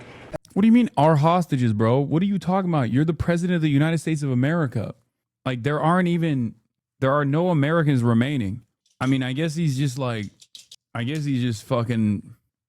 embodied like the notion that Israel is the 51st state, I guess. Might as well. He's an empath. Yeah. Because, like, if you're talking about our hostages, Israel had our hostages. Israel literally had American citizens. I just interviewed one today. And these guys did not even take the initiative to release them on purpose, mind you. They were like, yeah, let fucking God sort it out. Let Israel show you a lesson. And we weren't going to do it at the end. We're going to do it at the beginning. We said we want them at the beginning. We're not doing it. You know, we got the hostages back. We did, as a group with Steve. You know what? Fuck us on this community. I'll give my views in support of the clip channels. Wait, what's going on, man? Why are you so fucking mad? This community makes me feel like I don't belong. I'm done giving my support. Are you on cannabis right now? Is that what it is? Is it the ganja speaking? He might be just on the, he might be on the cannabis. Steve and Jared and Marco and me and all of us, we got the hostages back. We got many of them back. Many, unfortunately, were dead. But we got many back that are now living with their families, with their parents in many cases, and with their husbands, families, wives. Many of them, they celebrate all over. They're the ones that are celebrating the loudest. They're all over. There are a lot of them that we got out. But the last 20, and I always said the last ones are going to be the most difficult, but it's been a very big deal getting the hostages out, but the rest is going to take place too. And can you promise Palestinians they will be able to stay? Well, they know exactly what we're doing. We're going to create something where people can live. You can't live right now in Gaza. The place is it's a horrible situation. Nobody's ever seen anything like it. So yeah, we're going to create better conditions for people. Yeah, please. Mr. President, excuse me, what kind of security guarantees is the United States going to make for Gaza? Well, we're going to work with very wealthy countries that love people, frankly. I know them very well. They love people, but they love Arab people, and they love Muslims, and they love, I think right now they love everybody, and they're immensely wealthy, and they're going to be involved in putting up money, and for them it's a small amount of money. For somebody else it's a large amount of money. But you know, these are the wealthiest countries in the world, and they'll be very much involved in making it as good as possible. And what's your take now on a two-state solution, sir? Just to follow up on that. What is your view now on a What's that? I don't know what that is. What are you? You're now just telling me there's two states? I thought there was only one state. This beautiful nation state of Israel. The beautiful nation state of Israel. There's not even an American state. Omaha, Nebraska, North Carolina, South Carolina. We should give them to Israel as well. That's the only state that I care about. State solution for the... I don't have a view. I'm going to go with what they agree to.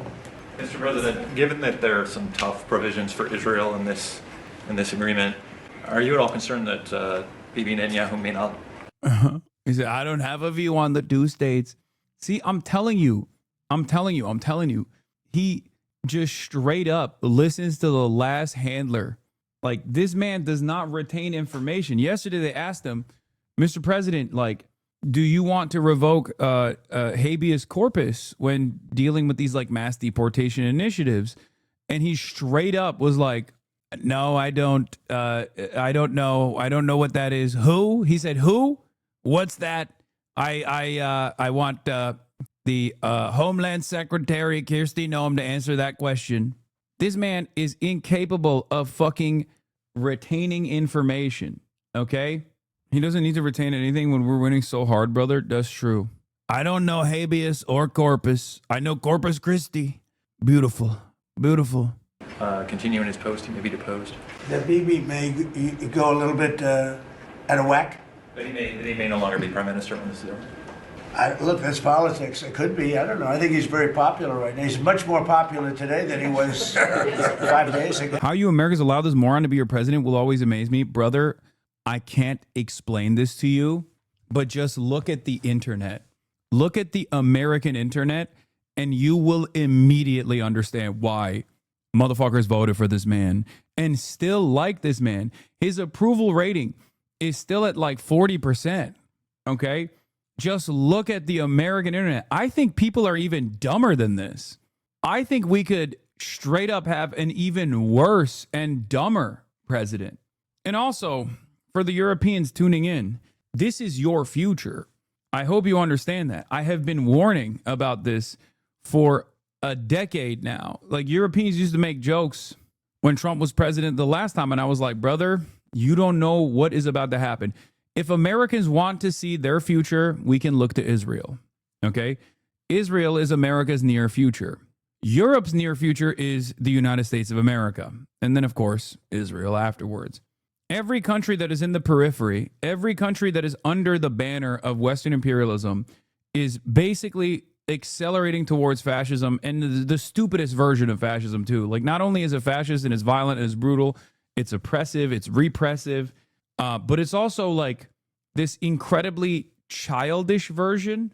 And I don't know if like previous iterations, when adjusted to their timeline, were also just as childish.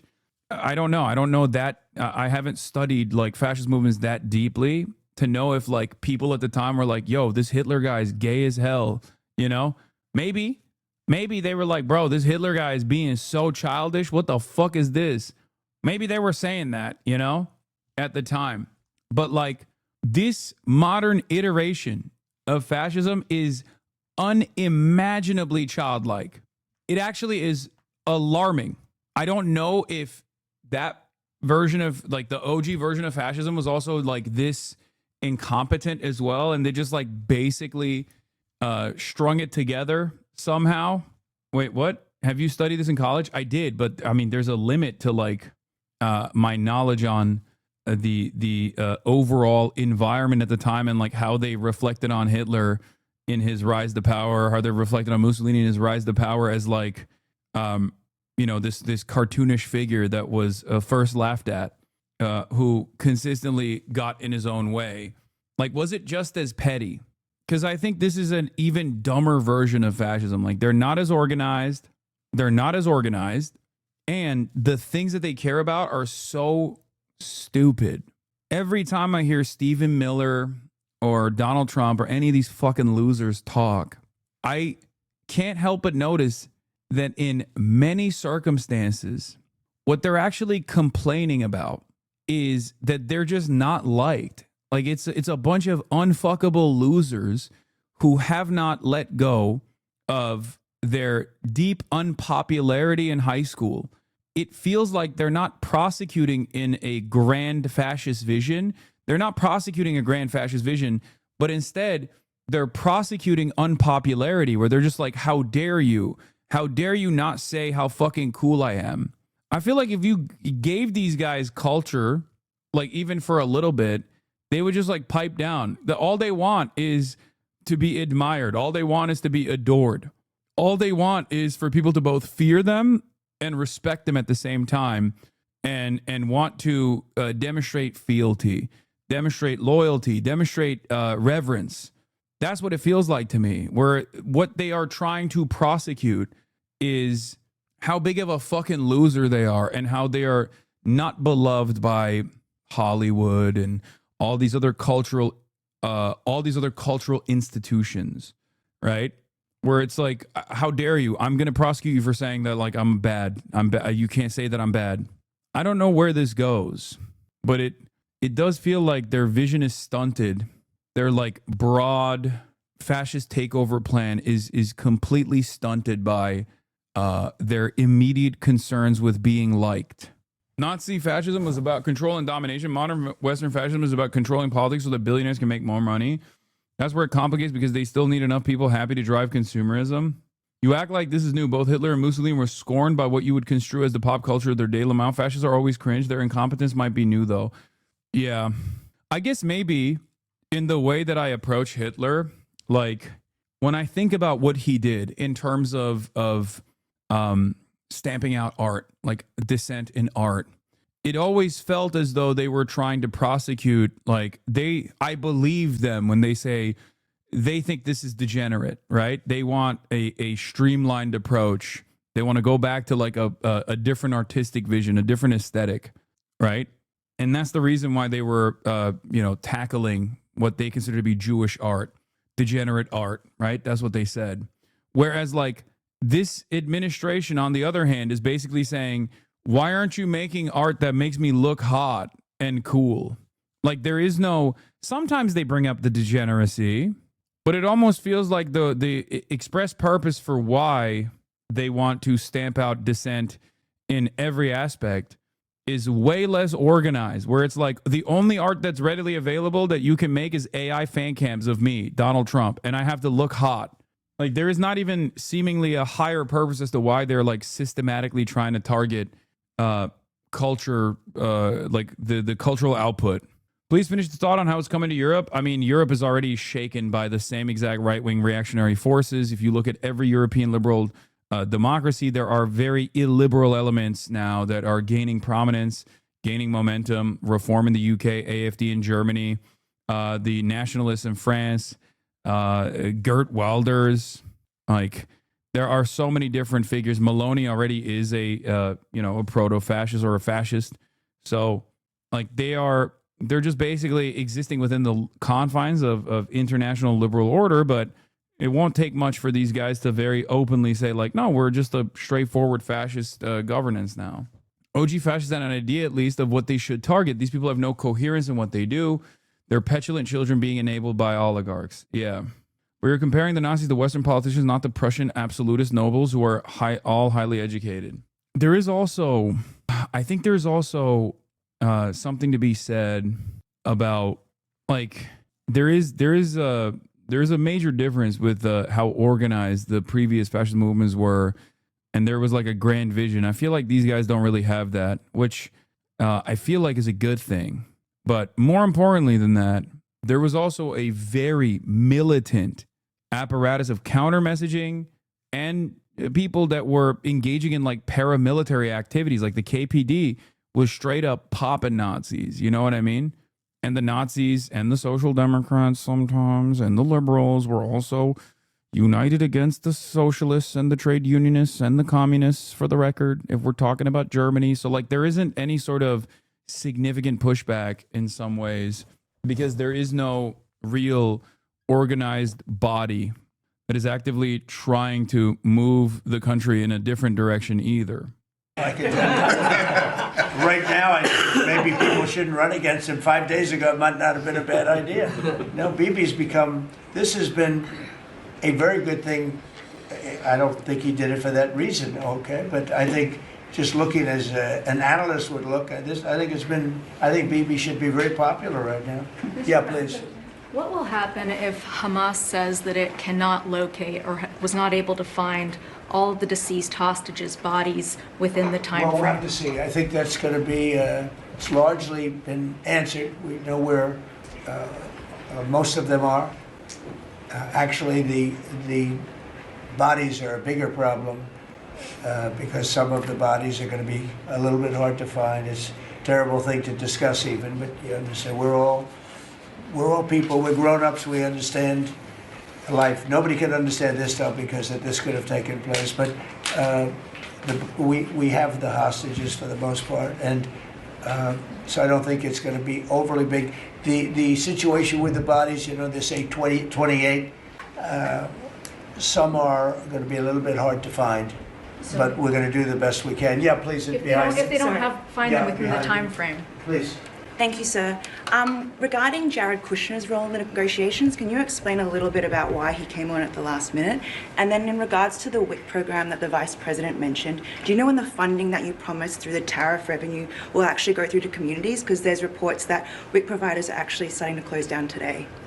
Well, okay, let me just answer the Jared. So Jared's a very smart guy. He did the Abraham Accords. As some people say, the Abraham, which I love the way that sounds, but he did the Abraham Accords. It was a great thing. 4 big countries joined. If I were president, if the election would have been a correct election, which it wasn't, you'd have every country in there. Maybe even Iran would have been in there, frankly. But you'd have every country in. Now, by the way, that's going to be filled up rather quickly. People want to join the Abraham Accords. And I put Jared there because he's a very smart person, and he knows the region, knows the people, knows a lot of the players. And the combination of him and Steve Witkoff and Mark. Nationalist Sanae Takaichi is said to be Japan's prime minister. This is a global shift, not just European or American. No, Japan is also within the security umbrella of the West. So when I talk about like Western liberal capitalist nations, I absolutely consider Japan to be a part of that as well. Come on, man. We wrote their constitution. We fucking caused irreparable harm to the Japanese collective consciousness. Countries that are under the nuclear umbrella of the West are absolutely experiencing the same shock and the move towards illiberalism, if you want to call it, post-liberalism, if you want to call it, or just like, as I like to say, reactionary fascist politics, you know? From the kennel to the tree. Oh God, that's the only thing that I actually fucking hate about people making jokes about. Like they're so very clearly fucking grossly bringing like the Palestinian plight into this. I don't know. Like that's not a funny joke. Marco and Cooper, who is, as I hear, has been fantastic. And others that were involved. JD was very much involved. I mean, we had a very smart group of people working. We had a lot of different players, different countries, and very diverse countries, very different from each other. They had certain things in common, but they had a lot of things, mostly things that were not at all common to their countries. So we had a very smart group of people. These are high IQ people. Okay, you know, I talk about how many low IQ people we have in our government. We got some real low ones, but some shockingly low.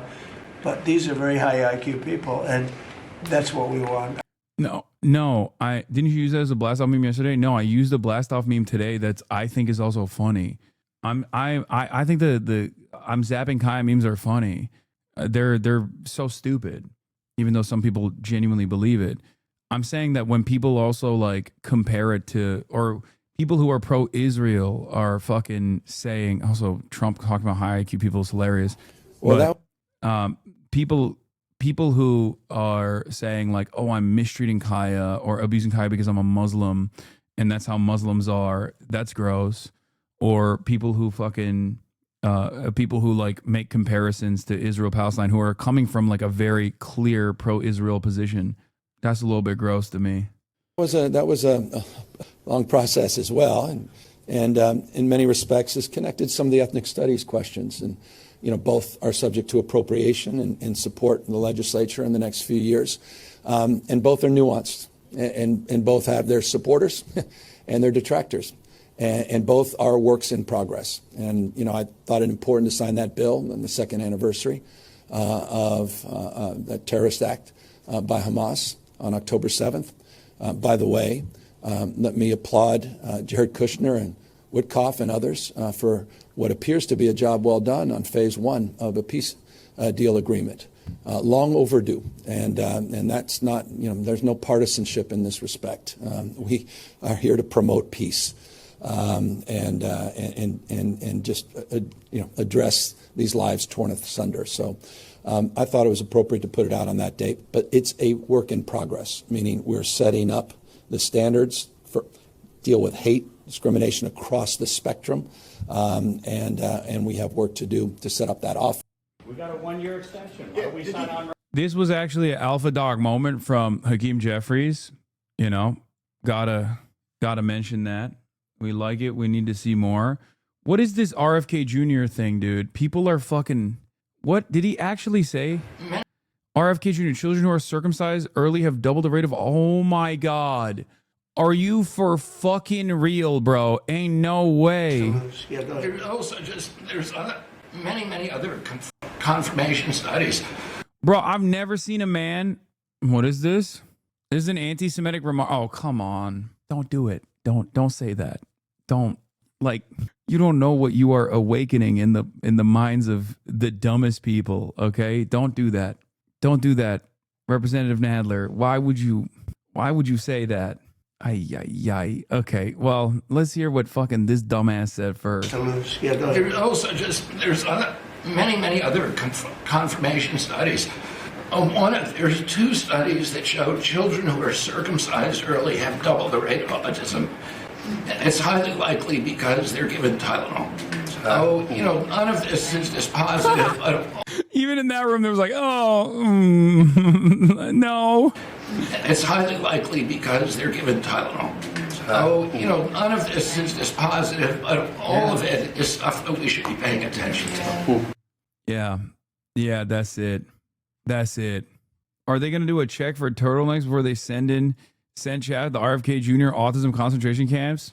Is that anti-Semitic? No, it's not. And I think that the reason why Representative Jerry Nadler should have never said that is because, please explain how this is not anti-Semitic, because there is this fucking anti-Semitic conspiracy that the reason why Americans get circed up broadly is because of Jews. Okay, there you go. As is the case with every conspiracy, intactivists believe, some intactivists, not all. Okay, I will maintain the integrity of the intactivist movement, as I am also a brave intactivist soldier. Remember what they stole from us. But there is a conspiracy that is the Jews that made it so that every American has to. Yeah, it's a low-key common anti-Semitic trope, but saying it out loud kind of shines a light on it too much. Exactly. It's like if you're a prominent Jewish politician, you coming out and saying that is a little bad. It's not even a little bad. It's actually going to fucking really rile up people. Stop it. You're not actually one of those fucking weirdos, right? No, I'm an intactivist, bro. I'm Cirque Gang. They stole from us. Also, the additional reason why I wouldn't say that this is, I wouldn't just like come out and say this is an anti-Semitic conspiracy is partially because he didn't even mention that. And RFK Jr. is notoriously anti-Semitic. And if he wanted to say something anti-Semitic, he would have been like, Jewish doctors are very famously the reason why Ashkenazi Jews are the reason why everyone gets circumcised. He would have said it. Okay. And then it's valid if you say it's then it would have been fucking valid if you were like, yeah, that's an anti-Semitic conspiracy. Okay. It's just when you say as Jerry Nadler that this is anti-Semitic when he's not alluding to that at all, you're kind of taking ownership over for no reason. Ownership over circumcision being a Jewish thing, especially considering that Muslims also get circumcised, If autism is caused by circumcision, explain why Europe has trains. Checkmate. I know. Yumurtanın sarısı gitti çükün yarısı. Yeah. Yes. For those of you who didn't know, yes. I think America's the only majority Christian nation that actually practices circumcision at birth. In other countries, it's seen as a religious practice, and it's the Jews and the Muslims that get circumcised. But in the United, Christians broadly don't. And why don't we have the sickest trains if we're so autistic? Yeah, good question. Yeah, I think it's has nothing to do with Tylenol. I kind of feel like this RFK guy is talking out of his ass. Okay, kind of makes me feel like he doesn't know what the fuck he's saying. Okay, it's because Kellogg wanted to stop masturbation, so he lobbied on circumcision. Big foreskin is making millions every year undetected. Where are they going? Where is big foreskin going with this? Where are the foreskins going? What do they do with the foreskins? I must know. They just don't want us to engage in the beautiful practice that only two men can engage in called docking. I mean, you still can dock, for the record. You still absolutely can dock. It's just that it's not as fun if you don't have foreskin. It's a lot more difficult. Dogs, stop. Yeah. But, there's a tremendous amount of proof or evidence, I would say, as a non-doctor, but I've studied this a long time ago. I'm glad that Trump chimed in and said there's a tremendous amount of proof I studied as a non-doctor. This is the other thing I was going to say. Nazi crackheads trying to manufacture this fake dog abuse storyline to try and ding them. How dumb do you have to believe this or care? And then it's Kiwi Farms pushing it. There are Nazis who know what they're taking part in and why. And then there are people who are exceptionally dumb. But one of the things I wanted to mention is apparently Asmongold in the past quite literally said that he doesn't give a shit about animal abuse. Nyara says, right-wingers don't care about animal abuse. The right never holds anyone on the right accountable, but they know that they can weaponize leftist causes to go after those on the left. They just twist things in order to create this outrage while clutching their pearls. And here is one of the main advocates, one of the major players here, apparently openly admitting he doesn't give a fuck about dogs at all. Dogs are important? Okay. That's up to you. Fuck you saying that? I mean, this was also evidenced by the fact that Kirsty Noem is the Department of Homeland Security secretary, and she just straight up fucking domed her dog, her puppy, and then dropped the puppy into a fucking pit in front of a bunch of construction workers. Bro, people get their feelings hurt, right? Damn, like that's crazy. Why y'all? How y'all get your feelings hurt over that shit? It's a fucking dog, man. Oh my god, this is so sad. Some people are so emotional over shit. It's just embarrassing. Empathy for life. I was not born with that. I don't know what to tell you. Yeah, I'm not programmed that way, and I'm not sorry. Let's see what we got. Yeah, I gotta run these ads. Okay, the ads are good. I have. Yeah. Also, the other part of this saga that was kind of funny is Gila Klein just posted art made by the same neo-Nazi who made the animation of Gila killing children in the IDF, apparently, on her Instagram story. Fuck these authoritarian fascist dictators. Silence, okay? In case you're wondering, this is the Gila Klein IDF tune. Sven Stoffels made it, and I like it a lot. What do you think Gila's score is? Remember, this was like a big point of contention, and the mere mention of this video was seen as like automatically anti-Semitic, and Ethan was very, very mad about this at the time, and it turns out they weren't so mad. That dude is, by the way, that dude that made not only this, but also numerous other works, is a open, straightforward Nazi. The post was incorrect. The guy who made the Gila animation just reposted the other artist. He's obviously still a Nazi. Okay, so it's not the guy who made this, but the guy who made this, I saw other works. I saw other works from the guy who made this, and he's like a literal fucking Nazi. Yeah, it's Ethan and Gila Klein's Zionist crusade against anti-Zionists like Hassan Piker under the guise of fighting anti-Semitism inevitably led them to promoting literal anti-Semitic neo-Nazis. Ladies and gentlemen of the jury, my client is legally R-wordy as an IQ of 70. Someone help me. Muslims doing rapes.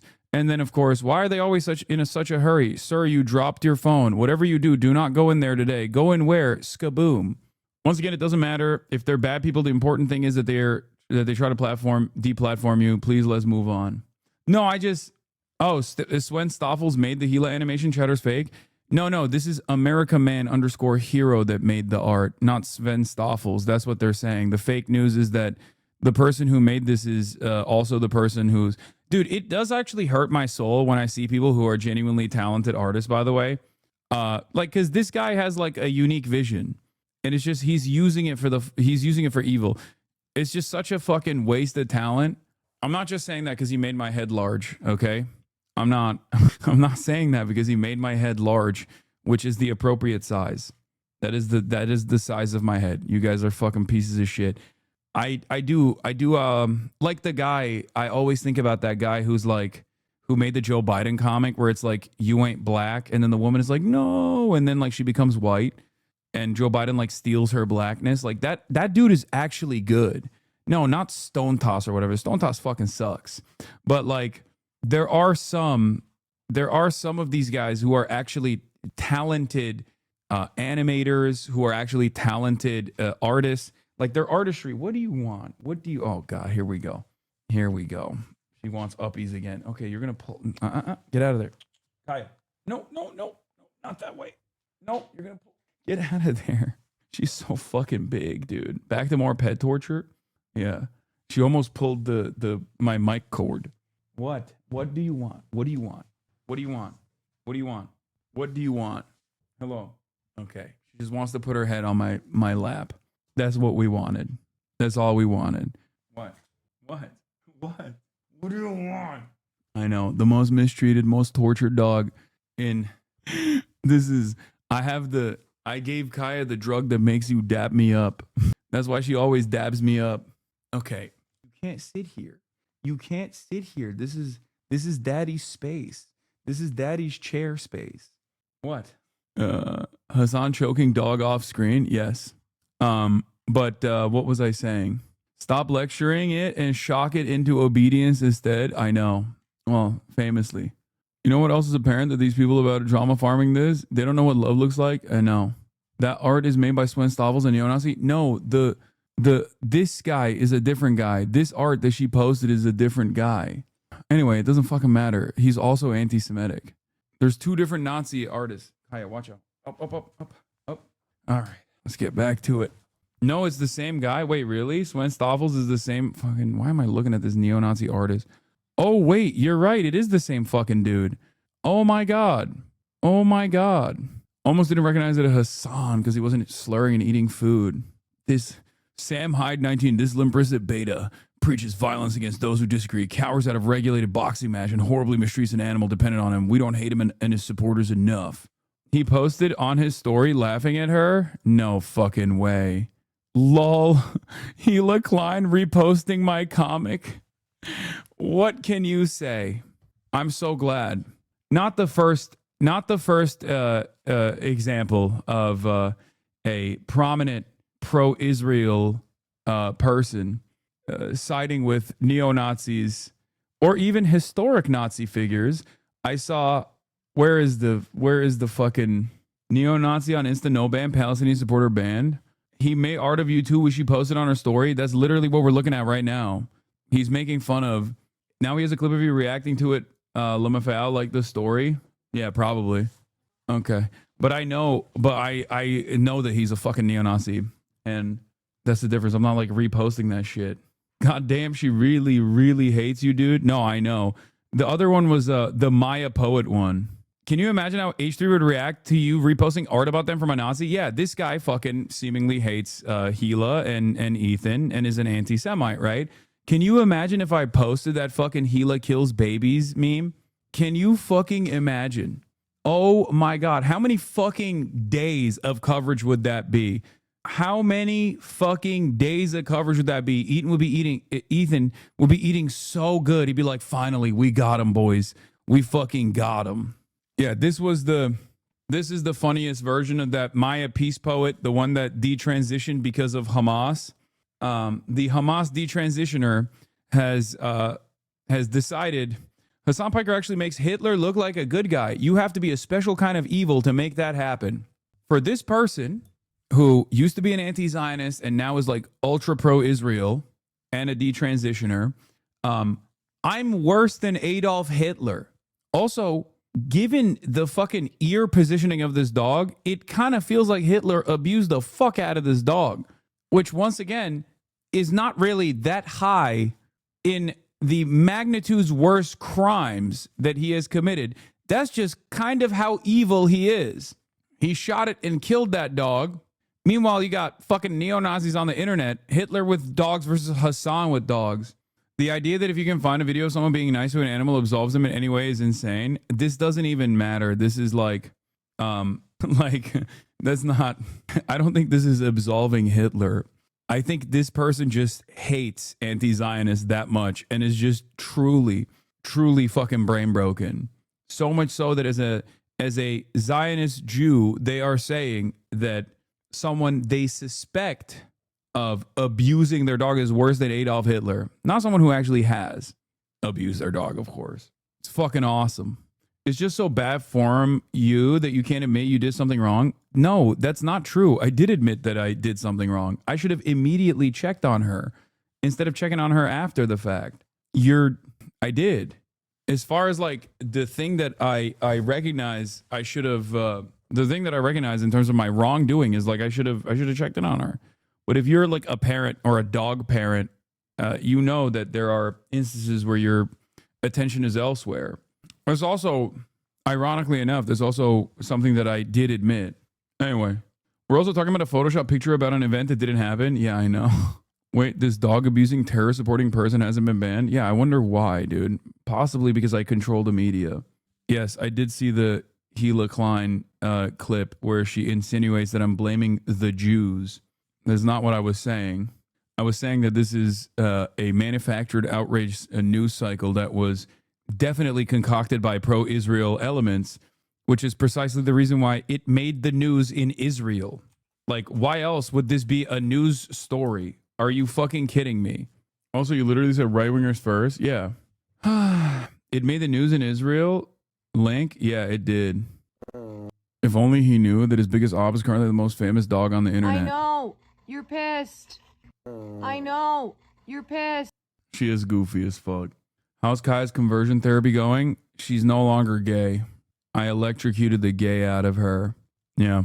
Oh my God. I feel like if I just said that instead, many people who are attacking me would be on board. They'd be like, oh, he was doing the godly thing. Yes. New York Attorney General Letitia James is now indicted on federal court as Trump's Justice Department continues to pursue charges against his political enemies. Behaving like a fucking mob boss. How is Trump serious with this nomination? Holy fuck. Ingram, U.S. Treasury finalized $20 billion currency swap framework with Argentina. What do we get out of it? Treasury. Explain to our viewers what is going on with Argentina, because the U.S. Treasury today directly purchased Argentine pesos and finalized this $20 billion currency swap framework with Argentina's central bank. Can you do me so also? The intent, I guess, No. is to provide assistance from the Latin American countries' economic turmoil. It's clear how Argentina benefits from this deal. Any validity about the situation was thrown out when they did that obvious jump cut of you and people bought it? Insane. Yeah, it doesn't matter. People did buy it, though. People unironically were like, oh, no, he fucking 7 years ago said he bought a shock collar and loves using it or some shit. When the part that they fucking clipped out was me saying, I wouldn't use it. I would never use it. They literally just clipped it out and people just still went with it. And I don't even expect people to know the full context. I don't even remember talking about that because it was fucking 7 years ago. What is more shocking is that there was a dude out there who was like, now is my time to fucking shine. Here's a clip from 7 years ago that I have clip chimped. How do you deal with something like that? At least you stop using your dog as a prop, Mr. Palpatine. Yeah, I know. Wait, she's on a walk right now, but when she comes back, I'll keep forcing her to stand in that one area as a prop. Yeah. You must not have a dog if you think that a fucking dog doesn't want to be around their owner. Anyway, let's continue with this Argentina thing. We get a lot out of it. Argentina is a beacon in Latin America. President Milei has done the right thing. He is trying to break 100 years of a bad cycle in Argentina. He is also a great ally for the U.S. He'll be coming to the Oval Office next Tuesday, and he is committed to getting China out of Argentina. They're all over the place in Latin America. And when people say to me, how is this not America first? I'll tell you why it's not. Do you want to be shooting at more gunboats like in Venezuela? We do not want a failed state. So this isn't a bailout? Sorry, it's not a bailout at all. There's no money being transferred. The ESF has never lost money. It's not going to lose money here. I was in the investment business, mostly currencies, for 40 years. You're supposed to buy low, sell high, and the Argentine peso is undervalued. We're going to have an election in Argentina the 26th of this month. We think President Milei will do quite well. And he is putting the Peronist path behind them. And people in the U.S., especially on the left, they are willing to, Senator Warren tried to put a bill in front of the Senate that the Exchange Stabilization Fund could not bail out. What is this? Shock collars on level 1 to 5 are fine. 8 to 10 kind of not okay unless it's a violent dog. Get normal friends. I don't know who you're talking to. Argentina, which I think is rich because she's an American Peronist. Don't cry for me, Massachusetts. And when Joe Biden was in office, what was their idea of foreign aid? It was circumcision. This is what we got out of the aid. Argentine President Javier Milei took on a rock star role during his book launch, performing several hits to a packed audience.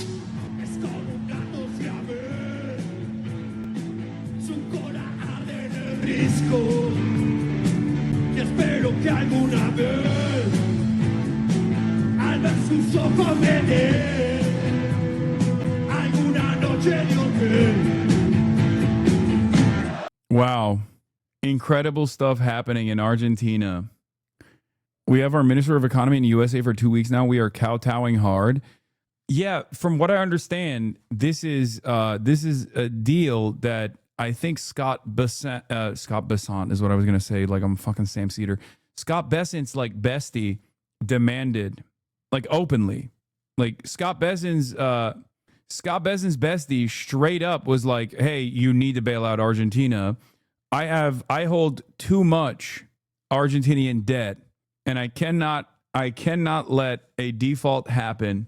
And Scott was like, you got it, King. I got you. Yeah. So the Argentine bailout wasn't for Argentina as much as it was for hedge fund friend of Scott Bessent. Rob Citron, a billionaire hedge fund guy who owns Discovery Capital, purchased Argentine debt and equity in numerous companies closely tied to the country's overall economy.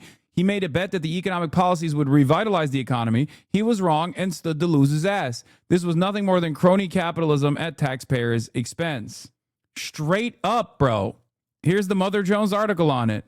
Bessent's announcement had massive economic benefits for one American, billionaire hedge fund manager Rob Citron, who has placed large bets on the future of the Argentine economy. Citron, the co-founder of Discovery Capital Management, is also a friend and former colleague of Bessent, a fact that has not been previously reported in U.S. media outlets. Citron, by his own account, helped make Bessent very wealthy. Since Javier Milei, a right-wing populist, became president of Argentina in December 2023, Citron has invested heavily in Argentina. Yeah. Exclusive. Rob Citron says Argentina will lead golden decade for Latin America. Oops. Citron has bought Argentine debt and purchased equity in numerous Argentine companies that are closely tied to the performance of the overall economy. Due to Argentina's massive debt load and chaotic economic history, in 2023, Argentina's inflation rate was over 200%. Citron purchased Argentine bonds with an interest rate of nearly 20%. Citron has declined to detail exactly how much of the $2.8 billion he manages is invested in Argentina. Citron, who is also a minority owner of the Pittsburgh Steelers, is effectively betting on Milei's right-wing economic program, which emphasizes deregulation and sharply reduced government spending. Citron viewed the probability of default as minuscule, even though Argentina has defaulted on its debts many times in the past. In the short term, this appeared to be a savvy investment. After taking office, Milei fired tens of thousands of government workers, cut spending on welfare and research, and achieved fiscal balance. Inflation was reduced to around 40%, which spurred economic growth and foreign investment. Argentina's economy rebound contributed to Discover Capital's 52% return in 2024. Then it all came crashing down. The austerity measures slowed economic growth. Oh my God. How shocking. Who could have foreseen that? And unemployment spiked to nearly 8%. Millions had a harder time making ends meet after Milei reduced or eliminated subsidies for transportation, medicine, and other necessities. Milei's popularity slumped, leading to speculation that his party could be routed in the 2025 midterm elections, which would hamstring Milei's ability to implement his agenda. This created an economic panic, with investors dumping the peso and liquidating other Argentine assets. Milei has desperately attempted to keep inflation in check. Last week, Argentina's central bank spent more than $1 billion to shore up the peso, but Argentina was running out of foreign currency. That spelled trouble for Citron. The Bessent and the Trump administration came to the rescue, floating a $20 billion economic package that helped stabilize the Argentine peso and functioned as a political lifeline for Milei. But wait, there is more. In the process of China pulling out from purchasing soy from American soybean farmers, China then redirected those soybean purchases to Argentina. So we're getting double fucked by the Trump administration's actions, because it's not America first, it's Donald Trump's butt buddies first and America last. Okay? That's it. So just remember that. Just fucking remember that. What is this? I really can't get over them buying pesos low. The swaps are bad, but buying the Argentine peso outright at this moment is like buying an entire city block of houses that are actively on fire. And the fact that they're not disclosing how much they bought is fucking bone chilling. We have a lot of fun on here, and I like to make a lot of jokes, but in all seriousness, take all your money out of the bank right now. They're trying to molest your money. Don't let them. We are giving Argentina money to grow soybean to sell to China, which is the soybean that we used to sell to China until Donald Trump decided to say, fuck China, and also fuck the soybean farmers. I'm going to get my money up. I don't even know still to this day why he did this. Okay? I do not know why. I still have not heard any sort of reasonable proposition as to why Donald Trump implemented the fucking tariffs regime. I guess it's because we're winning. We're winning so much that you will be saying to me, Mr. President, please, sir, please, we have won too much. Please, sir, no more winning. And I will say, we are going to keep winning. Fucking awesome. Okay? Yeah. In early September, days before Bessent's announcement, Citron, no way. Wow, this guy's a real future seer, huh? Citron bought even more Argentine bonds days before Scott Bessent's announcement of a $20 billion bailout. Wow. That's some real Nancy Pelosi, Paul Pelosi style scheming right there, huh? Future foresight. Incredible. I'm glad that this one specific billionaire who is besties with Scott Bessent is just making out like a fucking bandit. Bessent's personal and professional relationship with Citron has spanned decades. Okay? It's not me, I swear, says Sick-Trone. Interesting. Gift some subs right now to prove that you're not him. Or I guess that would kind of prove that you are him. No, he wouldn't have any money to give subs right now. So this way you can actually prove that you're not him. If you have enough walking around money in your pocket. It's a stick up. Noticias Financieras, a leading Latin American economic publication, describes Citron as a friend of the Secretary of the Treasury. El Cronista, citing government sources, reported that Citron has a personal relationship as well as a past working relationship with Bessent. Citron has also reportedly leveraged his relationship with Bessent to gain access to Trump. According to Noticias Financieras, in November, Citron gave a case of 4 red wines to Javier Milei during his visit to Mar-a-Lago in Palm Beach in his first meeting with Donald Trump. Oh, there was also the IMF deal that was secured. Bessent traveled to Argentina to meet with Milei and other top Argentine officials. It was an unusual choice for the Treasury Secretary's first foreign trip. Citron arrived in Argentina at the same time as Bessent, meeting with Milei just before Scott Bessent did. During those meetings, Bessent emphasized U.S. support for Argentina's economic agenda. Oh shit, Sick-Tron with a 10 gifted. I guess you are not. I guess you are not him. I like that there are chatters in here while I'm reading this article are going, did Congress approve this? And I laugh. I say, Congress who? What do you mean? What is a Congress? Is there such a thing? It kind of feels like they don't exist, does it? Especially considering that something that many Americans learn, the ones that actually do go and get like, any kind of education in regular school as opposed to homeschool, what's the first thing that you learn? Congress has the power of the purse. And it turns out Congress doesn't even have the power of the purse. So what kind of power does Congress even have?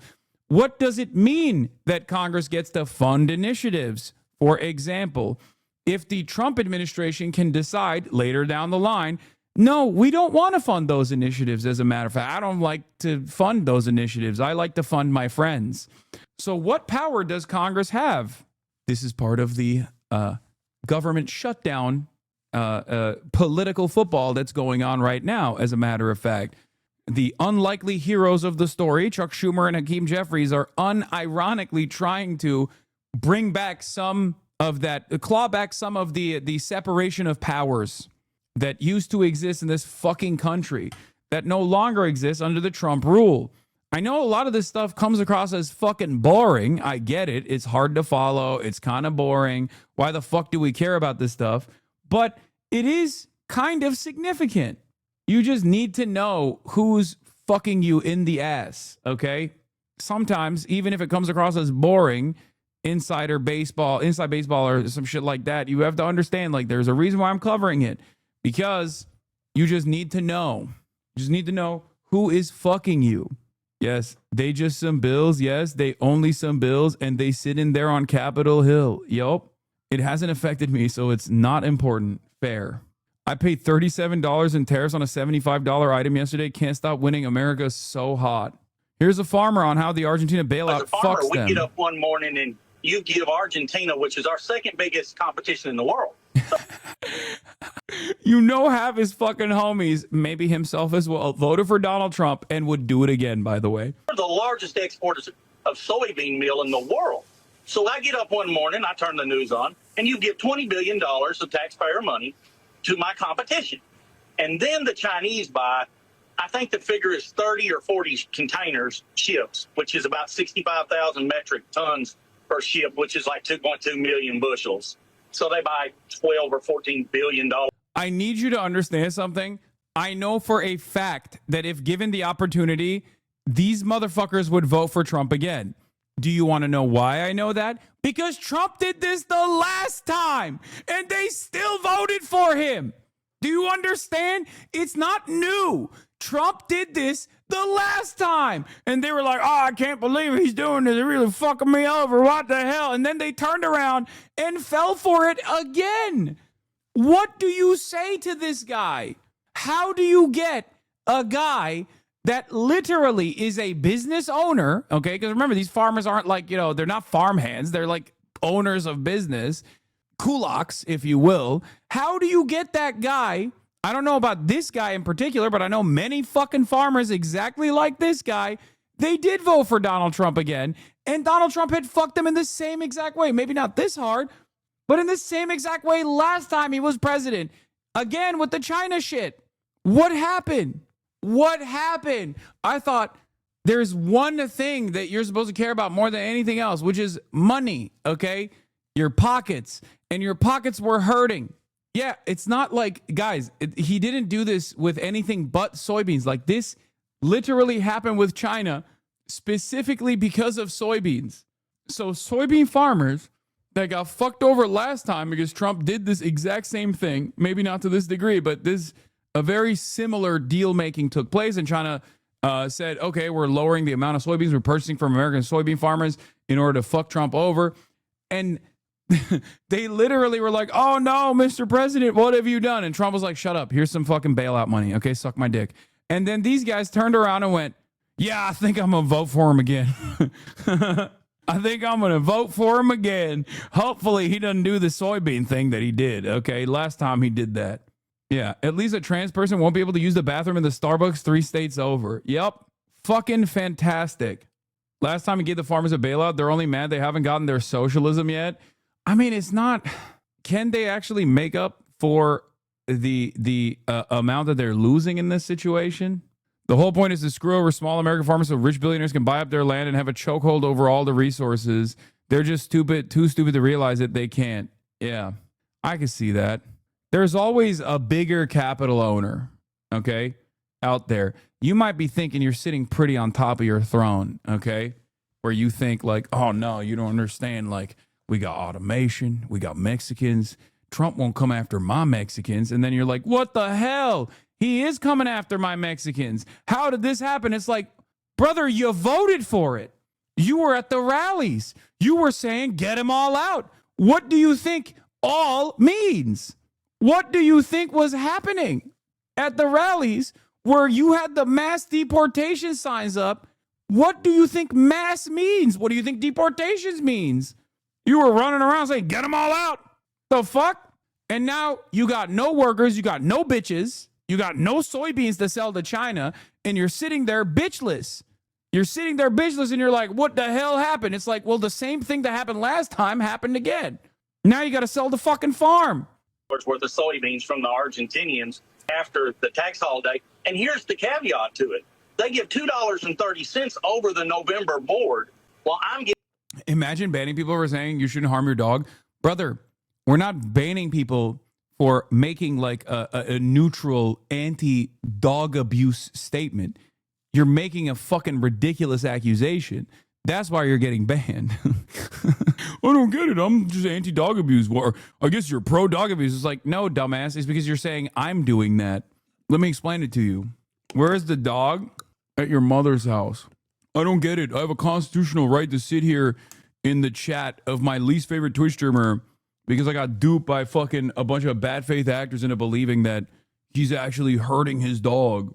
Why can't I just sit here and yell at him and call him a fucking dog abuser, bro? What the fuck? Why'd you ban me? It's like, oh, I don't know. Maybe because you're out of your fucking mind. That's a bear, man. Whoever sold you that dog gave you a fluffy bear. Yeah. The designer bear that I purchased for $1 million. 50 cents under the November board. So that makes the Argentinian soybeans about $12.42 a bushel. I think that's the real figure they gave. So all my premium went. Scott, I just lost you there at the end. You said your premiums go. Oh, yeah. The state of Israel is going to geofence every major church in California, Arizona, Nevada, Colorado, and all Christian colleges and track churchgoers as they leave to target them with pro-Israel ads, by the way. They're trying to basically fucking hit any group that they can. They're so goddamn desperate. Oh, there was some new information on the Colbert background as well. But here is actual aura. I defended you in a 100-viewer card game stream. I got told I need to be castrated and that I endorse dog killing. Lesson learned. That shit drained me for the day. Don't bother, chat. Okay, well, they want you to shut the fuck up about it so they can just like run their mouths. Okay, so no, that's not the best lesson here. Like that's the whole point. Anyway, the thing about farmers as a political tool is that they're objectively a tiny fraction of a percentage of not only the population but economic productivity overall. So when you want their votes, you elevate them as a class. But then when they speak out against your policies, you can easily ignore them because they can't exactly band together in any serious way. They say we act like Swifties on Instagram. Anyway. They believed him when he said he would ban only... Where is that chatter? They believed him when he said he would just be the violent criminals deported. My mom's coworker had his father deported after being in this country for 26 years. First thing my dad asked was, what crimes did he commit? I know. That kind of stuff, that kind of anecdotes are so common that kind of anecdote is so goddamn common. And it blows my fucking mind. It blows my mind how stupid some people are, bro. Like, no disrespect to your dad, but kind of like... crazy how he genuinely thought that. Like we are a lot dumber as a country than even I suspected initially. All right. Bro, peace and love. You can't expect your fans to defend your honor if you absolve your streamer friends from doing so. I mean, you have the guise of anonymity. You have anonymity, so that protects you a little bit more than someone who's like directly in the spotlight getting doxxed and fucking obliterated. But I do expect my friends to defend me as well. But if you don't want to, you don't have to. It's fine. It is what it is. Because unfortunately, there are a lot of very stupid people out there. It is what it is. All right, can we get to... I see a lot of chatters in here that are actively trying to not watch this video and shift my attention away to something different. Okay? And I suspect it's because a lot of you are worried that you are going to immediately nut with the uncontrollable sexual aura that is emanating from Hakeem motherfucking Jeffries. And I know you're afraid. Your bussies and your pussies and your penises and your gawks, they're quivering. You're worried. You're about to bust. And it's fine. Hakeem the Dream Jeffries is here. Keep your mouth shut. Dem leader, House Republicans go nose to nose in hallway spat. I did see this video and I did think it was aura. Like a little bit. I like that. I like what Hakeem is doing here. Let me ask you a question. Did you get permission from your boss? Why don't we sign on right now? Did your boss, Donald Trump? You can easily extend the ACA Did your right boss, now. Donald Trump, He's give not you my permission? boss. Yes, he is. No, he's not. And by the way, so let me ask you a why question. did you vote to Let me shut ask the you a government question. down? Why did you vote to shut it down? Let me ask you a question. For years, you always lectured about how we need to keep the government open. You're making a show of this to make it's yourself sad. relevant. It's sad. You could easily sign on to You're this. embarrassing You yourself could right sign now. on to this. The only You're embarrassment chasing here is clout. you. You're an embarrassment. You could sign on to the bill. Let me ask you a question. You have 4 Democrats on here. Let me ask you a Why won't you question. sign on Let me ask to you a it? question. It's a clean extension for 1 year. You voted for the one big Clean ugly bill, extension. correct?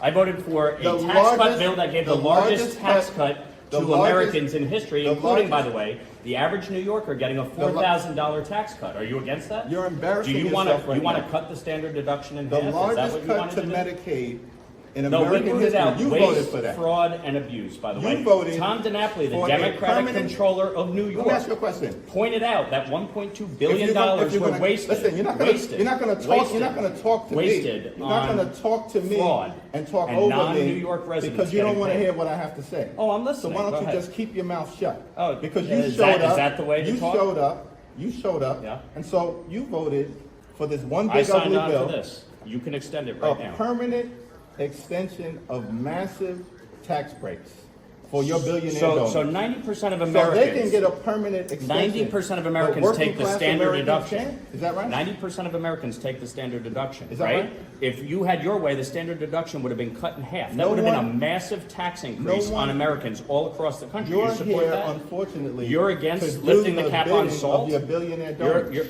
the That's billionaire unfortunate. donors lifting the That's cap on correct. salt. We put a income cap in place. Why are you here right now? An income Where the cap. re- where Well, the rest didn't of you your want all Republican Republicans colleagues? to be here? Where I'm the rest- here. where the rest of your You wanted Republican colleagues? Republicans to be here. I'm here. Why are you And by here? the way, What- you can pass an ACA extension right now. Sign Did your on to this boss- bill. Did your boss Sign Donald on Trump- to the bill. Is your boss Donald Trump behind that? HR 5145. Why don't you get on it? Mike, is your boss Donald Trump behind that? Why won't you get on it? Because you don't work for the American people. Oh, I do. I You work don't for the people of New 17th York. I congressional work for the district. people of my district. Is that why you? Is that I'm why here. You got 145,000 And by the way, I voted voted for a clean CR to keep the government open and funded. You voted to shut it down. You're embarrassing yourself right now. Yeah, leader, with all due Well, respect, why are you playing yourself? you're the one Why are who you playing actually yourself with voted these to shut theatrics? the government down. Actually, you It's know sad. that's not true. It's sad. You voted to shut the government down. Do Republicans control the House, the Senate, and the president? Right, and correct? you're smart enough to know Is that you right? need 60 votes in the Senate, Is right? that right? No. Do you need 60 votes in the Senate Were or no? 60 votes needed to pass your one big ugly bill? Reconciliation, which you Was did with 60 the IRA, was and 60 boy, that really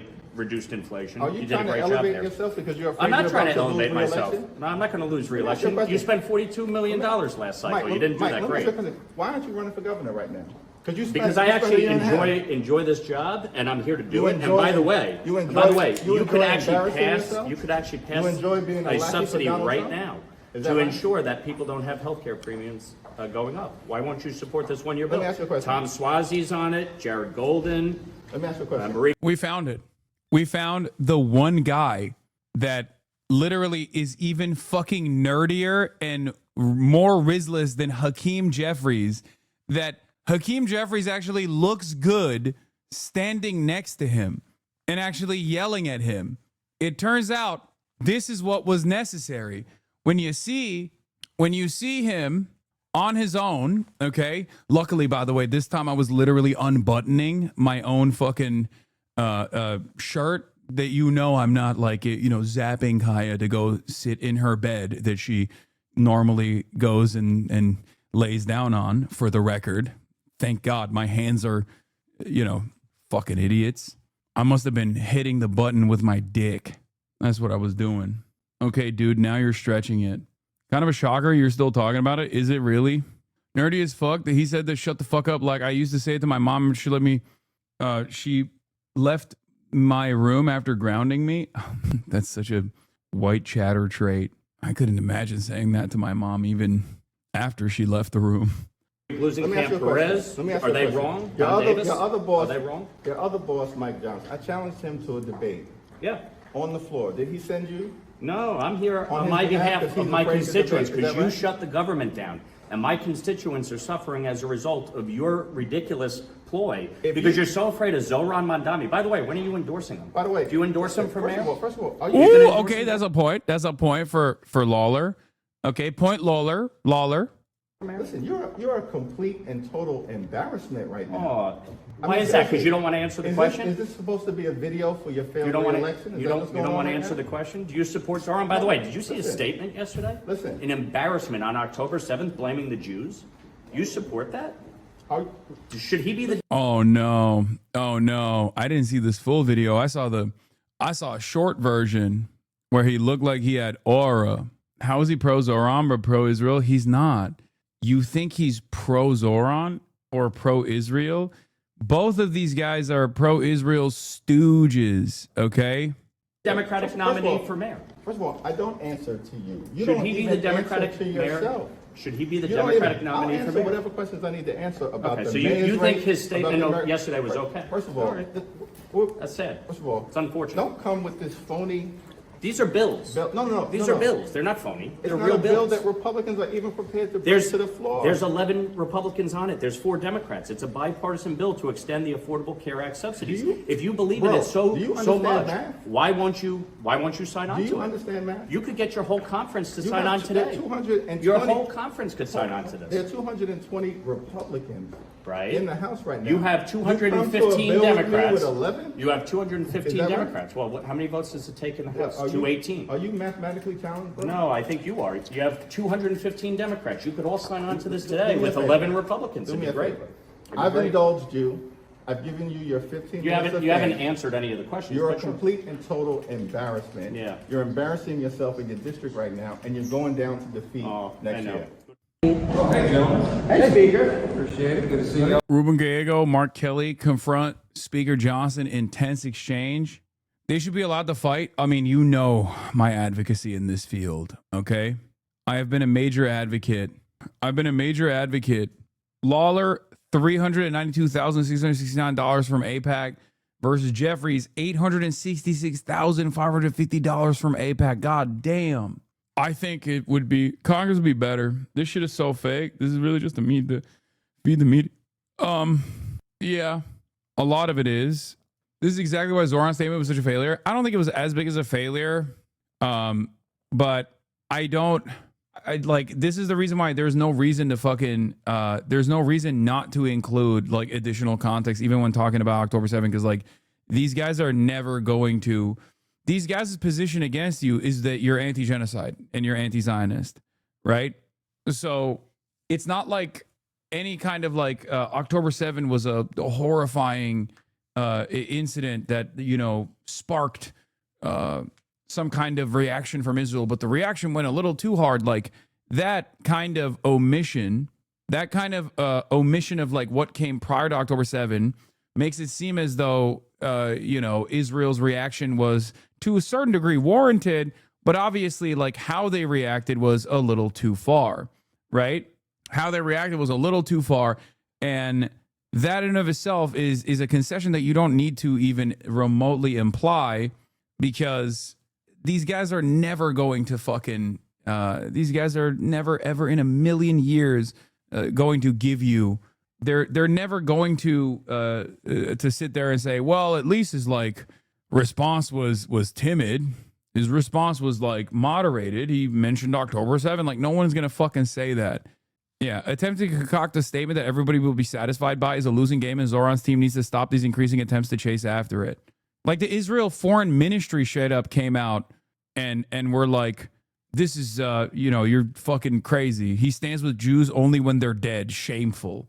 Randy Fine literally came out and was like, we need to deport this man or something. Like he was just going crazy. Yeah. But I guess in that regard, people were too busy hating on Zoran to notice that neither AOC, Ilhan Omar, nor Tlaib released an October 7th statement at all, Lamau. Private Oomph just pointed out that neither did Jeffries. Those AIPAC checks must be declining. Yeah, he just tanked it. He just tanked it for him. Him and Grant Plattner both were like, don't worry, guys. Get behind me. Get behind me. I'll say some shit that makes everybody mad. Okay? Randy Fine probably wants to eat Zoran. True. He really does. He wants to eat everything, really. Yeah, like I don't care that much that Zoran said it, but it's honestly better just to say nothing. I mean, sure. Let's see what Ruben Gallego and Mark Kelly said. Hey, so here's Congresswoman. And, so many cameras, bro. This reminds me of, this is like, you know what this is? This is like going to a fucking phase pool party. That's what it feels like to me. This is like when influencers, myself included, go to like a phase pool party or TwitchCon or something. And there's cameras everywhere, and we're just like trying to fucking find some aura moments. Okay? This is, hey, I'm going to walk up to the speaker. Oh, that's funny. They're clip farming. Yeah, reopen the government so we get back to work. I mean, but this excuse just keeps on moving. Yeah, no, it's not great if you want I want to see something crazy. You know what I mean? I want to see him like slap Mike Johnson or something.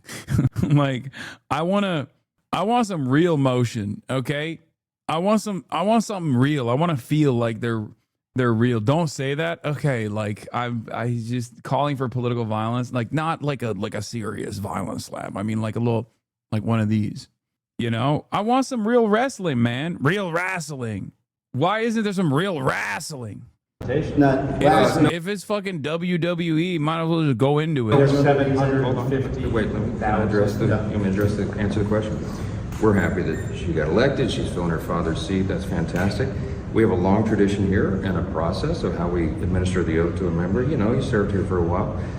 We're going to do that as soon as we get back to work, but we need the lights turned back on, so we encourage both of you to go open the government so we can get everybody back to regular session. Republican swore the person in the exception is there were 2 Floridians who were elected in a special election that's happened a couple months back.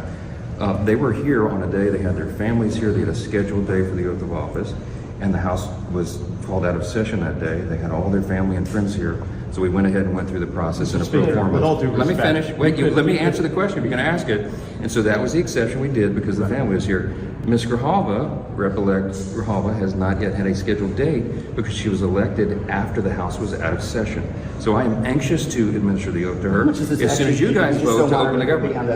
You don't want to be on the Epstein discharge. How much? It's totally absurd. You guys are experts at red herrings and distraction. Moving along. No, it has nothing to do with Epstein. The House Oversight Committee. The House Oversight Committee is working on the Epstein files right now, releasing 34,000 pages and more on the way. No, she's Let me finish. The House Oversight Committee. Keep coming up with excuses. This is an excuse where she doesn't sign on to that. This is absurd. This is the longest time the House. Do you want me to answer the question? If you ask the question, let me answer. Actually answer the question. This entirely has to do with the Epstein You see, this is a publicity stunt. Let me tell you what's happening. The House Oversight Committee is working on release of the Epstein files.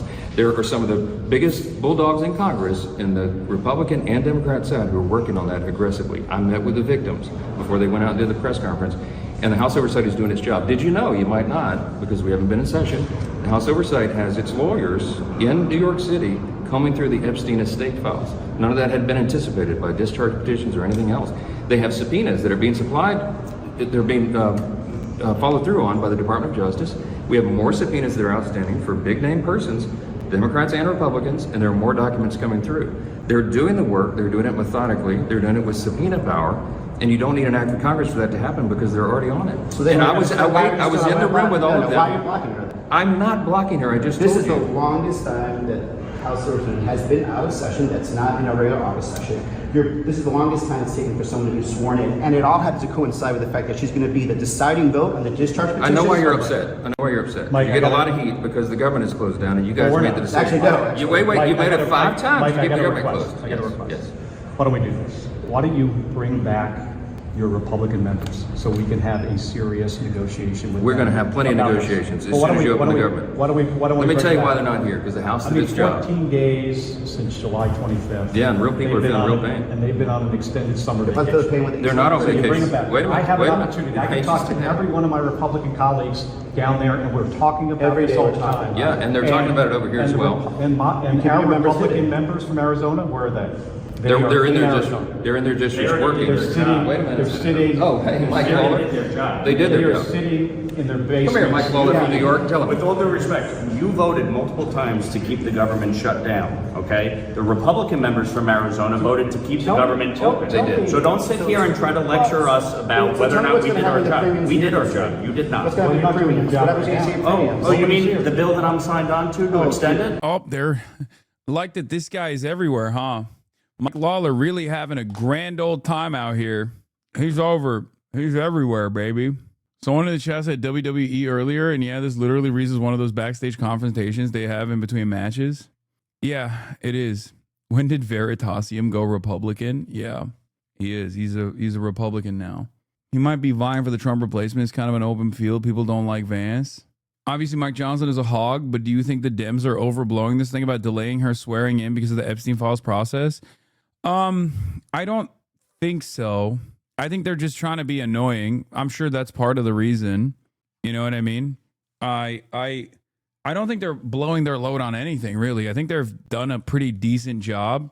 They should talk about like how much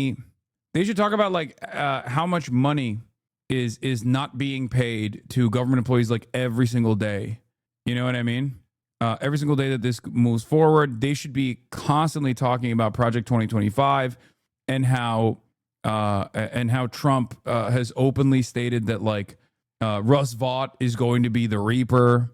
They should be talking about healthcare and how many people are going to lose healthcare, or at least their like premiums are going to go up by how much. Every day they should be talking about that. Every damn day.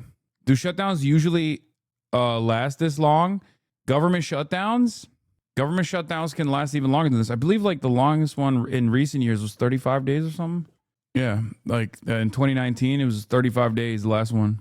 I keep getting confused. Why does Mike keep saying it's the Dems that whatever who are keeping the government shut down is just smoke and mirrors or what? Because that can't be true, right?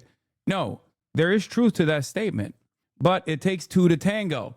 They can't get like they can't get 10 votes beyond the Republicans in the Senate in order to advance this what they call clean funding bill, right?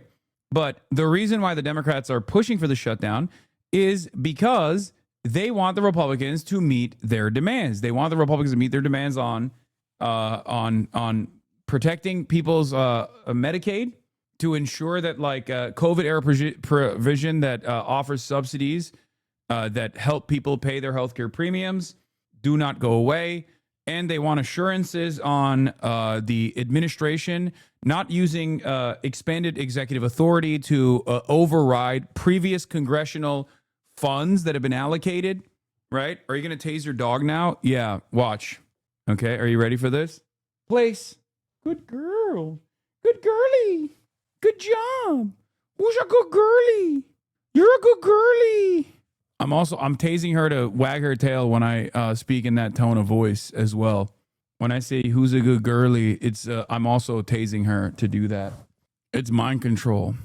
I have Law, you've changed your voice since the incident. Brother, you are literally the most idiotic person if you don't think that I talk to my dog in this exact same way, with the exception of a 10-second increment that you saw. Are you fucking stupid? All right, hit me with the clips, chat. Someone lock in. Someone send me the fucking clip compies. There's a million of them. Why would you make such a stupid argument? There are literally a million hours of me obviously talking to my dog in that way. Oh, more abuse, more abuse. He doesn't like gay things. Do you have a pet voice? Of course. Yeah. Yeah, it goes even higher than that. Is that an ick? That's an ick. Wait, cutie, let me hear your pet voice. Hiya, come look, girls. Hi, girly. Okay, you ready for mine? Yeah. Hiya, come here, Kaya. It's so weird. When he did this earlier, I was like, I thought there was a different person. Such a good girl. I am very understanding of other people's pet voices because mine is like super lame. Yours? Yeah. It's such a funny thing to act as though like I don't fucking constantly adore this little lady. Okay. I think You said go and die. I was like, Jesus. Iron Mouse Conyo. Okay. Listen, they took my name, okay? Can Hasan post a single clip of him being affectionate towards his dog, hugging and petting her and calling her a good girl? I can't find any. That's insane. That's actually insane. That is such a stupid fucking claim to make. Motherfuckers who did not look will go, I can't find any. Yeah, that's the biggest shot caller of all time, as you can tell, as you can see. You're responding to AI boss, my guy? No, there's like unironically a lot of people who saw that clip and were like convinced that they're like, I'm abusing my dog. And I'm just like a fucking person who treats this beautiful little lady, my little lady, as a fucking prop on the stream and shit. Okay? You guys haven't seen all the PFPs of white women that we've seen? Yeah, exactly. There's like hella fucking liberals who think like I'm abusive as fuck to my dog, bro. It is crazy. More abuse, more clips of abuse. What? Speaking to the microphone. Oh, don't lick it. Oh, don't lick me. That was, oh my God, look at how tiny she was back then in comparison to now. Like, look at her size there. Okay. Look at her size there. Okay. My BFF doesn't give a fuck about you. Sent me this drama about you to me. Yeah. It's also funny because like chatters will get annoying and will be like, why don't you fucking show us Kaya? Which is because Kaya is not always on stream. Can you still pick her up? I'm going to try right now. I do call her fat. Maybe that's the thing that they'll get mad about next. They'll be like, Hasan is fat shaming her dog. Okay. Kaya, come here. Oh God. Oh my God. Oh fuck. Oh, she's so big. Look at how much bigger she is now. You want to say something? Yeah. Speak your truth. Speak your truth, lady. Speak your truth. Oh my God. Can she go bigger? I think this is it. More torture. Bro's out of breath. Dog, this dog is 120 pounds. Have you ever tried to pick up a person that is 120 pounds? It's a little different than just like 120 pounds of like barbell weight, you know? Streamer suplexes scared abused dog. I know. Folks on Facebook were raging, spent the day trolling them, but seriously, folks lost their mind. Any excuse to hate you. Like I said, there is a reason. There is a reason why. It's because the clip looks fucking horrible. I get it. I totally get it. That's why the haters fucking ran with it and aggressively plastered it everywhere.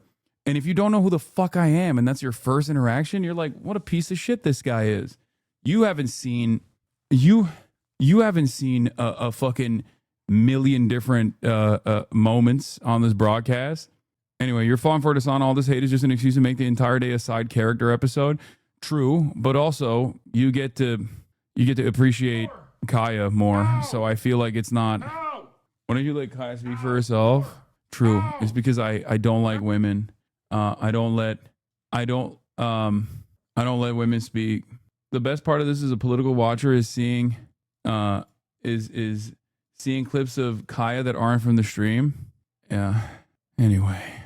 Oh, yeah, right, because you know what? We actually have put forth legislation to do it. You guys just keep pontificating. How about you go down the hall and go vote to open the government up? That would be great. All right, here's the clean CR. Go vote to open the government up. Thank you very much. We're going to have lots of... Wait a minute. If you bring them back, we will have a discussion.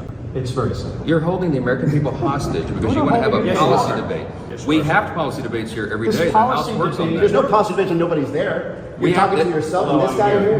We're having the debate. My constituents and yours. I imagine yours are going to be hurt even worse than ours with these premium increases. We have a lot of issues to work on together, and the Republicans are the party. Wait a minute. Wait just a minute. Are the party that's going to kill healthcare. No. By the way, healthcare premiums since 2010, when Obamacare passed, have risen by over 60%. So what cool you're, stats. what So you want to cut now? You want to cut now? You're not upset about that? You should be upset about that. Well, then get going. Get your people in line and get Drama. Marjorie Taylor Greene also came out popping off saying is the Republicans that were Republican leaders were at fault for the government shutdown. So that was interesting. But I have to shoot the pod now. So that'll be all for today from your boy. But tomorrow is another day, and we will have more to cover, more to uncover, and more to talk about. Yes, once again, another half day. You already know what it is. Have to hit that outro music that you all love and enjoy. And also, Nobel Prize tomorrow. Anyway, love you all. And I will see you tomorrow. Stunning lo-fi introduction. Peace. Starting off the day. Free Palestine. All the chatter's trickling in. Hostile people hate. Sunny Los Angeles, California, says Hasan. The stun lock to the stun lock to the topic that's just begun. There he is again. Hasan is streaming. Hasan is streaming.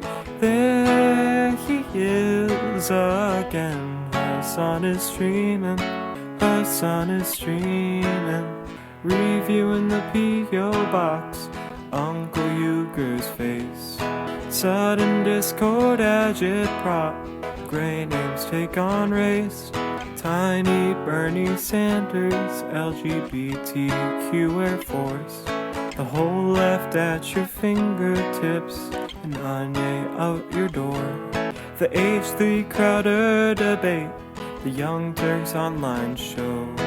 3 full fucking years of this, and plenty more to go. 90-day fiance talks of champagne bourgeoisie. A Trump rally live reaction, a mass riot in DC. There he is again. Hasan is streaming. Hasan is streaming. There he is again. Hasan is streaming. Hasan is streaming. Reading live stream fail comments. Austin show chat advice. In all the ways the right-wing pipeline can suck you in online.